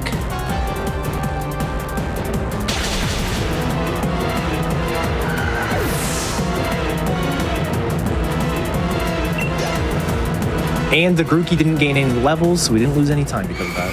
Look at that. All the safety, none of the consequence or something. I don't know. Technically, wouldn't this run be done because you already got 2 Calyrex?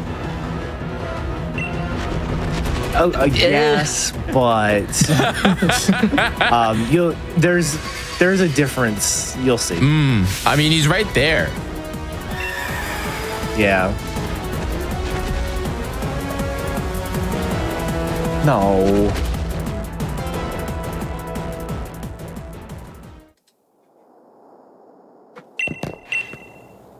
Okay.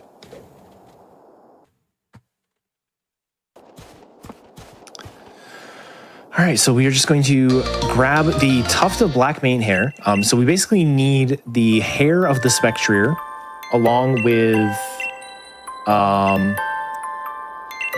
what's the other part of the Reigns of Unity? It's like a piece flower? of the Calyrex. The flower petal. Radiant petal. Yeah, that's yeah.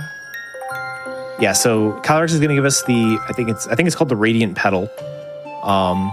And we've got the tuft of Spectre hair. And they're going to be combined into what is called the Reigns of Unity.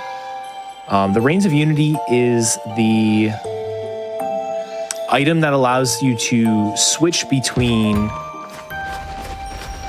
normal Calyrex and the Rider forms. And so lore-wise,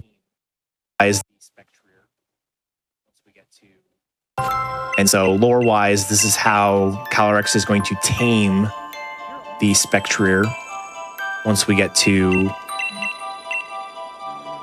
we'll be heading back the to the mayor's house. final section, because we are almost done with this run.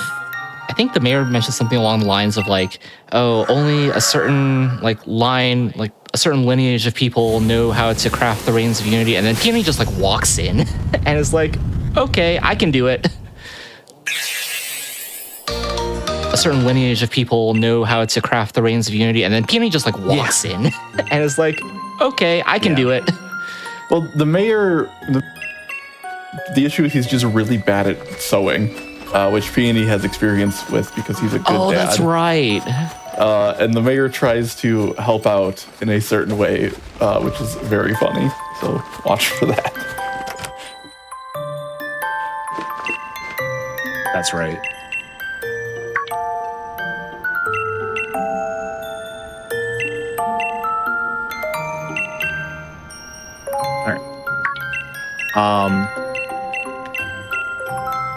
Another thing I will say, like I said, we are more or less, this run is coming to an end, but it would be remiss of me not shout out the Galarian Star Tournament run, specifically because like this was a lot of go to some area, death warp back, go to some area, death warp back, like that.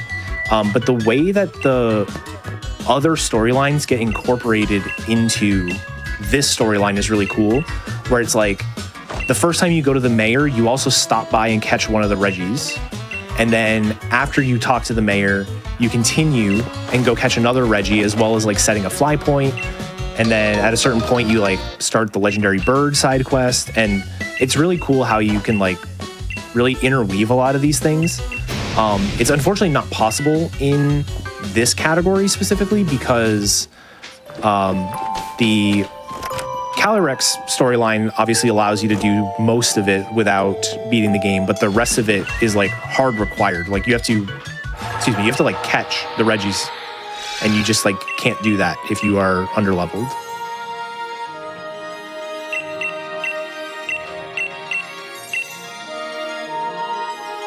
I like shudder to think what the catch rate for like a Registeel is with the level 12 Grookey. Level penalty. Exactly. Well, I mean, we have a level 70 Suicune.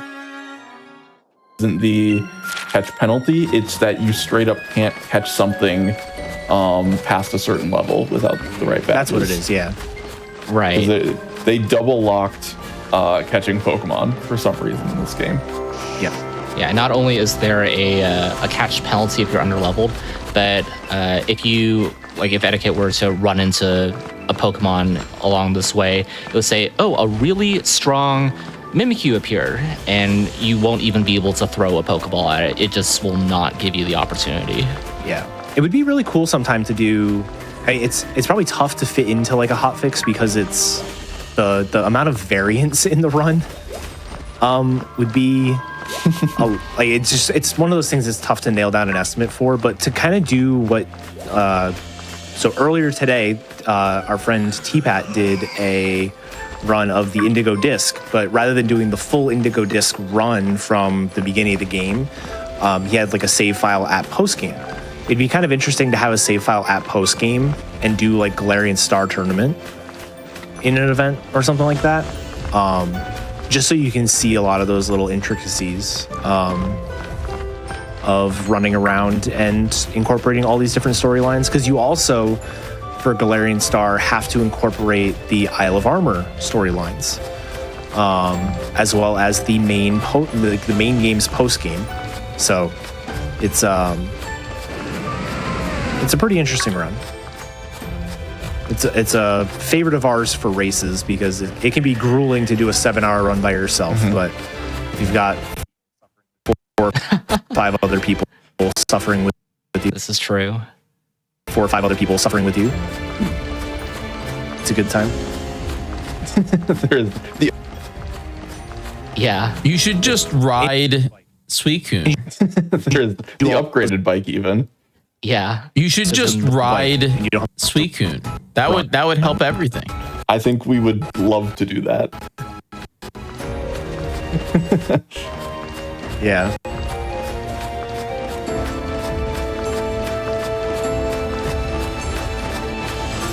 Yes, we would.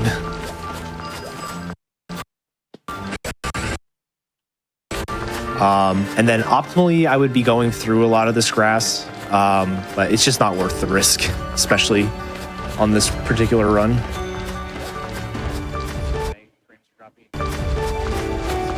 I believe the internet for just a little longer. I apologize. I do see my frames are dropping again, but we're almost done, I swear. I think that your ISP said today was the day. Just hang in there. I thought that was a shiny Metang, I won't lie. I was like, I have no idea what's wrong. Looked silver, and I was like, never have issues like this. Unfortunately, we had a full odds overworld. Full odds. We had a full odds shiny Raph last night. I had a full odds shiny Togetic in did Crystal. See the clip of that, yo. It was incredible. Togetic, my bestie.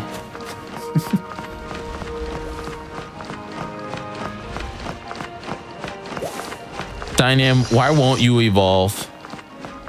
Listen, I am perfect just the way I am. Chat, you are amazing just the way you are. That's all I got. I got a shiny stone right here. I promise I don't have an Ashless Pikachu complex. We can talk about Dynamo evolving, and then I have an Ivysaur profile, and Netta has a Bulbasaur one. So there goes. Yeah. Listen, we all just like the Eviolite item, okay? It's too good.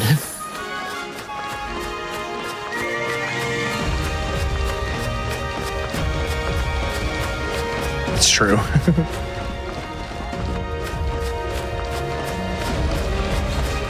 Indeed. Let's get past the peak back in the game. Let's get that reprinted. Let's not. Nope. Please. Let's get it reprinted, please. My poor Gardevoir EX. Please. Gotta get PTP, you know. Absolutely. Actually, no, it's PTTP. Ponytail Twirl Peak? What? double TP. TK64 randomizer.com. I can't believe you made it to the Temple of Time. Pretty much, actually.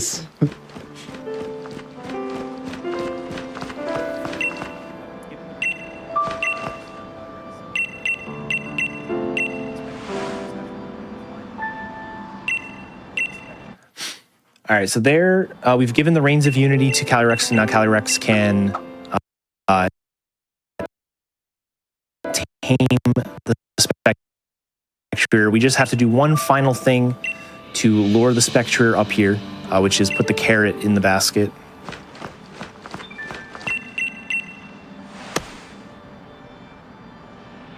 And now we get to enjoy the cutscene.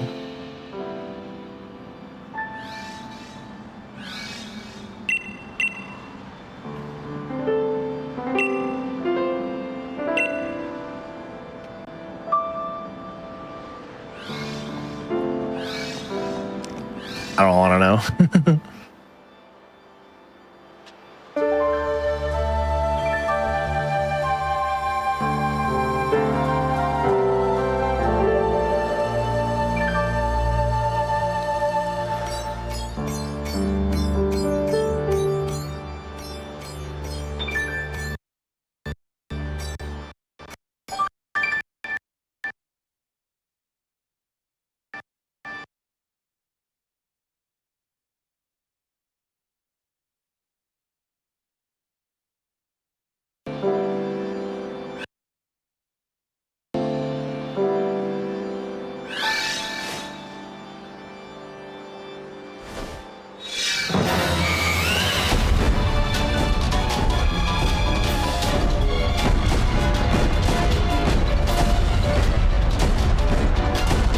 I mean, even if we went with Ice Rider, we're not getting an orange carrot, so.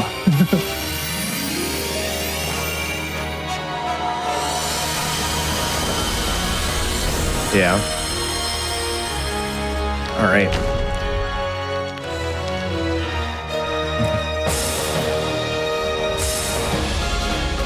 All right, so Calyrex has officially tamed the Spectre and has become one with it. Once it's in this form, it actually has a combined ability of both Unnerve, which prevents the opponent from eating berries, as well as the Grim Neigh, or Chilling Neigh, if you are on Glastrier.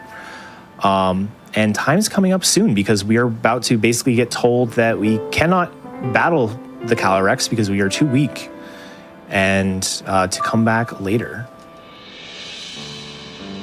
So, it is, I believe, on the next fade out. There's a little bit of dialogue here.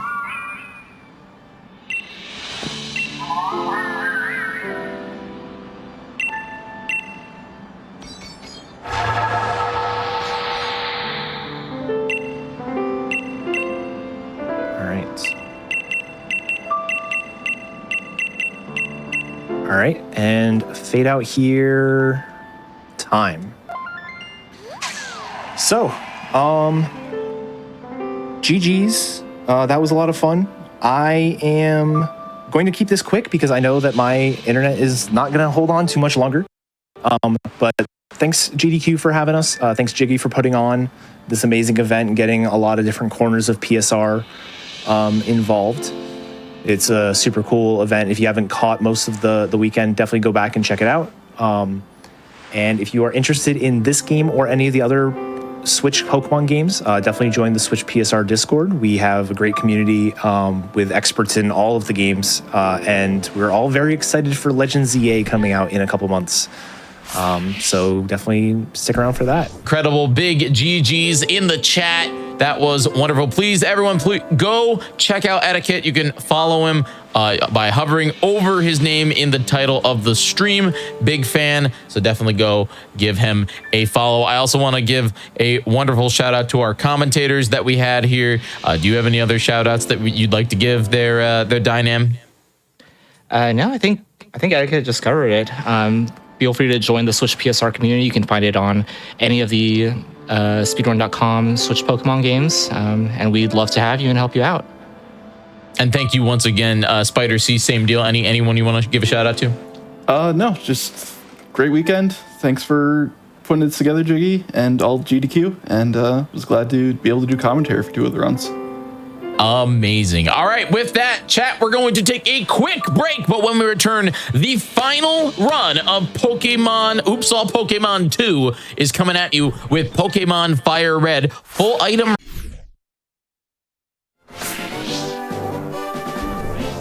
Welcome back, everybody, to the GDQ Hotfix Oops All Pokemon 2. This is it, the final run. I know that you all are upset, okay? Hold back the tears. I know that it's sad, but guess what?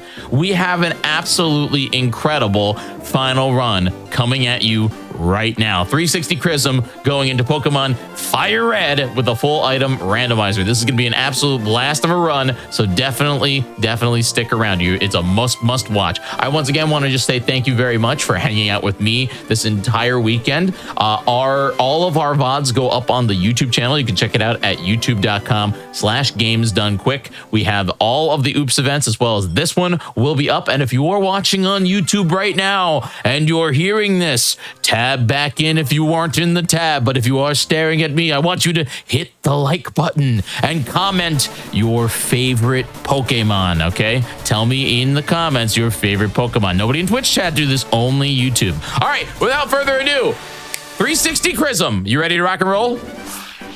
Yes, let's do this. All right, what are we about to see here? Like, tell me. Okay, how about I start the run first, and then I'll tell you really quickly. Sounds good. That's perfect for me. Okay. Let me unmute the game for myself, and I'm ready when you guys are. Yeah. You want me to give you a nice countdown? All right, sure. Let's go. All right. In 3, 2, 1, go. Go. All right, so we're doing a full item randomizer where Pokemon moves, items, key items, HMs, badges, TMs, hidden items, berries, shop inventories, and the starting town is fully randomized. And I've already seen what random starting town we have today, and it's really bad. So I made a backup seat just in case that I could load up if this is unplayable. So you start in a random town? I love this. Yep. This is and the random town is Cinnabar Island. So wait, hold on. Does that mean that you have to find Surf here?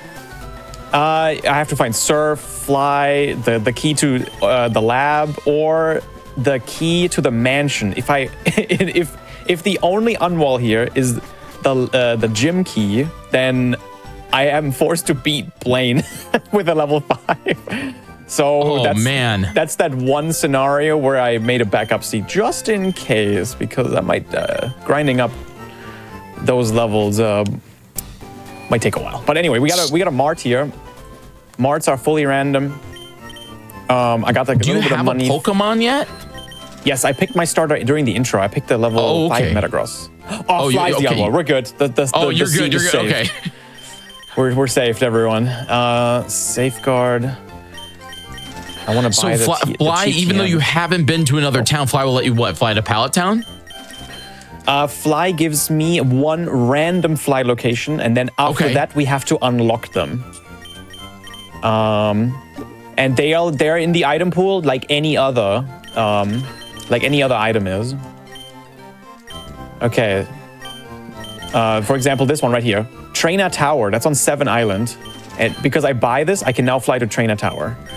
Okay, so there's some that you have to discover and some that you can buy. Correct. Cool. Yes. So every time I pick up an item or get a new fly point, something new is unlocked out of the big item pool. So right now I'm just gonna teach Fly. So I did literally everything I could on Cinnabar Island, and the only way forward is to fly away. That's my unwall. So now do we have to find a Pokemon that can learn Fly, or can Metagross can learn Fly? Can learn Fly. Yeah. That's not vanilla. That's not real. Metagross can't learn Fly. I bought the Trainer Tower, and my free Fly location is Naval Rock. Oh, dude, this is a baby seed. Dude, we got this. We got this. Okay.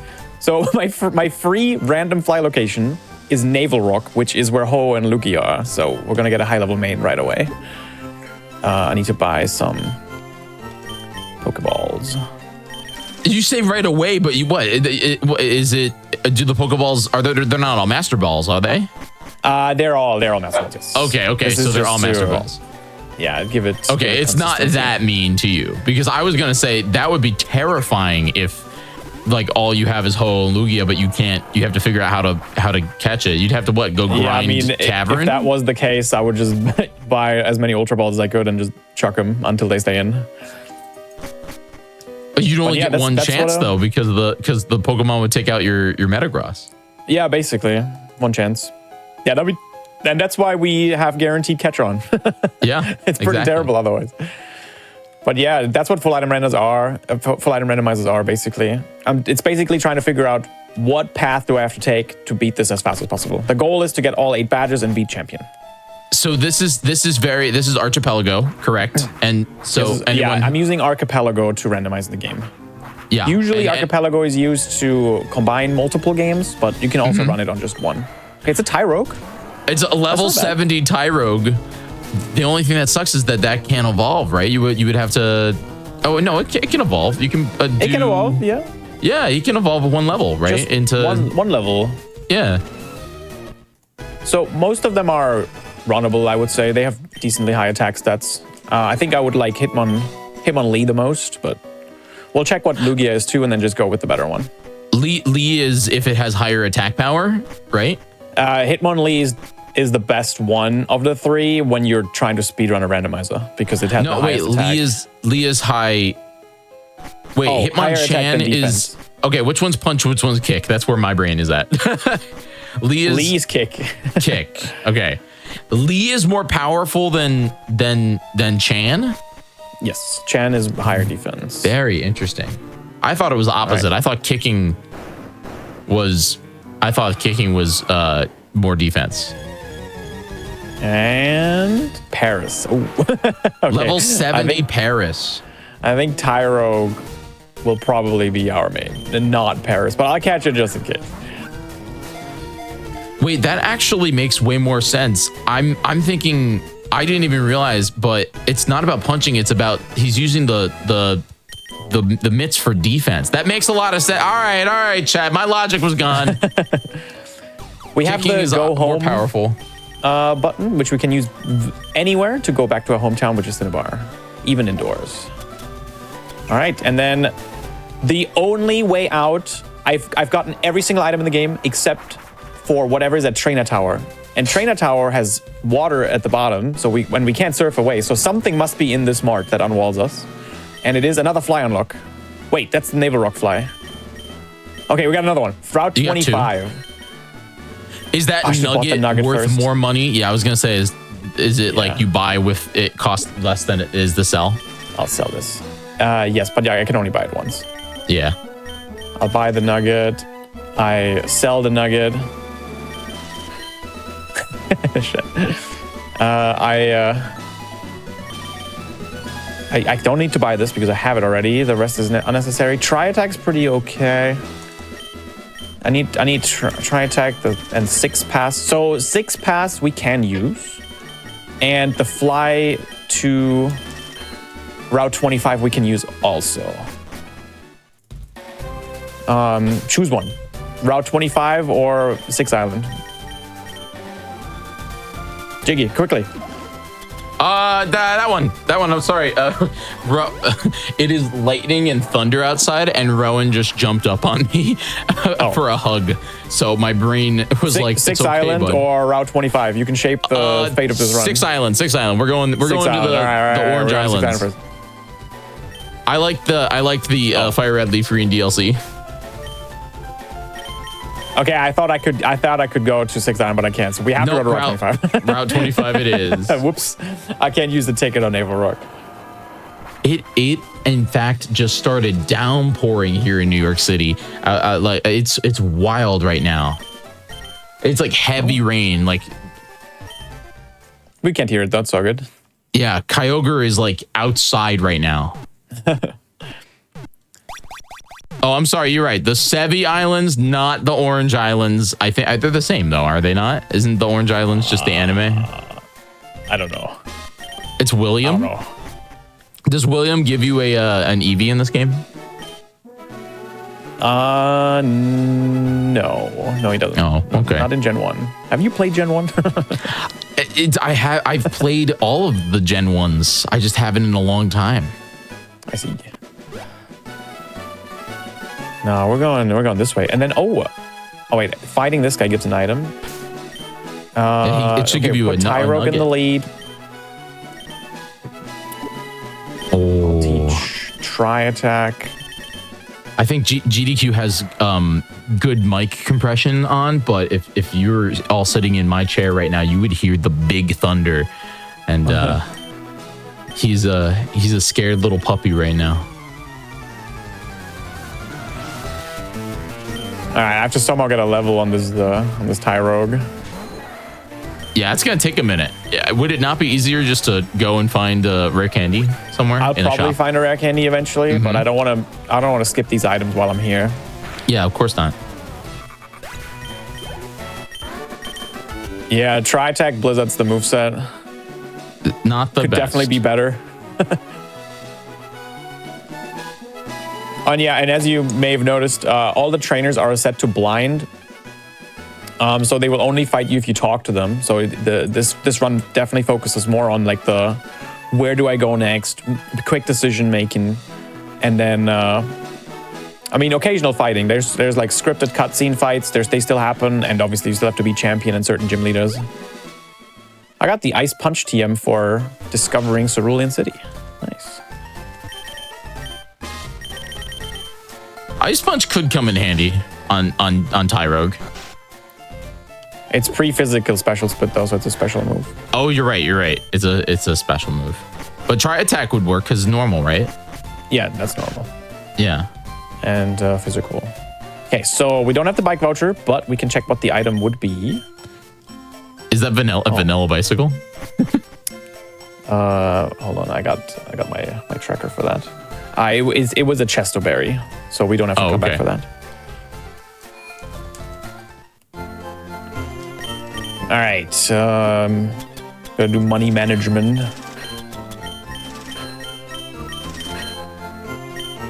Anything I can buy and resell? Oh, the zinc. Route 16 fly. Okay, the rest is unnecessary.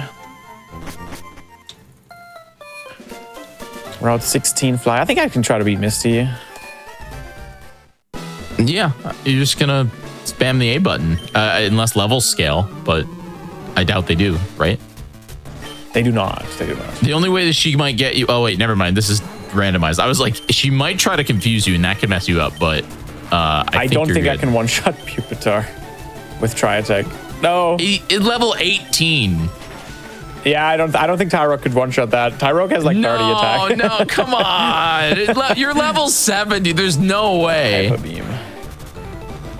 Yeah, you'd think. Maybe someone can run the calculation on that one. I don't think Tri Attack would have killed.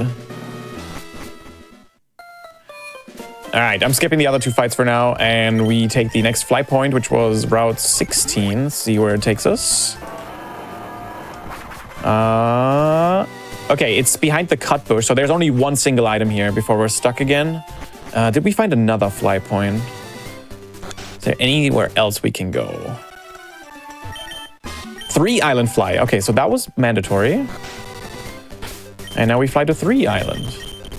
I call this the lead of the seed. I was gonna say this is a little bit of a linear adventure right now. You're on kind of linear quest. Oh, okay. I got the Indigo Plateau fly point, which means we can technically skip strength. We don't need HMO4 anymore to beat this run. That's great. That's huge.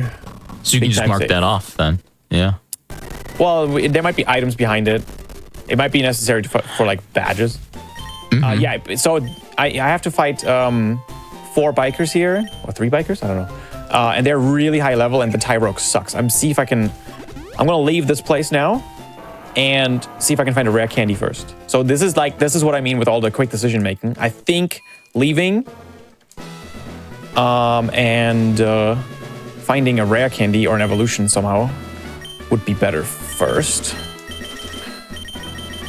Shadow Ball. Oh, that's a really good move. That's good. Yeah, that's big. That should help with the fights too if I'm forced to fight, but I'm gonna see if I can discover some other stuff first. I feel like the only right now, unless you don't find a rare candy, your only worry is the Elite Four, right? Because one level 70 Pokemon might not be the only way. You know, you might get bullied down. I think it'll be fine. We also I have a setting on that's called Delete 4, so it's actually only champion in there. Oh, okay. Not the E4. I mean, still, that's what six Pokemon that are around what level? 6 very 50? high level Pokemon. Yes. Yeah. The Tyro could not beat that. There's no way. No. But Gary with his level 17 Wailord is done. You can't get there until check damage calculation. Level 70 Tyrogue does not one-shot the Pupitar. That's wild. Yeah, that's what I thought. All right, this is where if there's a mod in chat, post a quick what's the prediction here? Will Chris find a rare candy or get a level first on Tyrogue? This is just make it real quick. Everybody, let's get some channel point action going on. Find a rare candy or get one level on Tyrogue. What will happen first? I'm still in the boat of I believe in the rare candy, but I don't know. I feel like we're rocking and rolling right now. There's like, I don't know, 12 to 15 rare candies in the item pool, and the item pool is just over 600 items.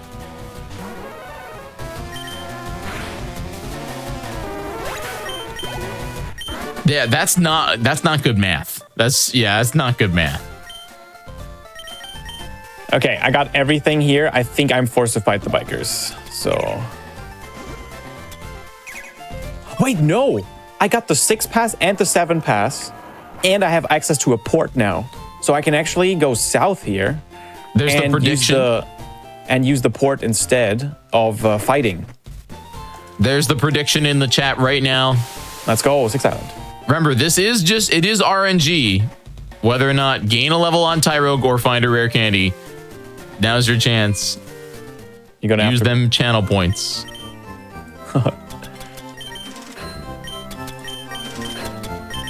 I'm a rare candy believer. Me too, actually. Dragon Claw, Nugget, Carbos. That's a lot of money. Nice. It can literally be in any one of these.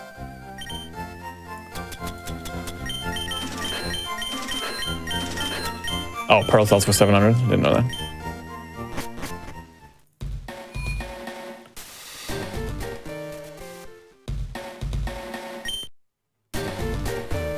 Okay, I don't think I have one single repel. I'll use that here. I need to go shopping for repels. Oh, I think the prediction either broke or already closed. It might have been that quick. Oh, is there strength?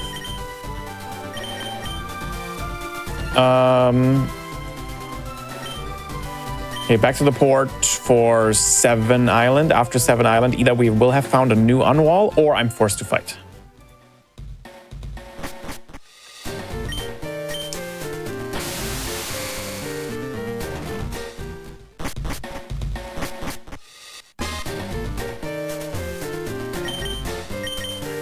Every item is fully randomized, and the goal is to find all badges and beat champion as fast as possible. Oh, found a rare candy. I found a rare candy. No more prediction. We found a rare candy. There you go. that would have been. I saw so many people in chat that were on board for a level up. Guy just bought the Soul badge, which is the Surf badge, but we don't have Surf yet. All right, we can do a prediction for what it's evolving into. Hitmonlee, Hitmonchan, or Hitmontop. I think that's a really fun one. I have not checked the stats, so... All right, well, it looks like the people that won Find a Rare Candy, it looks like over 2 million channel points went out to people because 86% of people thought that the Tyrogue would gain a level. That's hilarious. That's, hey, everybody, that's how this route works. I can hold off evolving for like 2 minutes or so if you want to do a prediction about the Tyrogue. Oh, what is it random?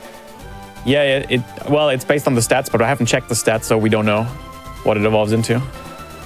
It is random. Do we do another short one here? Do we want Redemption Arc? All right, moderator in the chat. Prediction in the chat. Will Tyrogue become... Nice. I got the green tea and the blue tea. Hitmontop, or Hitmonchan. Get your predictions in right now. You have 4 minutes. I'm sorry, Chris. You got... Okay.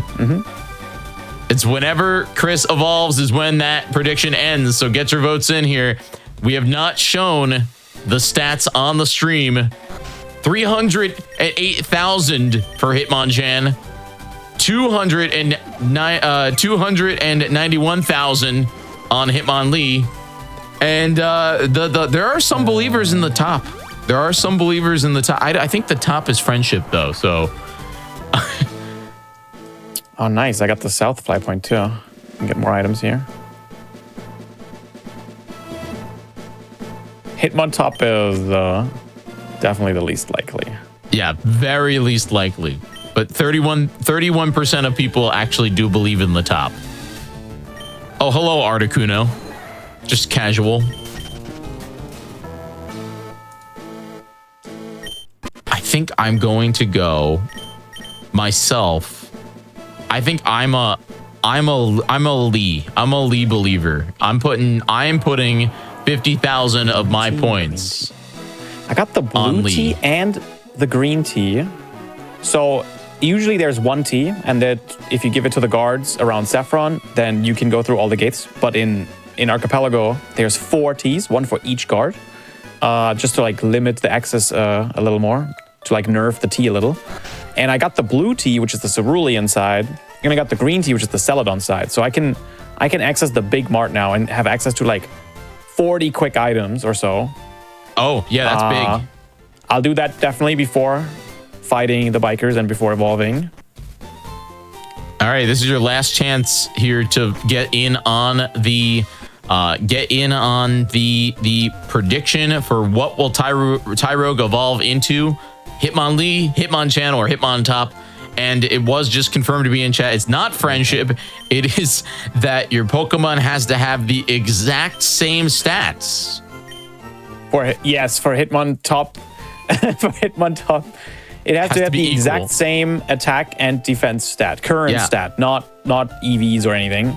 Which, the higher level it is, the less likely, it is for that to be the case. But you know. You can do it whenever you want, Chris. Big payout for Hitmontop believers, maybe. I don't know. That's what I'm saying. The believers for the Hitmontop are just about to get like a wild amount of channel points. Submissions are closed. 917,000 for Hitmonlee, 964,000 for Chan, and 839,000 for Hitmontop. That's actually so many more believers than I thought. Too many believers. Bad payout. That's a lot. All right, next time I'm menuing, I'm just going to evolve it so we can end the prediction and maybe start another one. I love predictions. They're so fun. I do too. It's a blast way of chat being involved. It's honestly 34% versus 35% versus 31%. Chat is divided. And I'm here for it. There's gonna be 2 groups that are upsetty spaghetti. That's what's gonna happen. All right, I'm gonna pick up the T items, and then it's the big mart. So many items. Card key. Oh yeah. You may have noticed the card keys are split. Why is Misty here? She's just hanging out. She gives you a tea.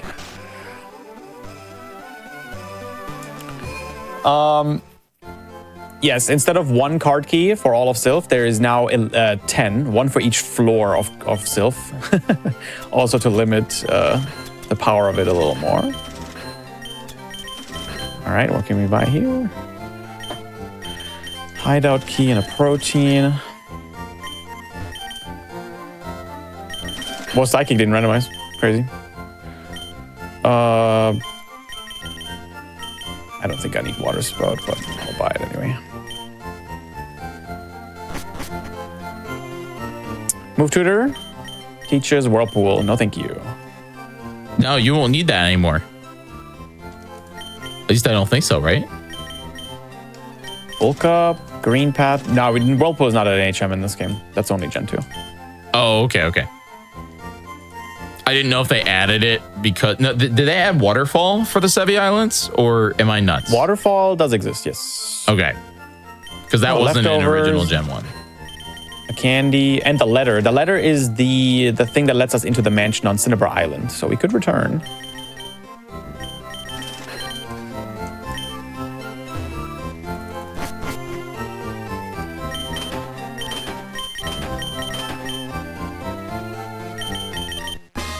Escape rope, powder jar, and a string shot TM. I'm just gonna mark things on my tracker while I'm running down here.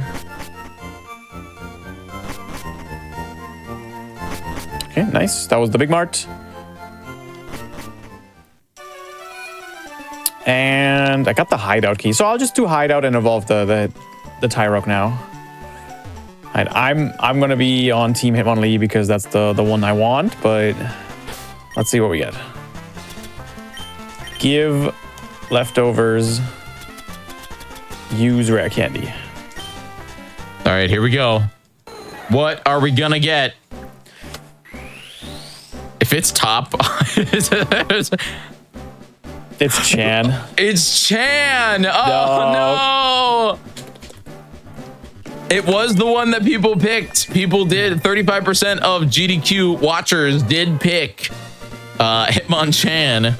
So I'm so sorry, Hitmontop users, and I lost 50,000 myself, but that was incredible.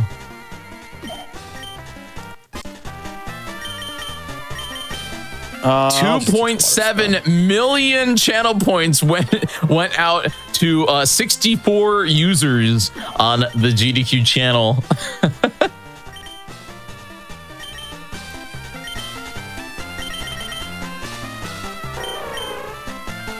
Okay, I'm just teaching accurate moves here. I'm probably gonna teach over them. What's the ability on our Hitmonchan? Let's see. Battle armor. Oh, that's nice. We can't be critical. That's super nice. That's like, that eliminates so much RNG. Mm-hmm.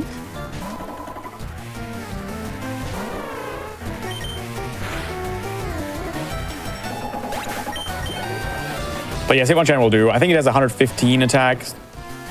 That's plenty. Yeah, that'll work. Or 105, even. I mean, you're gonna run into issues if there are any flying types, and or if the champion has any flying types or even ice types, really.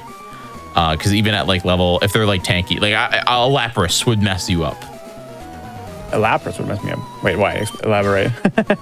Ice Beam Lapras. You don't think so? Well, Hitmonchan's not weak to it. No, I guess you're right. No, I don't know. Maybe like a strong drill pack could mess with me, or or like a Mewtwo. Yeah. Oh, my brain hurts. Ice fighting is good against ice. It's not ice is good against. Yeah, that makes so much sense. You're okay. You're okay. You've been here all day. No, I just who is Pikachu? Why does the Eevee look like that, Jiggy? Wait, you're the first person to ask me the entire weekend why does the Eevee look like that? And I'll explain the lore. I'll explain the lore. If anybody's interested here, I'll keep it brief though. The Oops All Pokemon logos that we have here on the GDQ channel. I sent our one of our artists, the artist that works with me on these logos. I sent them pictures of knockoff. This is a real thing of knockoff bootleg Pokemon plushies. And I said that we have to use these because it's legally distinct Eevee. That's the. So this is a real thing from Wildwood, New Jersey. This Eevee plushie, and I actually sent them over to our social media team if they ever want to post them. But I'll send it over to Richard if Richard wants to showcase them on stream. But both of the original, like the Oops All Pokemon original logo, the one Pikachu, and the Oops All Pokemon 2 here. The Pokemon are based on plushies from New Jersey. Like, that's not a bit, that's real. They really do exist. Nice. At least there's a backstory. I like that. Yes, I did not just tell the artist, "Hey, make the scariest looking Eevee you can make." It is a real plushie from New Jersey. Not sanctioned, but definitely not sanctioned by the Pokemon Company.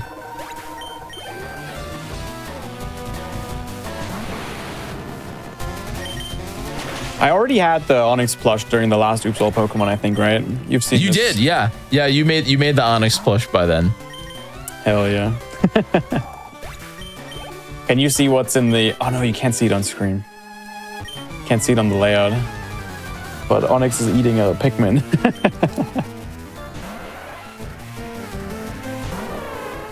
I mean, a Pikmin is sleeping in its mouth.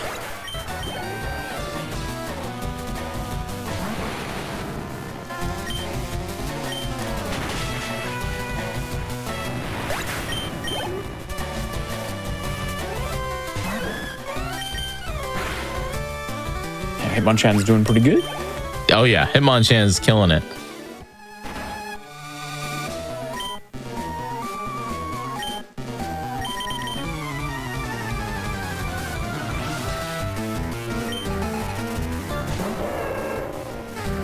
What's up, gamers?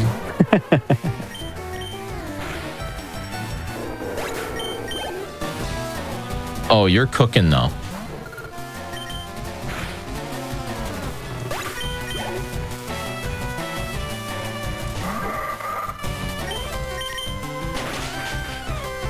All right, that'll do. I can give updates in between too, how many items we've picked up. There's a tracker for that, but yeah, maybe like you an can hour see it, in. You can see it above, but I mean, you're flying through here. We're back to Cinnabar Island. We have I'm what? just jumping from one thing to the next. You have Making 3 quick badges decisions. already, right? No, I have 1 badge. Oh, 1 badge. Okay. One badge. I'm sorry, 1 badge, but then you have 3 HMs, right? 3 HMs, yes. Yeah. 1 badge. But at this point, that's fine. That seems pretty normal. All right. If anyone is curious to see the New Jersey plushies, I just replied to the today's GDQ post on Blue Sky with a picture from both of the plushies that we used as inspiration for the logo from New Jersey. I have to keep specifying that these are from New Jersey. Damn.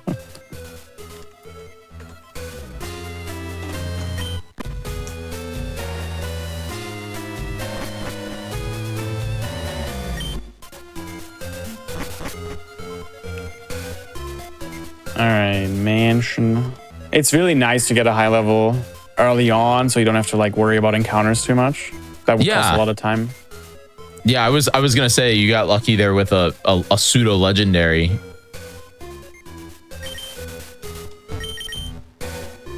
Also, my PB in this category I got like a couple days ago, and it was 150 something, 151. Oh, I heck think. yeah. I think our estimate says 220, right? Mm-hmm. Yeah, we have about 220, Yeah. 230. So if something goes like terribly wrong, Archipelago has it has a hint system we could use.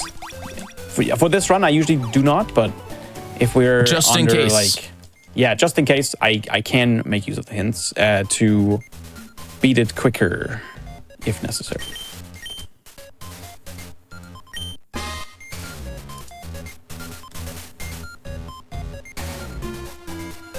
Oh. All right. Finished mansion.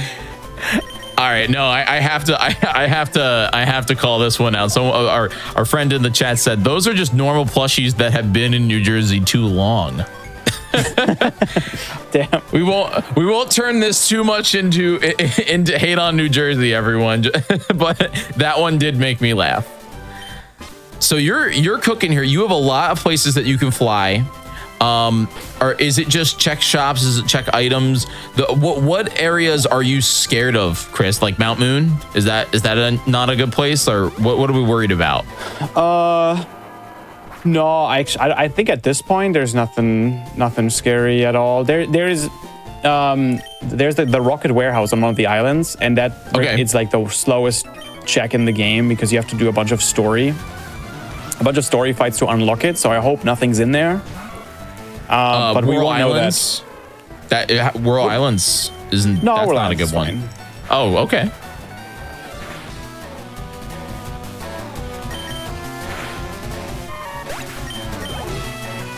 Should have healed my moves.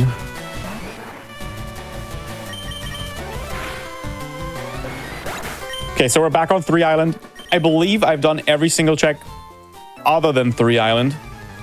So we're now back here and actually forced to fight.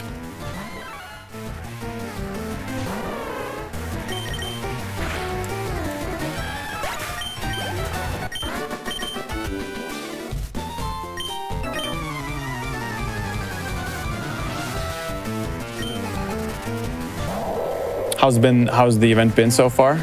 It's been really, Chris, it's been really fun. I love Pokemon. Pokemon is always it's one of my favorite franchises. When I think of like what are like just personally my favorite Nintendo franchises, for me it's Zelda, obviously, and then it's Pokemon. Pokemon is really high up there. Then right under Pokemon is Pikmin, actually. So sorry, Mario. That's why there hasn't been an Oops All Mario. I'm never doing it. No. But yeah, it's been really fun, and this time we really got to showcase some fun and like exciting different runs. And it's actually we did it the same exact weekend as Pokemon Worlds, so this whole weekend has been just a really cool celebration of the Pokemon franchise, with Worlds going on and then us here being showcasing the speedrun community. So it's been a blast to have everybody on board. That's good. Yeah. And I think last time for Oops All Pokemon 1, you did Emerald, right? You did Emerald. Was it randomizer? Was it or was it item randomizer? Let me go look. I don't remember. Was it an Evo every level? Does that sound right? I don't remember. I got you. I have the power of spreadsheets. The last time we did 360 Chrism, Pokemon Emerald, EX map randomizer. It was map randomizer. Oh, okay. Yeah. Even crazier. Yeah, that was a fun one. So continuing that Gen 3 love here.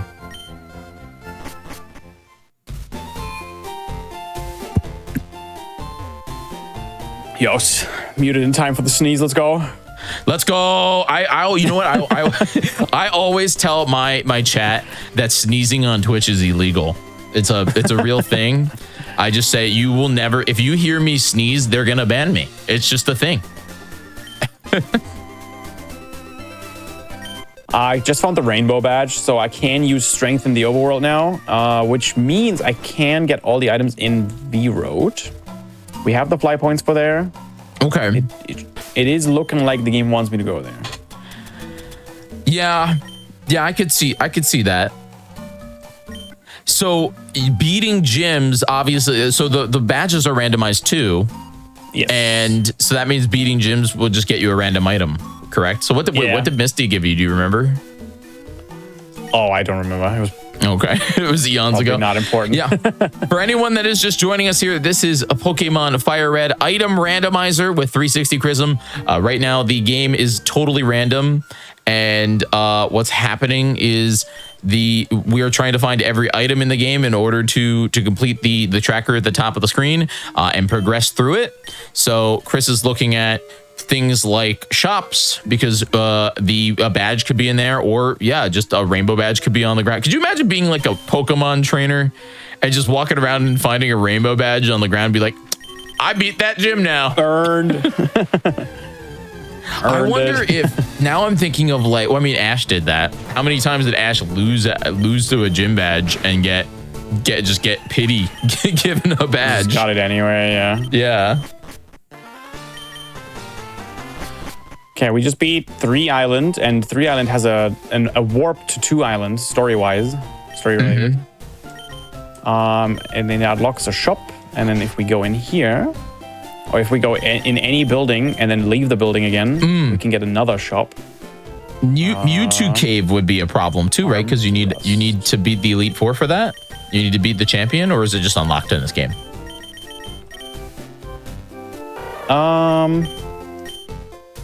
No, I have set the requirement that you need 4 badges to enter it.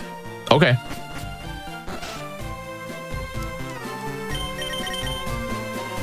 I got a card key. Nice.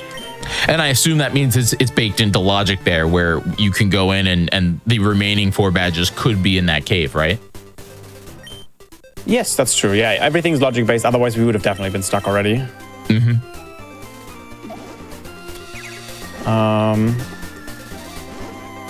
Oh, we got the fly point for Viridian City. That's huge. I don't remember where I bought that or found that, but now we have access to Viridian and Pewter City shops and all the items in the forest. It's a lot.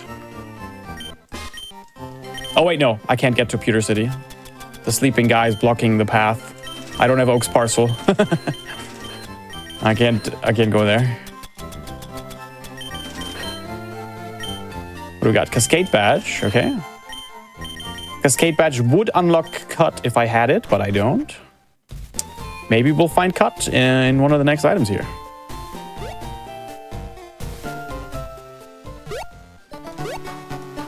Finally on Route 1. 40 minutes You did it! Let's get a Pidgey! Volcano badge and the fly point gave me a max repel. Okay, I'm flying back to Viridian.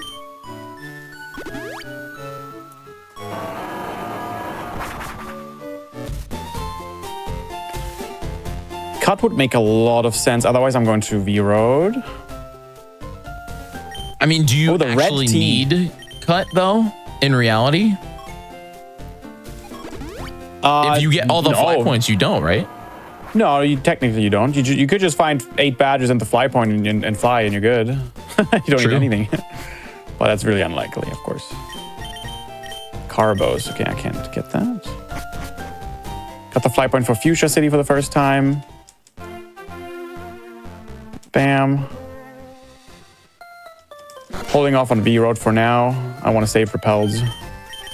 I also just found the red tea, which lets me go to Vermilion from Saffron. Oh, the game's opening up really nicely. I'm not forced to do any like quick fights. I'll do a strength check here. Why not?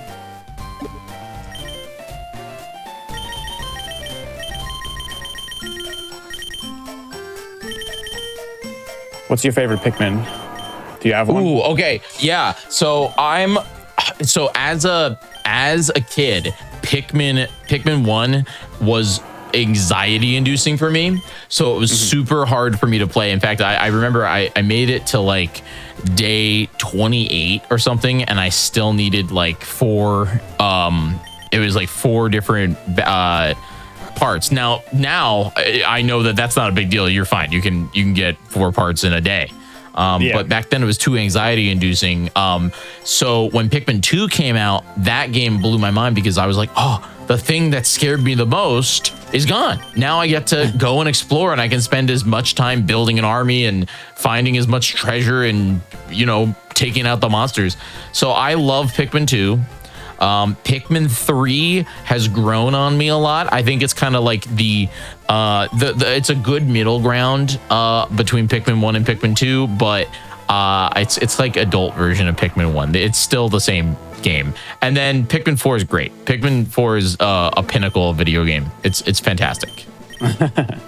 I know I just named all of them except for one, but we don't talk about that last one. We don't. I never finished 1 as a kid either. It was too scary. I turned off the game when Snagrid popped out of the ground.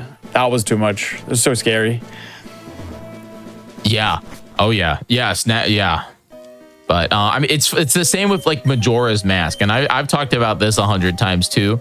But like to me, Majora's Mask, you have 2 types of people. And chat. This could cause controversy in the GDQ Twitch chat, but you have 2 types of people.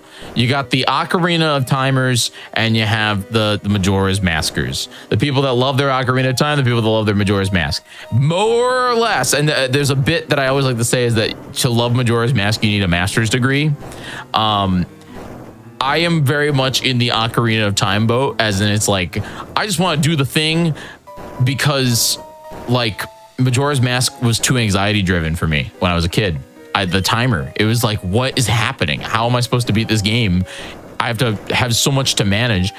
It was so far ahead of its time though, when you think about it.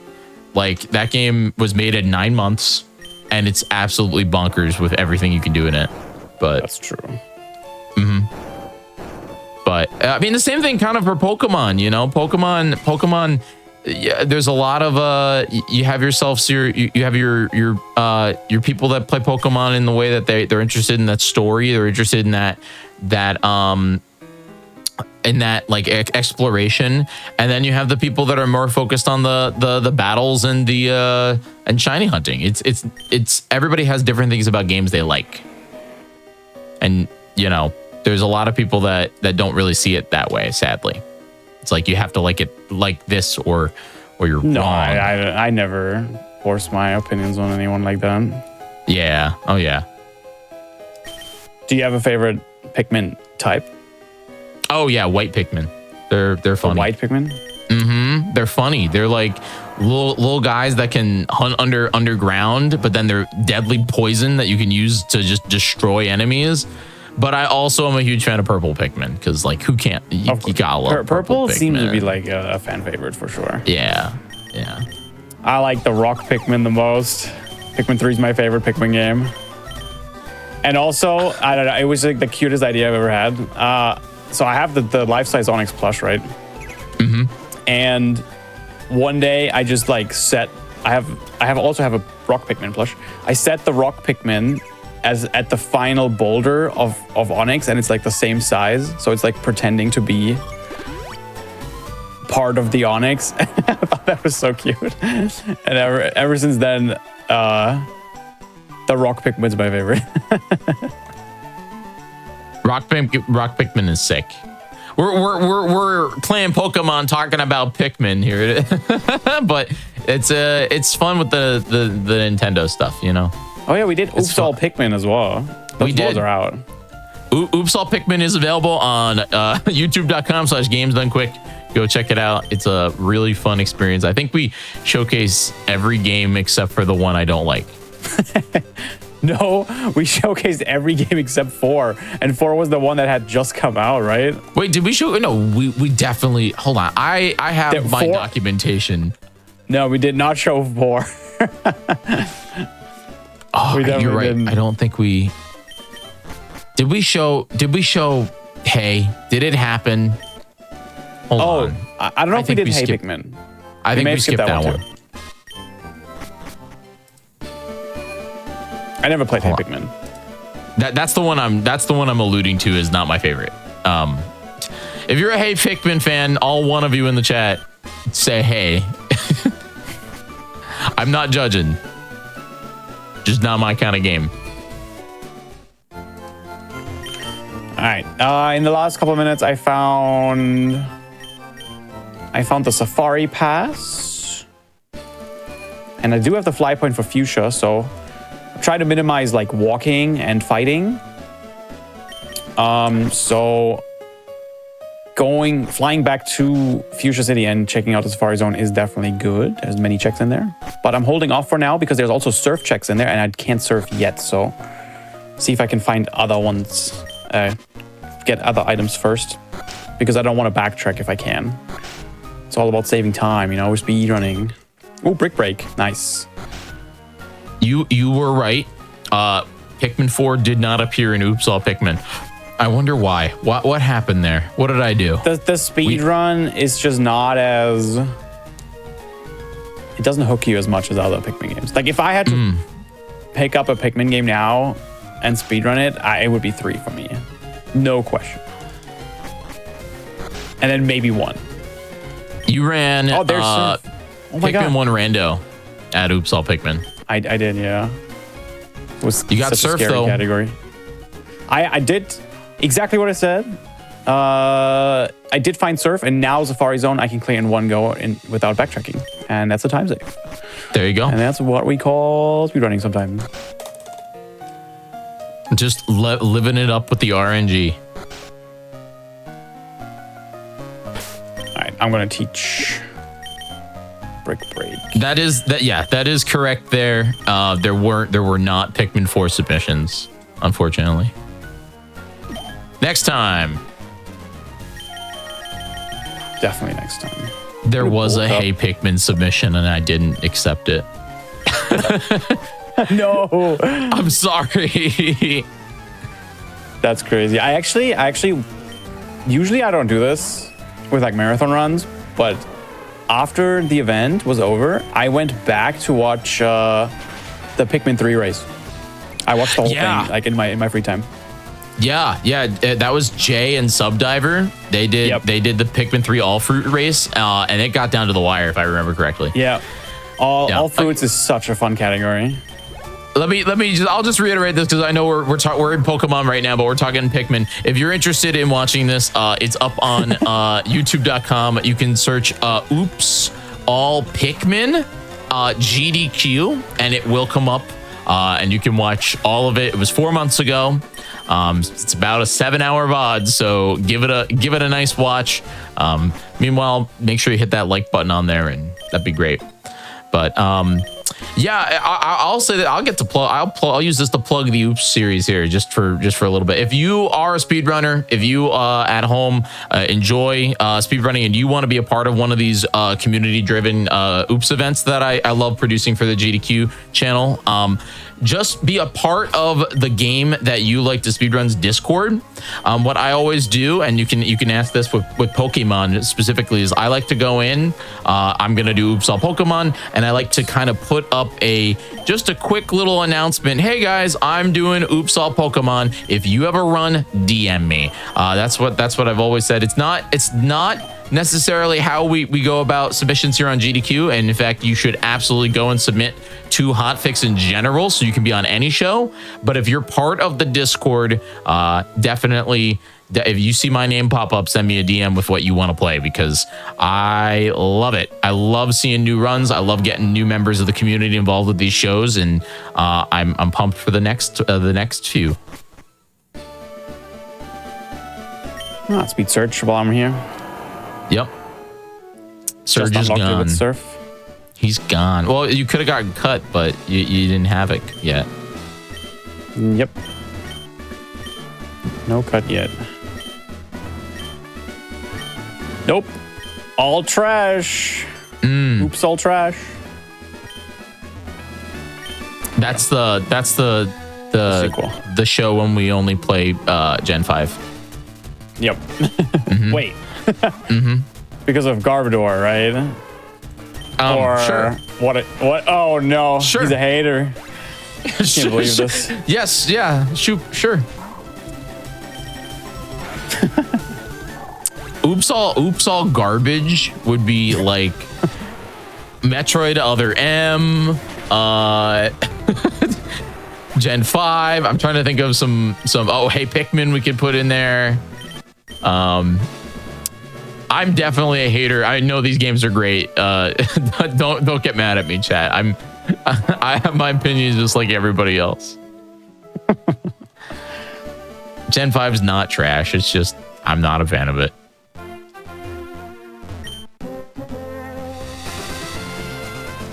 Rare candy. Useless TM.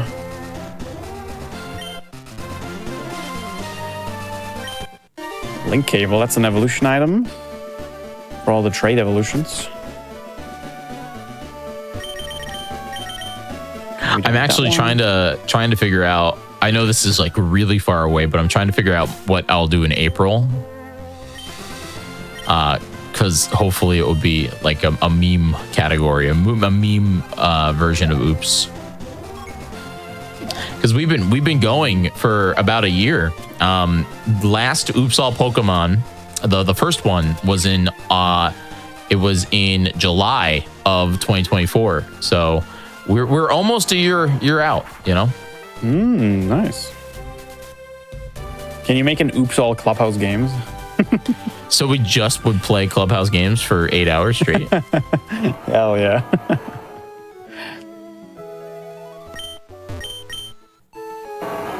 For anyone that is just joining us here and confused about what's going on, this is Oops All Pokemon 2. 360 Chrism is currently running through Generation 3, showcasing a full item randomizer speed run.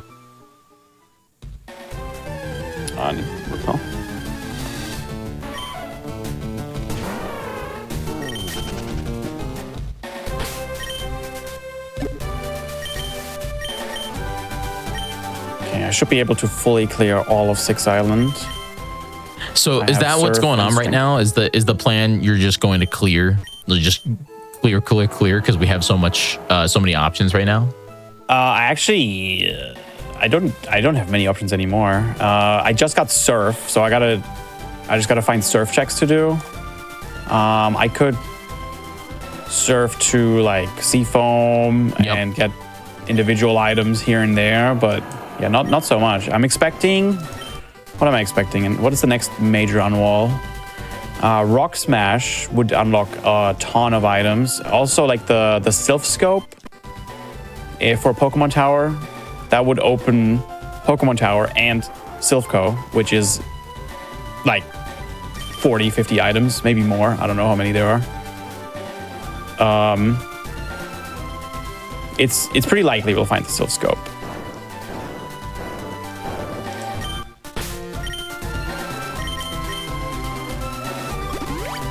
Here.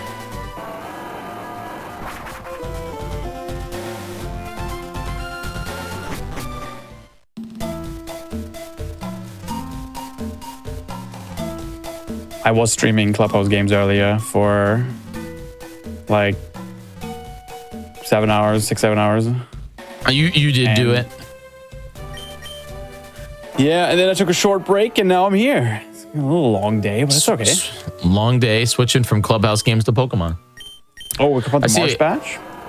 I see the just casually in the dirt there. That kick could have picked it up. You do have four, so you could go to the Safari Zone. Or I'm sorry, you could go to Mewtwo Cave. Yes, that's true. If you can do. I forget if you can do Safari Zone yet. I think you can. I can do Safari Zone. Yes, I have the Safari Pass. So Mewtwo Cave has items locked behind Rock Smash. So I'm trying to avoid that for now. But Safari Zone is a good idea. Let's do Safari Zone. Go see what is in the back house, right? Mm-hmm.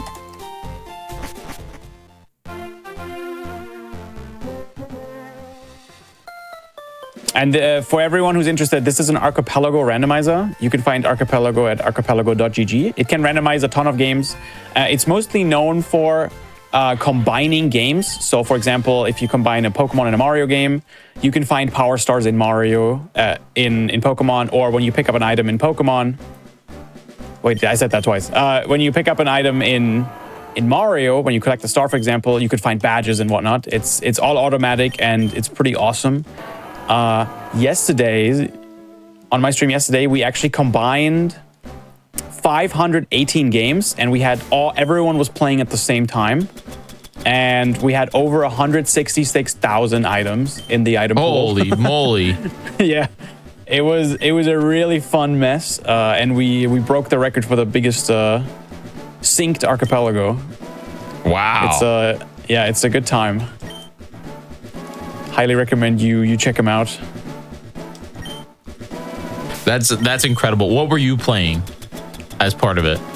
So as a streamer, I got the privilege to play more than one game. So everyone was playing one game. I was playing 4. I was playing Luigi's Mansion, Pokémon FireRed, a jigsaw puzzle, and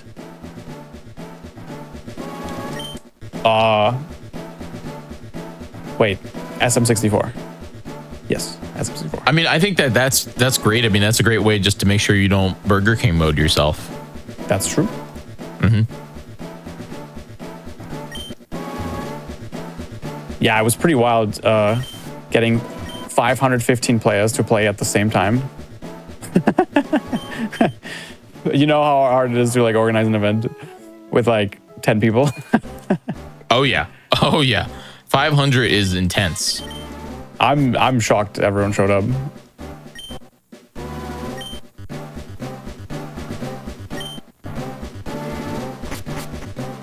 I feel like that's the hard part is just like, oh well, I guess I now have to wait for Jimmy, who's playing A Link to the Past, to go to the Swamp Palace in order to find my Pokeballs.'t that's what it's like sometimes. You just gotta wait. Mm-hmm. I've done a few archipelagos.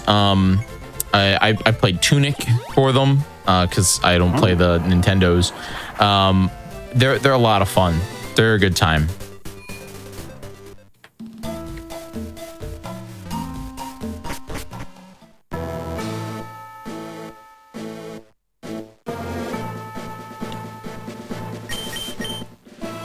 Marsh badge. Okay, I might be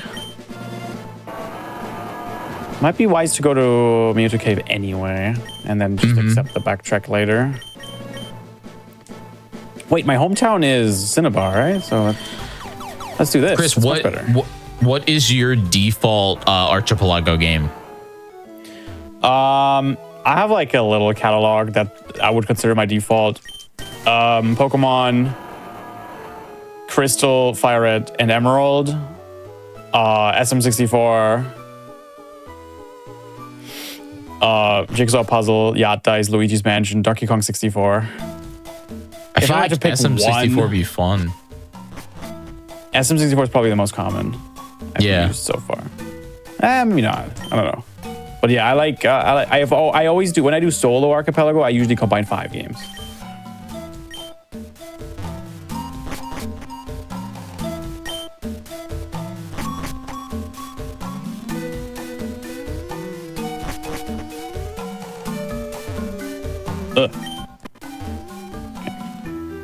All right, after this cave, do you want to take a short break? Yes, we can do that. Sounds great. Okay. And now. All right, we're going to take just a quick break, everybody. But when we return, we're going to jump right back into this archipelago with 360 Chrism. So don't go anywhere. We'll be right back. Welcome back, everybody, to the GDQ Hotfix Oops All Pokemon 2. We are about to just jump right back in to this Pokemon FireRed full item randomizer with 360 Chrism. Chris, are you ready to rock and roll? Yeah, let's do it. I'm gonna continue my run in 3, 2, 1, go.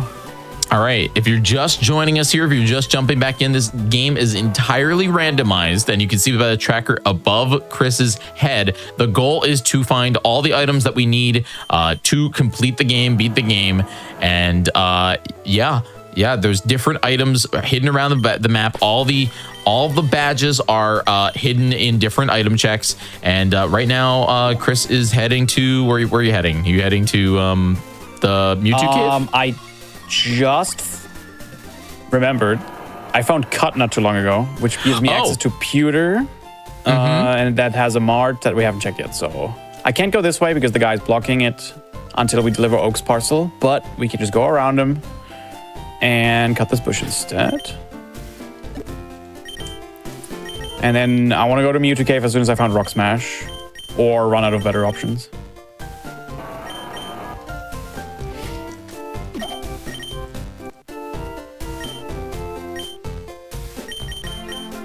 But yes, so far, I'll have a quick check. We've done 38% of all checks, over 230 items already been checked.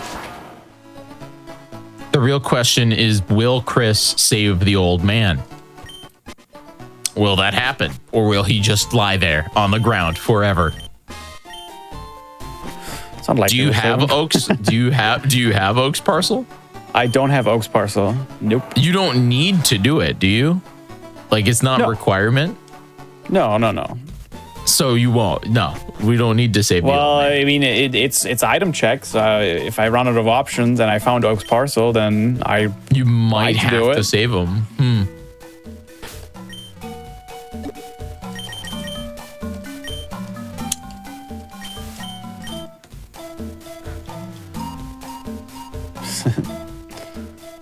This is Viridian Forest before the forest fire. Before somebody's Charizard just burnt it all down. Damn, I don't know that lore. No, that's real lore. That's why in Gen 2 in Pokemon Gold, Silver, Crystal, Viridian Forest is way smaller because it was burnt down, and that's also why it has a better song. It's not scary anymore. Yeah, no more bugs. They burnt them. They destroyed them.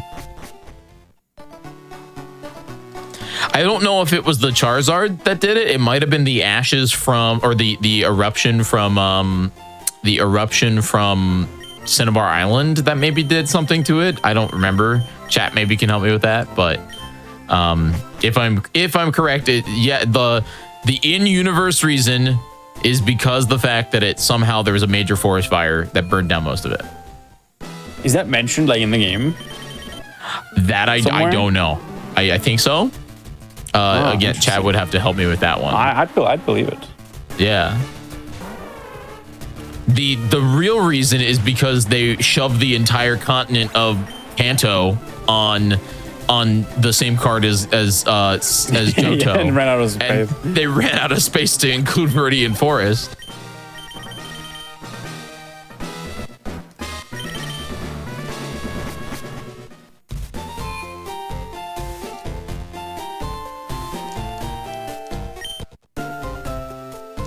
All right, so in order to leave Pewter City and go to Mount Moon, I would need the Boulder Badge, which I don't have right now.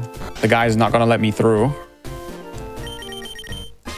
But what we can do is approach from the other side and do a good old backwards moon.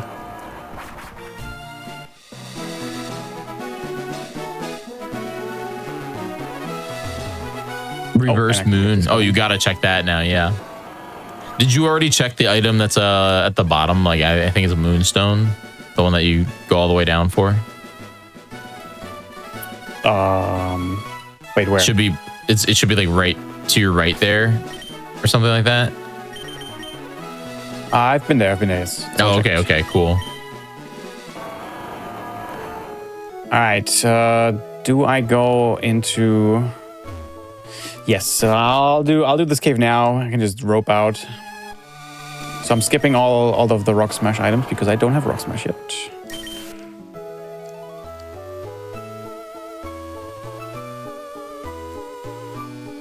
Who knows? Rock Smash could be in here. That's true. It could be.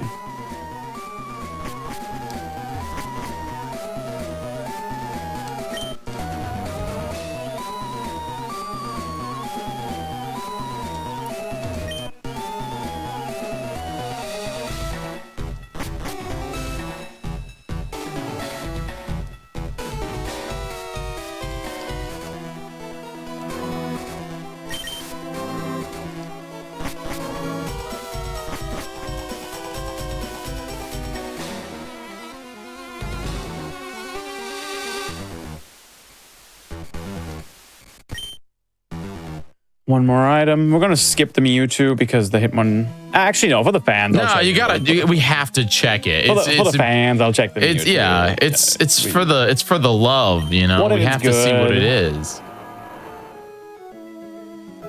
Here we go. Please be an Oddish. Please be an Oddish. Please be an Oddish. Yo, Poliwhirl! Poliwhirl. 90 special attack as a Politoad. It's worth having just for the sake of the Elite Four, or for the champion, just in case you need to swap. I don't think we'll need it. I think the Hitmon chance is better. I already got a full moveset on it too, with stab and everything, and good coverage. But I caught it. Moving on. Caught it anyway. Oh, the coin purse. Nice. Yeah, or you can go gamble now. It's true. Can pick up all the items in the game corner that are dropped on the floor. Put it on my coin case.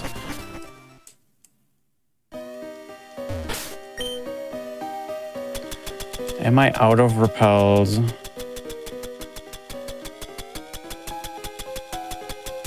Oh, 1 max repel. All right. That is not enough to get through. I don't think. No, you just gotta count your steps.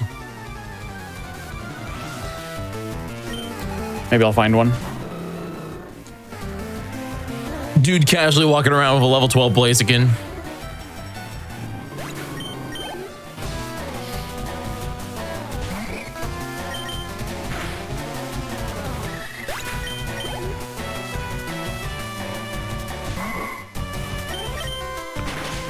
Yeah, the move combination we have is actually perfect. Fighting and Ghost hits every single Pokemon for neutral. Until like Gen 8 or so. I think they released something then that you can't hit with those.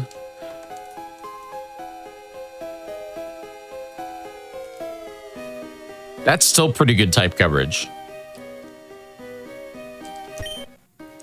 Yeah, they released one then that you can't hit. Oh, and the Hisuian Zorua, which is Ghost normal type, can't hit that at all. But I think until that Pokemon came out, Ghost fighting is just perfect coverage. No, all right, I ran out. Yeah, this is it. Encounter time.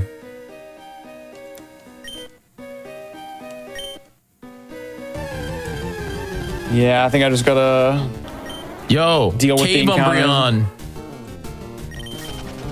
I like Cave Umbreon.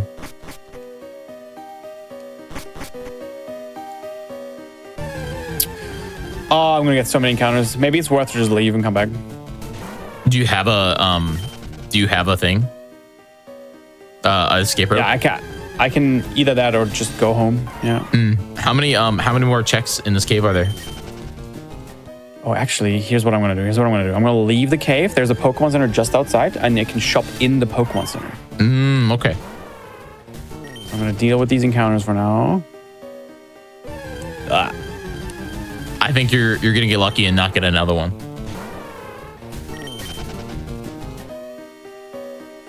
Oh, I was wrong. I don't know about that.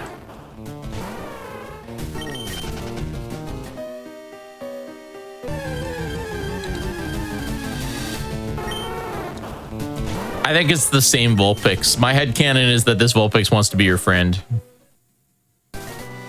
But maybe I don't.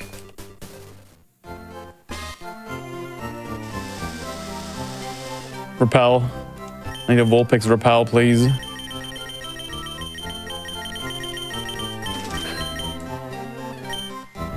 Did you just buy 50? Something like that. And thus, we never ran into a wild Pokemon ever again. Chris is just too stinky. Damn. Got that Pokemon stank.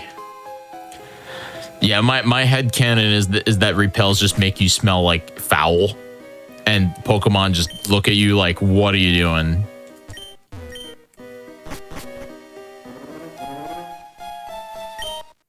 Type 1 in the chat if you're on board for my headcanon.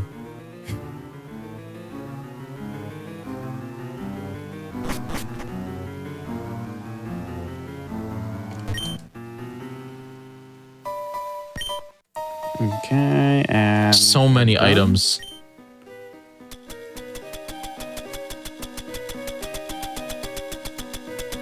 Where is it? We're 45% done now with item checks. With the entire game? Yeah, I've currently grabbed 276 items so far. Wow. Out of 616. Missing three badges. 3 badges, one HM, Rock Smash, and then a couple key items. But do you need the key items? No, just the badges at this point. Just the badges. I don't have Rock Smash. I can't get to Lavender. There's no way for me to get Lavender like at all. I don't have go from the bottom? Can you go from the bottom? No, I cannot. I'll show you why actually, because that's the there's items over there. Yeah. Oh, I got the one island pass. That's really good. But this is fine too. The reason is Snorlax is blocking the path, and the overworld is changed, so you can't surf around it anymore. That explains it. Okay. So the only way to get up there would be the Pokeflute. Here's another headcanon from chat that it's a can of Axe body spray that you just discovered. So just like a 16-year-old, you spray the entirety of the bottle all over yourself. That would do it. You just reek, dude. You know there are people that did that. There at high school, there were people that went ham on the Axe body spray.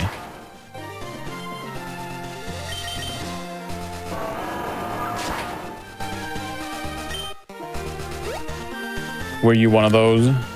Oh, absolutely not. No. I was an Old Spice kid. I still am an Old Spice man.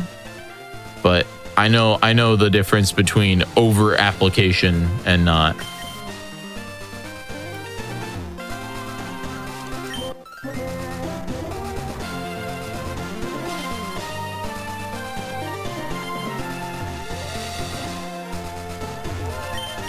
Okay. So you really can't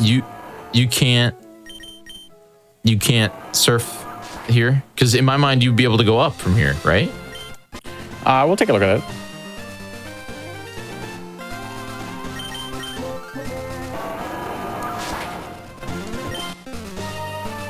I'll show you. So yeah, there's certain overworld changes that are made just to ensure that, you know, surf isn't too powerful and other things.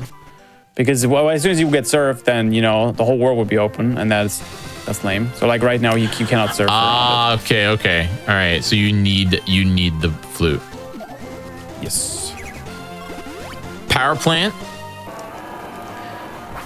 I can't get to power plant because the cut bush that leads to Rock Tunnel is now a Rock Smash boulder, and I don't have Rock Smash. Okay. But one they really did really say, like, I have to modify this to make it harder. It just makes it so the each HM has more value, and Surf has less value.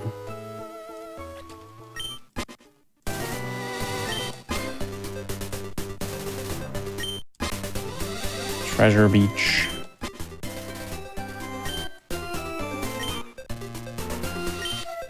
Boulder badge.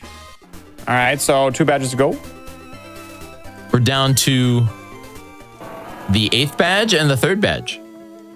Mm-hmm. Now you can go back to you can also go back to pewter, right? No, I already got that item from the other side now. So okay. I don't need to anymore. William, what will you give us, William? Rare candy and a big pearl. He gave us the town map. 1 extra page on the town map. True. I don't actually have the actual town map yet.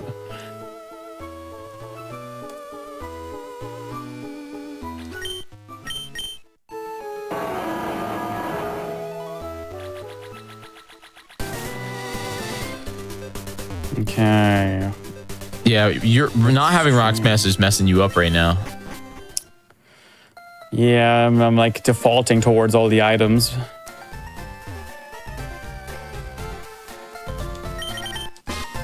Zinc.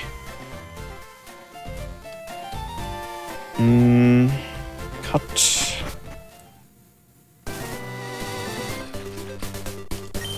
I have to find Rock Smash or the Poke Flute or the Sylph Scope very soon. Otherwise, I can't really make much progress.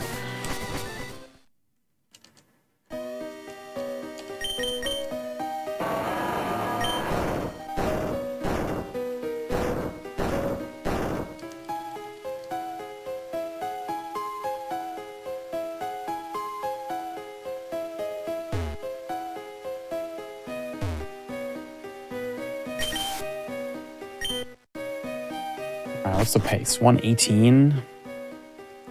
Yeah, I have no clue. This is going to come down to the worst check. And wherever the worst placed badges is what determines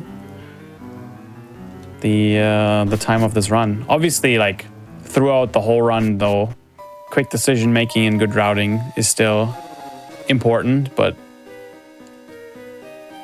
if you got the gameplay down, ultimately your final run comes down to where's the last badge, you know? How bad is it? It's true. You might not even need Rock Smash for the final 2 badges. That is true. I might not. You never know. Excellent. For those just joining us here, this is Oops All Pokemon 2. 360 Chrism is doing FireRed all full item randomizer. Goal, of course, to get all 8 badges and go beat up the final guy, the champion. This randomizer is made using Archipelago. RGP. 4 pass. Have we been on 4? We have not been on 4 Island. That's pretty big. No, you haven't been to 4. Yeah.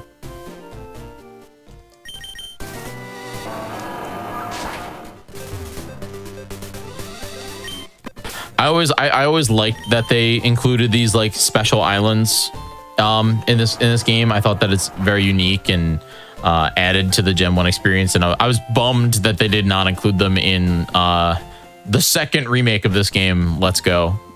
True. That would have been fun.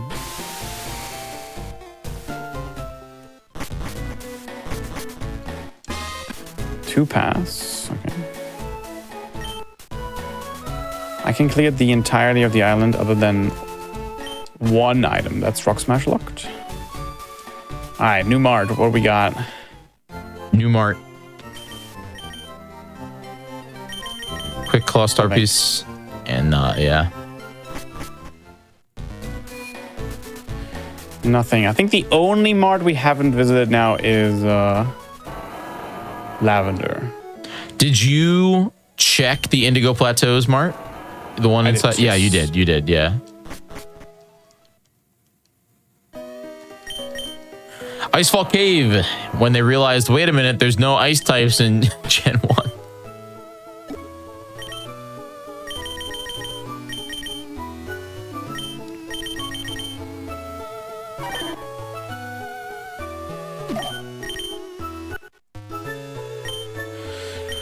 Yeah, I think the Sevi Islands is what introduced Johto Pokemon to FireRed. That's how they got them in there. If they added the Sevi Islands to Let's Go, they would have had to add more Pokemon. That would have been nice though. At least all the Pokemon that attach, like if you could get like a Crobat, for example. Crobat doesn't even exist in Let's Go. Speaking of Crobat, yeah, it's very sad that Crobat's not in that game. I love Let's Go though. I do too. It's my most played Switch Pokemon game. Shiny hunting is just genuinely fun in that game. Yeah. It's so weird that you're using Shadow Ball with Hitmonchan.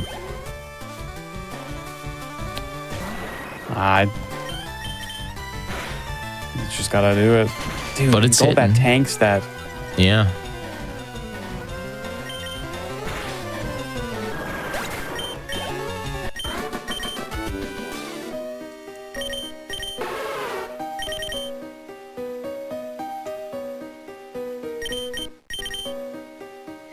She gave me an ether.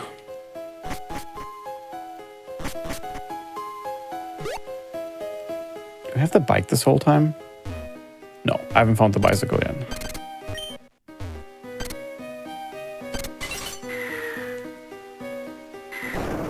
Bicycle actually does unwall a bunch of items on Cycling Road. Can't get there without.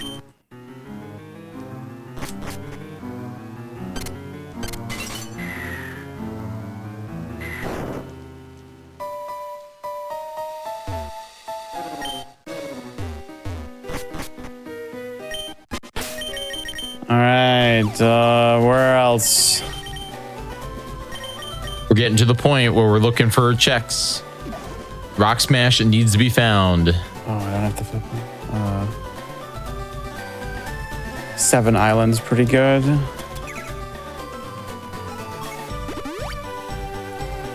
Seven Island has a bunch. I'm running out of items, but that's good because that means we're gonna find an unwall soon. And that unwall is most likely going to be Rock Smash or the Self Scope or the Poke Flute. Actually, the Poke Flute alone wouldn't even unwall that much, would it? No, it would. It would definitely would. Poke Flute alone would get me to Lavender. Plus Mart. There's a pretty slow check right here. There's a strength puzzle that takes a long time and it unlocks one single item. So I'm going to skip that and hope for the best. And hope it's not Rock Smash. Hope it's, yep. Just hope it's not there. What are the odds, am I right? Would never happen.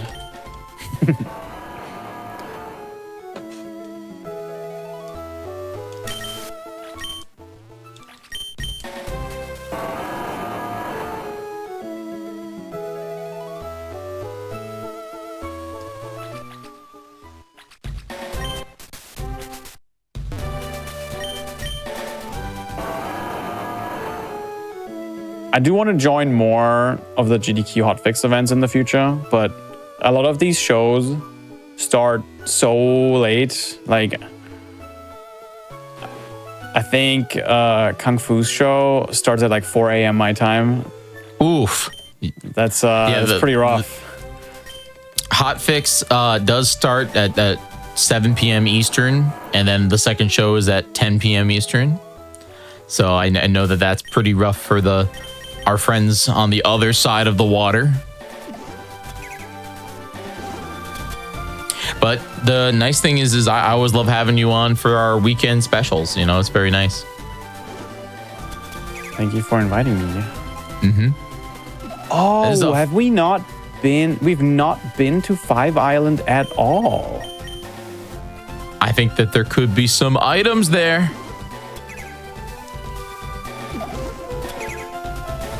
I have the 5 pass, so I can actually get there.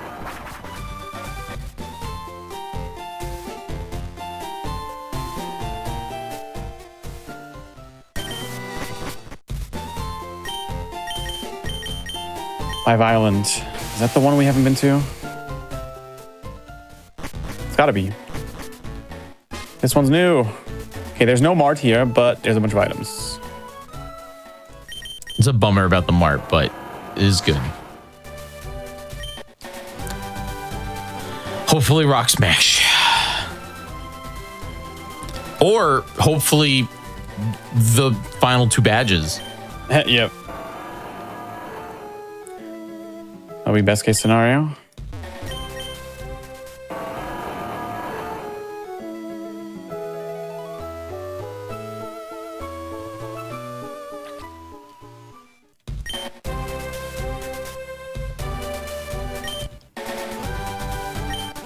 Poke flute. All right. Yo. So it was the poke flute. That means it's Snorlax time. Yep, Snorlax on the way to Lavender is... Oh, my lemonade. What is this rock structure supposed to be? It's a memorial for his dead Onyx. His Onyx, yeah. I thought I bought a lemonade, but I guess I didn't. I can't... He needs a lemonade? Yeah, if you give him... If you... Hold on. All the way at the top of the Mega Mart. Yeah, I know. If you give him a lemonade as a tribute, then he'll thank you and give you an item. But I'm pretty sure I bought one. Or usually I buy 2 lemonades, one for Thirsty Girl and one for the Onyx. But oh well. What are the odds, right? Dude's holding Rock Smash right now, dreaming of a lemonade. What are the odds? There's no way. So this is our first unnecessary backtrack because we've gotten all of these items already. Could have gotten them now, but alas, here we are for the second time. All right, who the heck are you? Woke up in a grumpy sleeping rage. moon. Yeah, grumpy moon.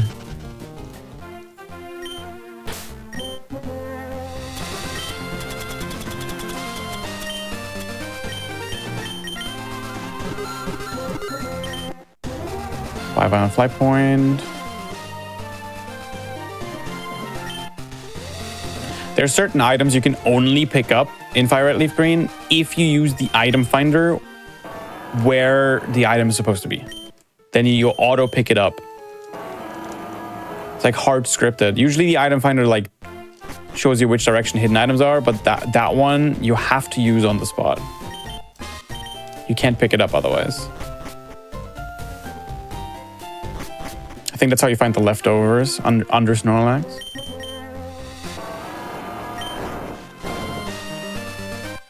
All right, first time visiting Lavender, Final City. And the mart. Anything good? Not really. No, nah. Bummer.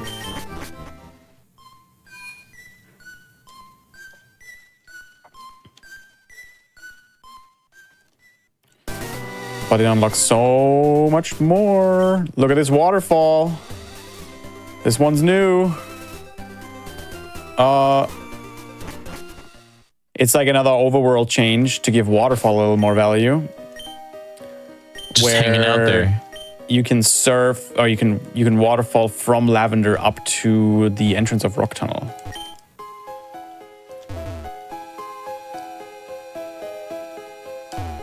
Well, to the power plant. The good thing is that you know all these checks, so no flash needed. I do have flash. I could teach it, but it's fine. It doesn't really give you that much higher. It's not like in Gen 1 where it just makes everything visible. That's true.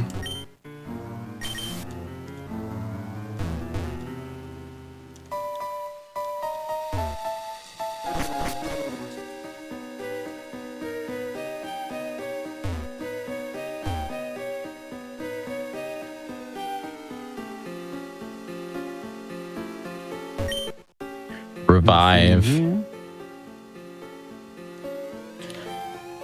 For anyone who is just popping in or wants a recap, we are on the hunt for 2 more badges in order to go beat the champion.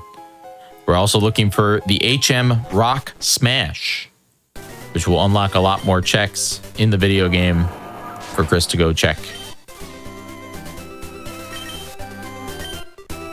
It's probably going to be the Silph Scope. Silph Scope or Rock Smash unlocks the most.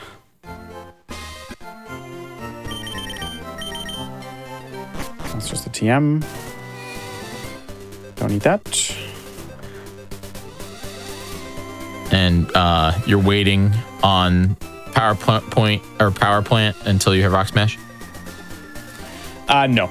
I'm gonna just do that right after this. Just gonna get the items right here. Power plant's really good. Secret key. That unlocks Blaine's gym. Mm-hmm. So you could beat him up. Could get 2 items from Blaine, or three items that he unlocks. Yeah, I was worried that the first unwall of this seed was the secret key, and then we're there with a level 5 Metagross, and the game wants us to beat Blaine. But luckily, that was not the case.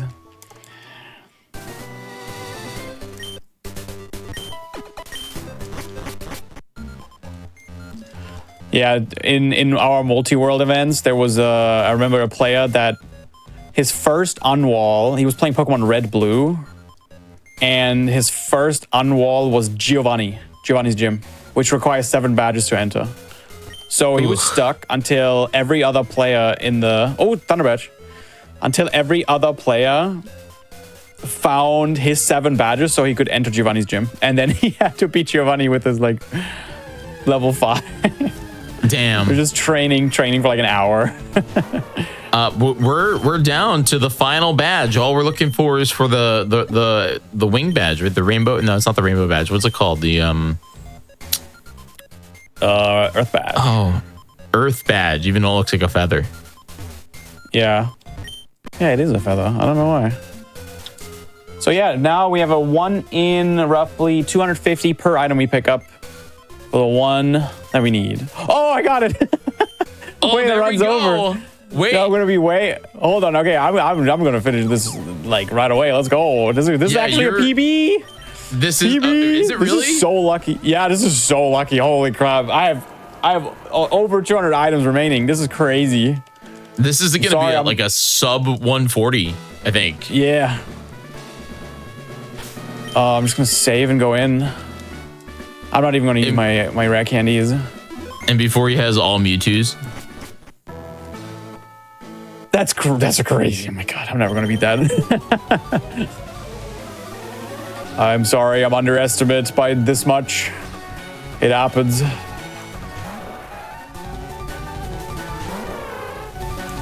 I have the X attacks up here. I could have taught bulk up, but I think it's faster to just use these X items. X attack. X attack. X attack, yeah. It's the delete 4, just champion.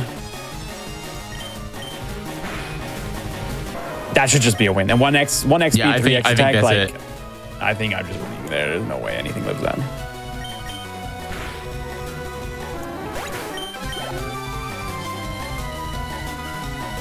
Really unexpected early finish. But that's how this works.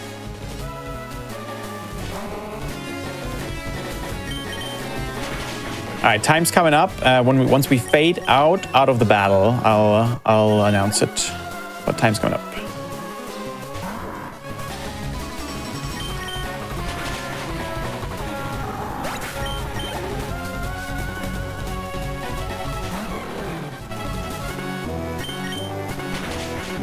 All right. And time. GG. GG. 136.15. That's incredible.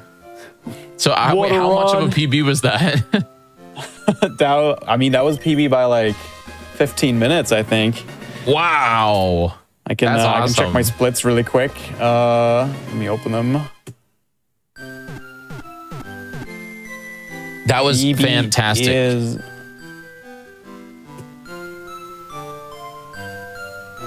Yes, my PB was 153.41 before. So wow, what?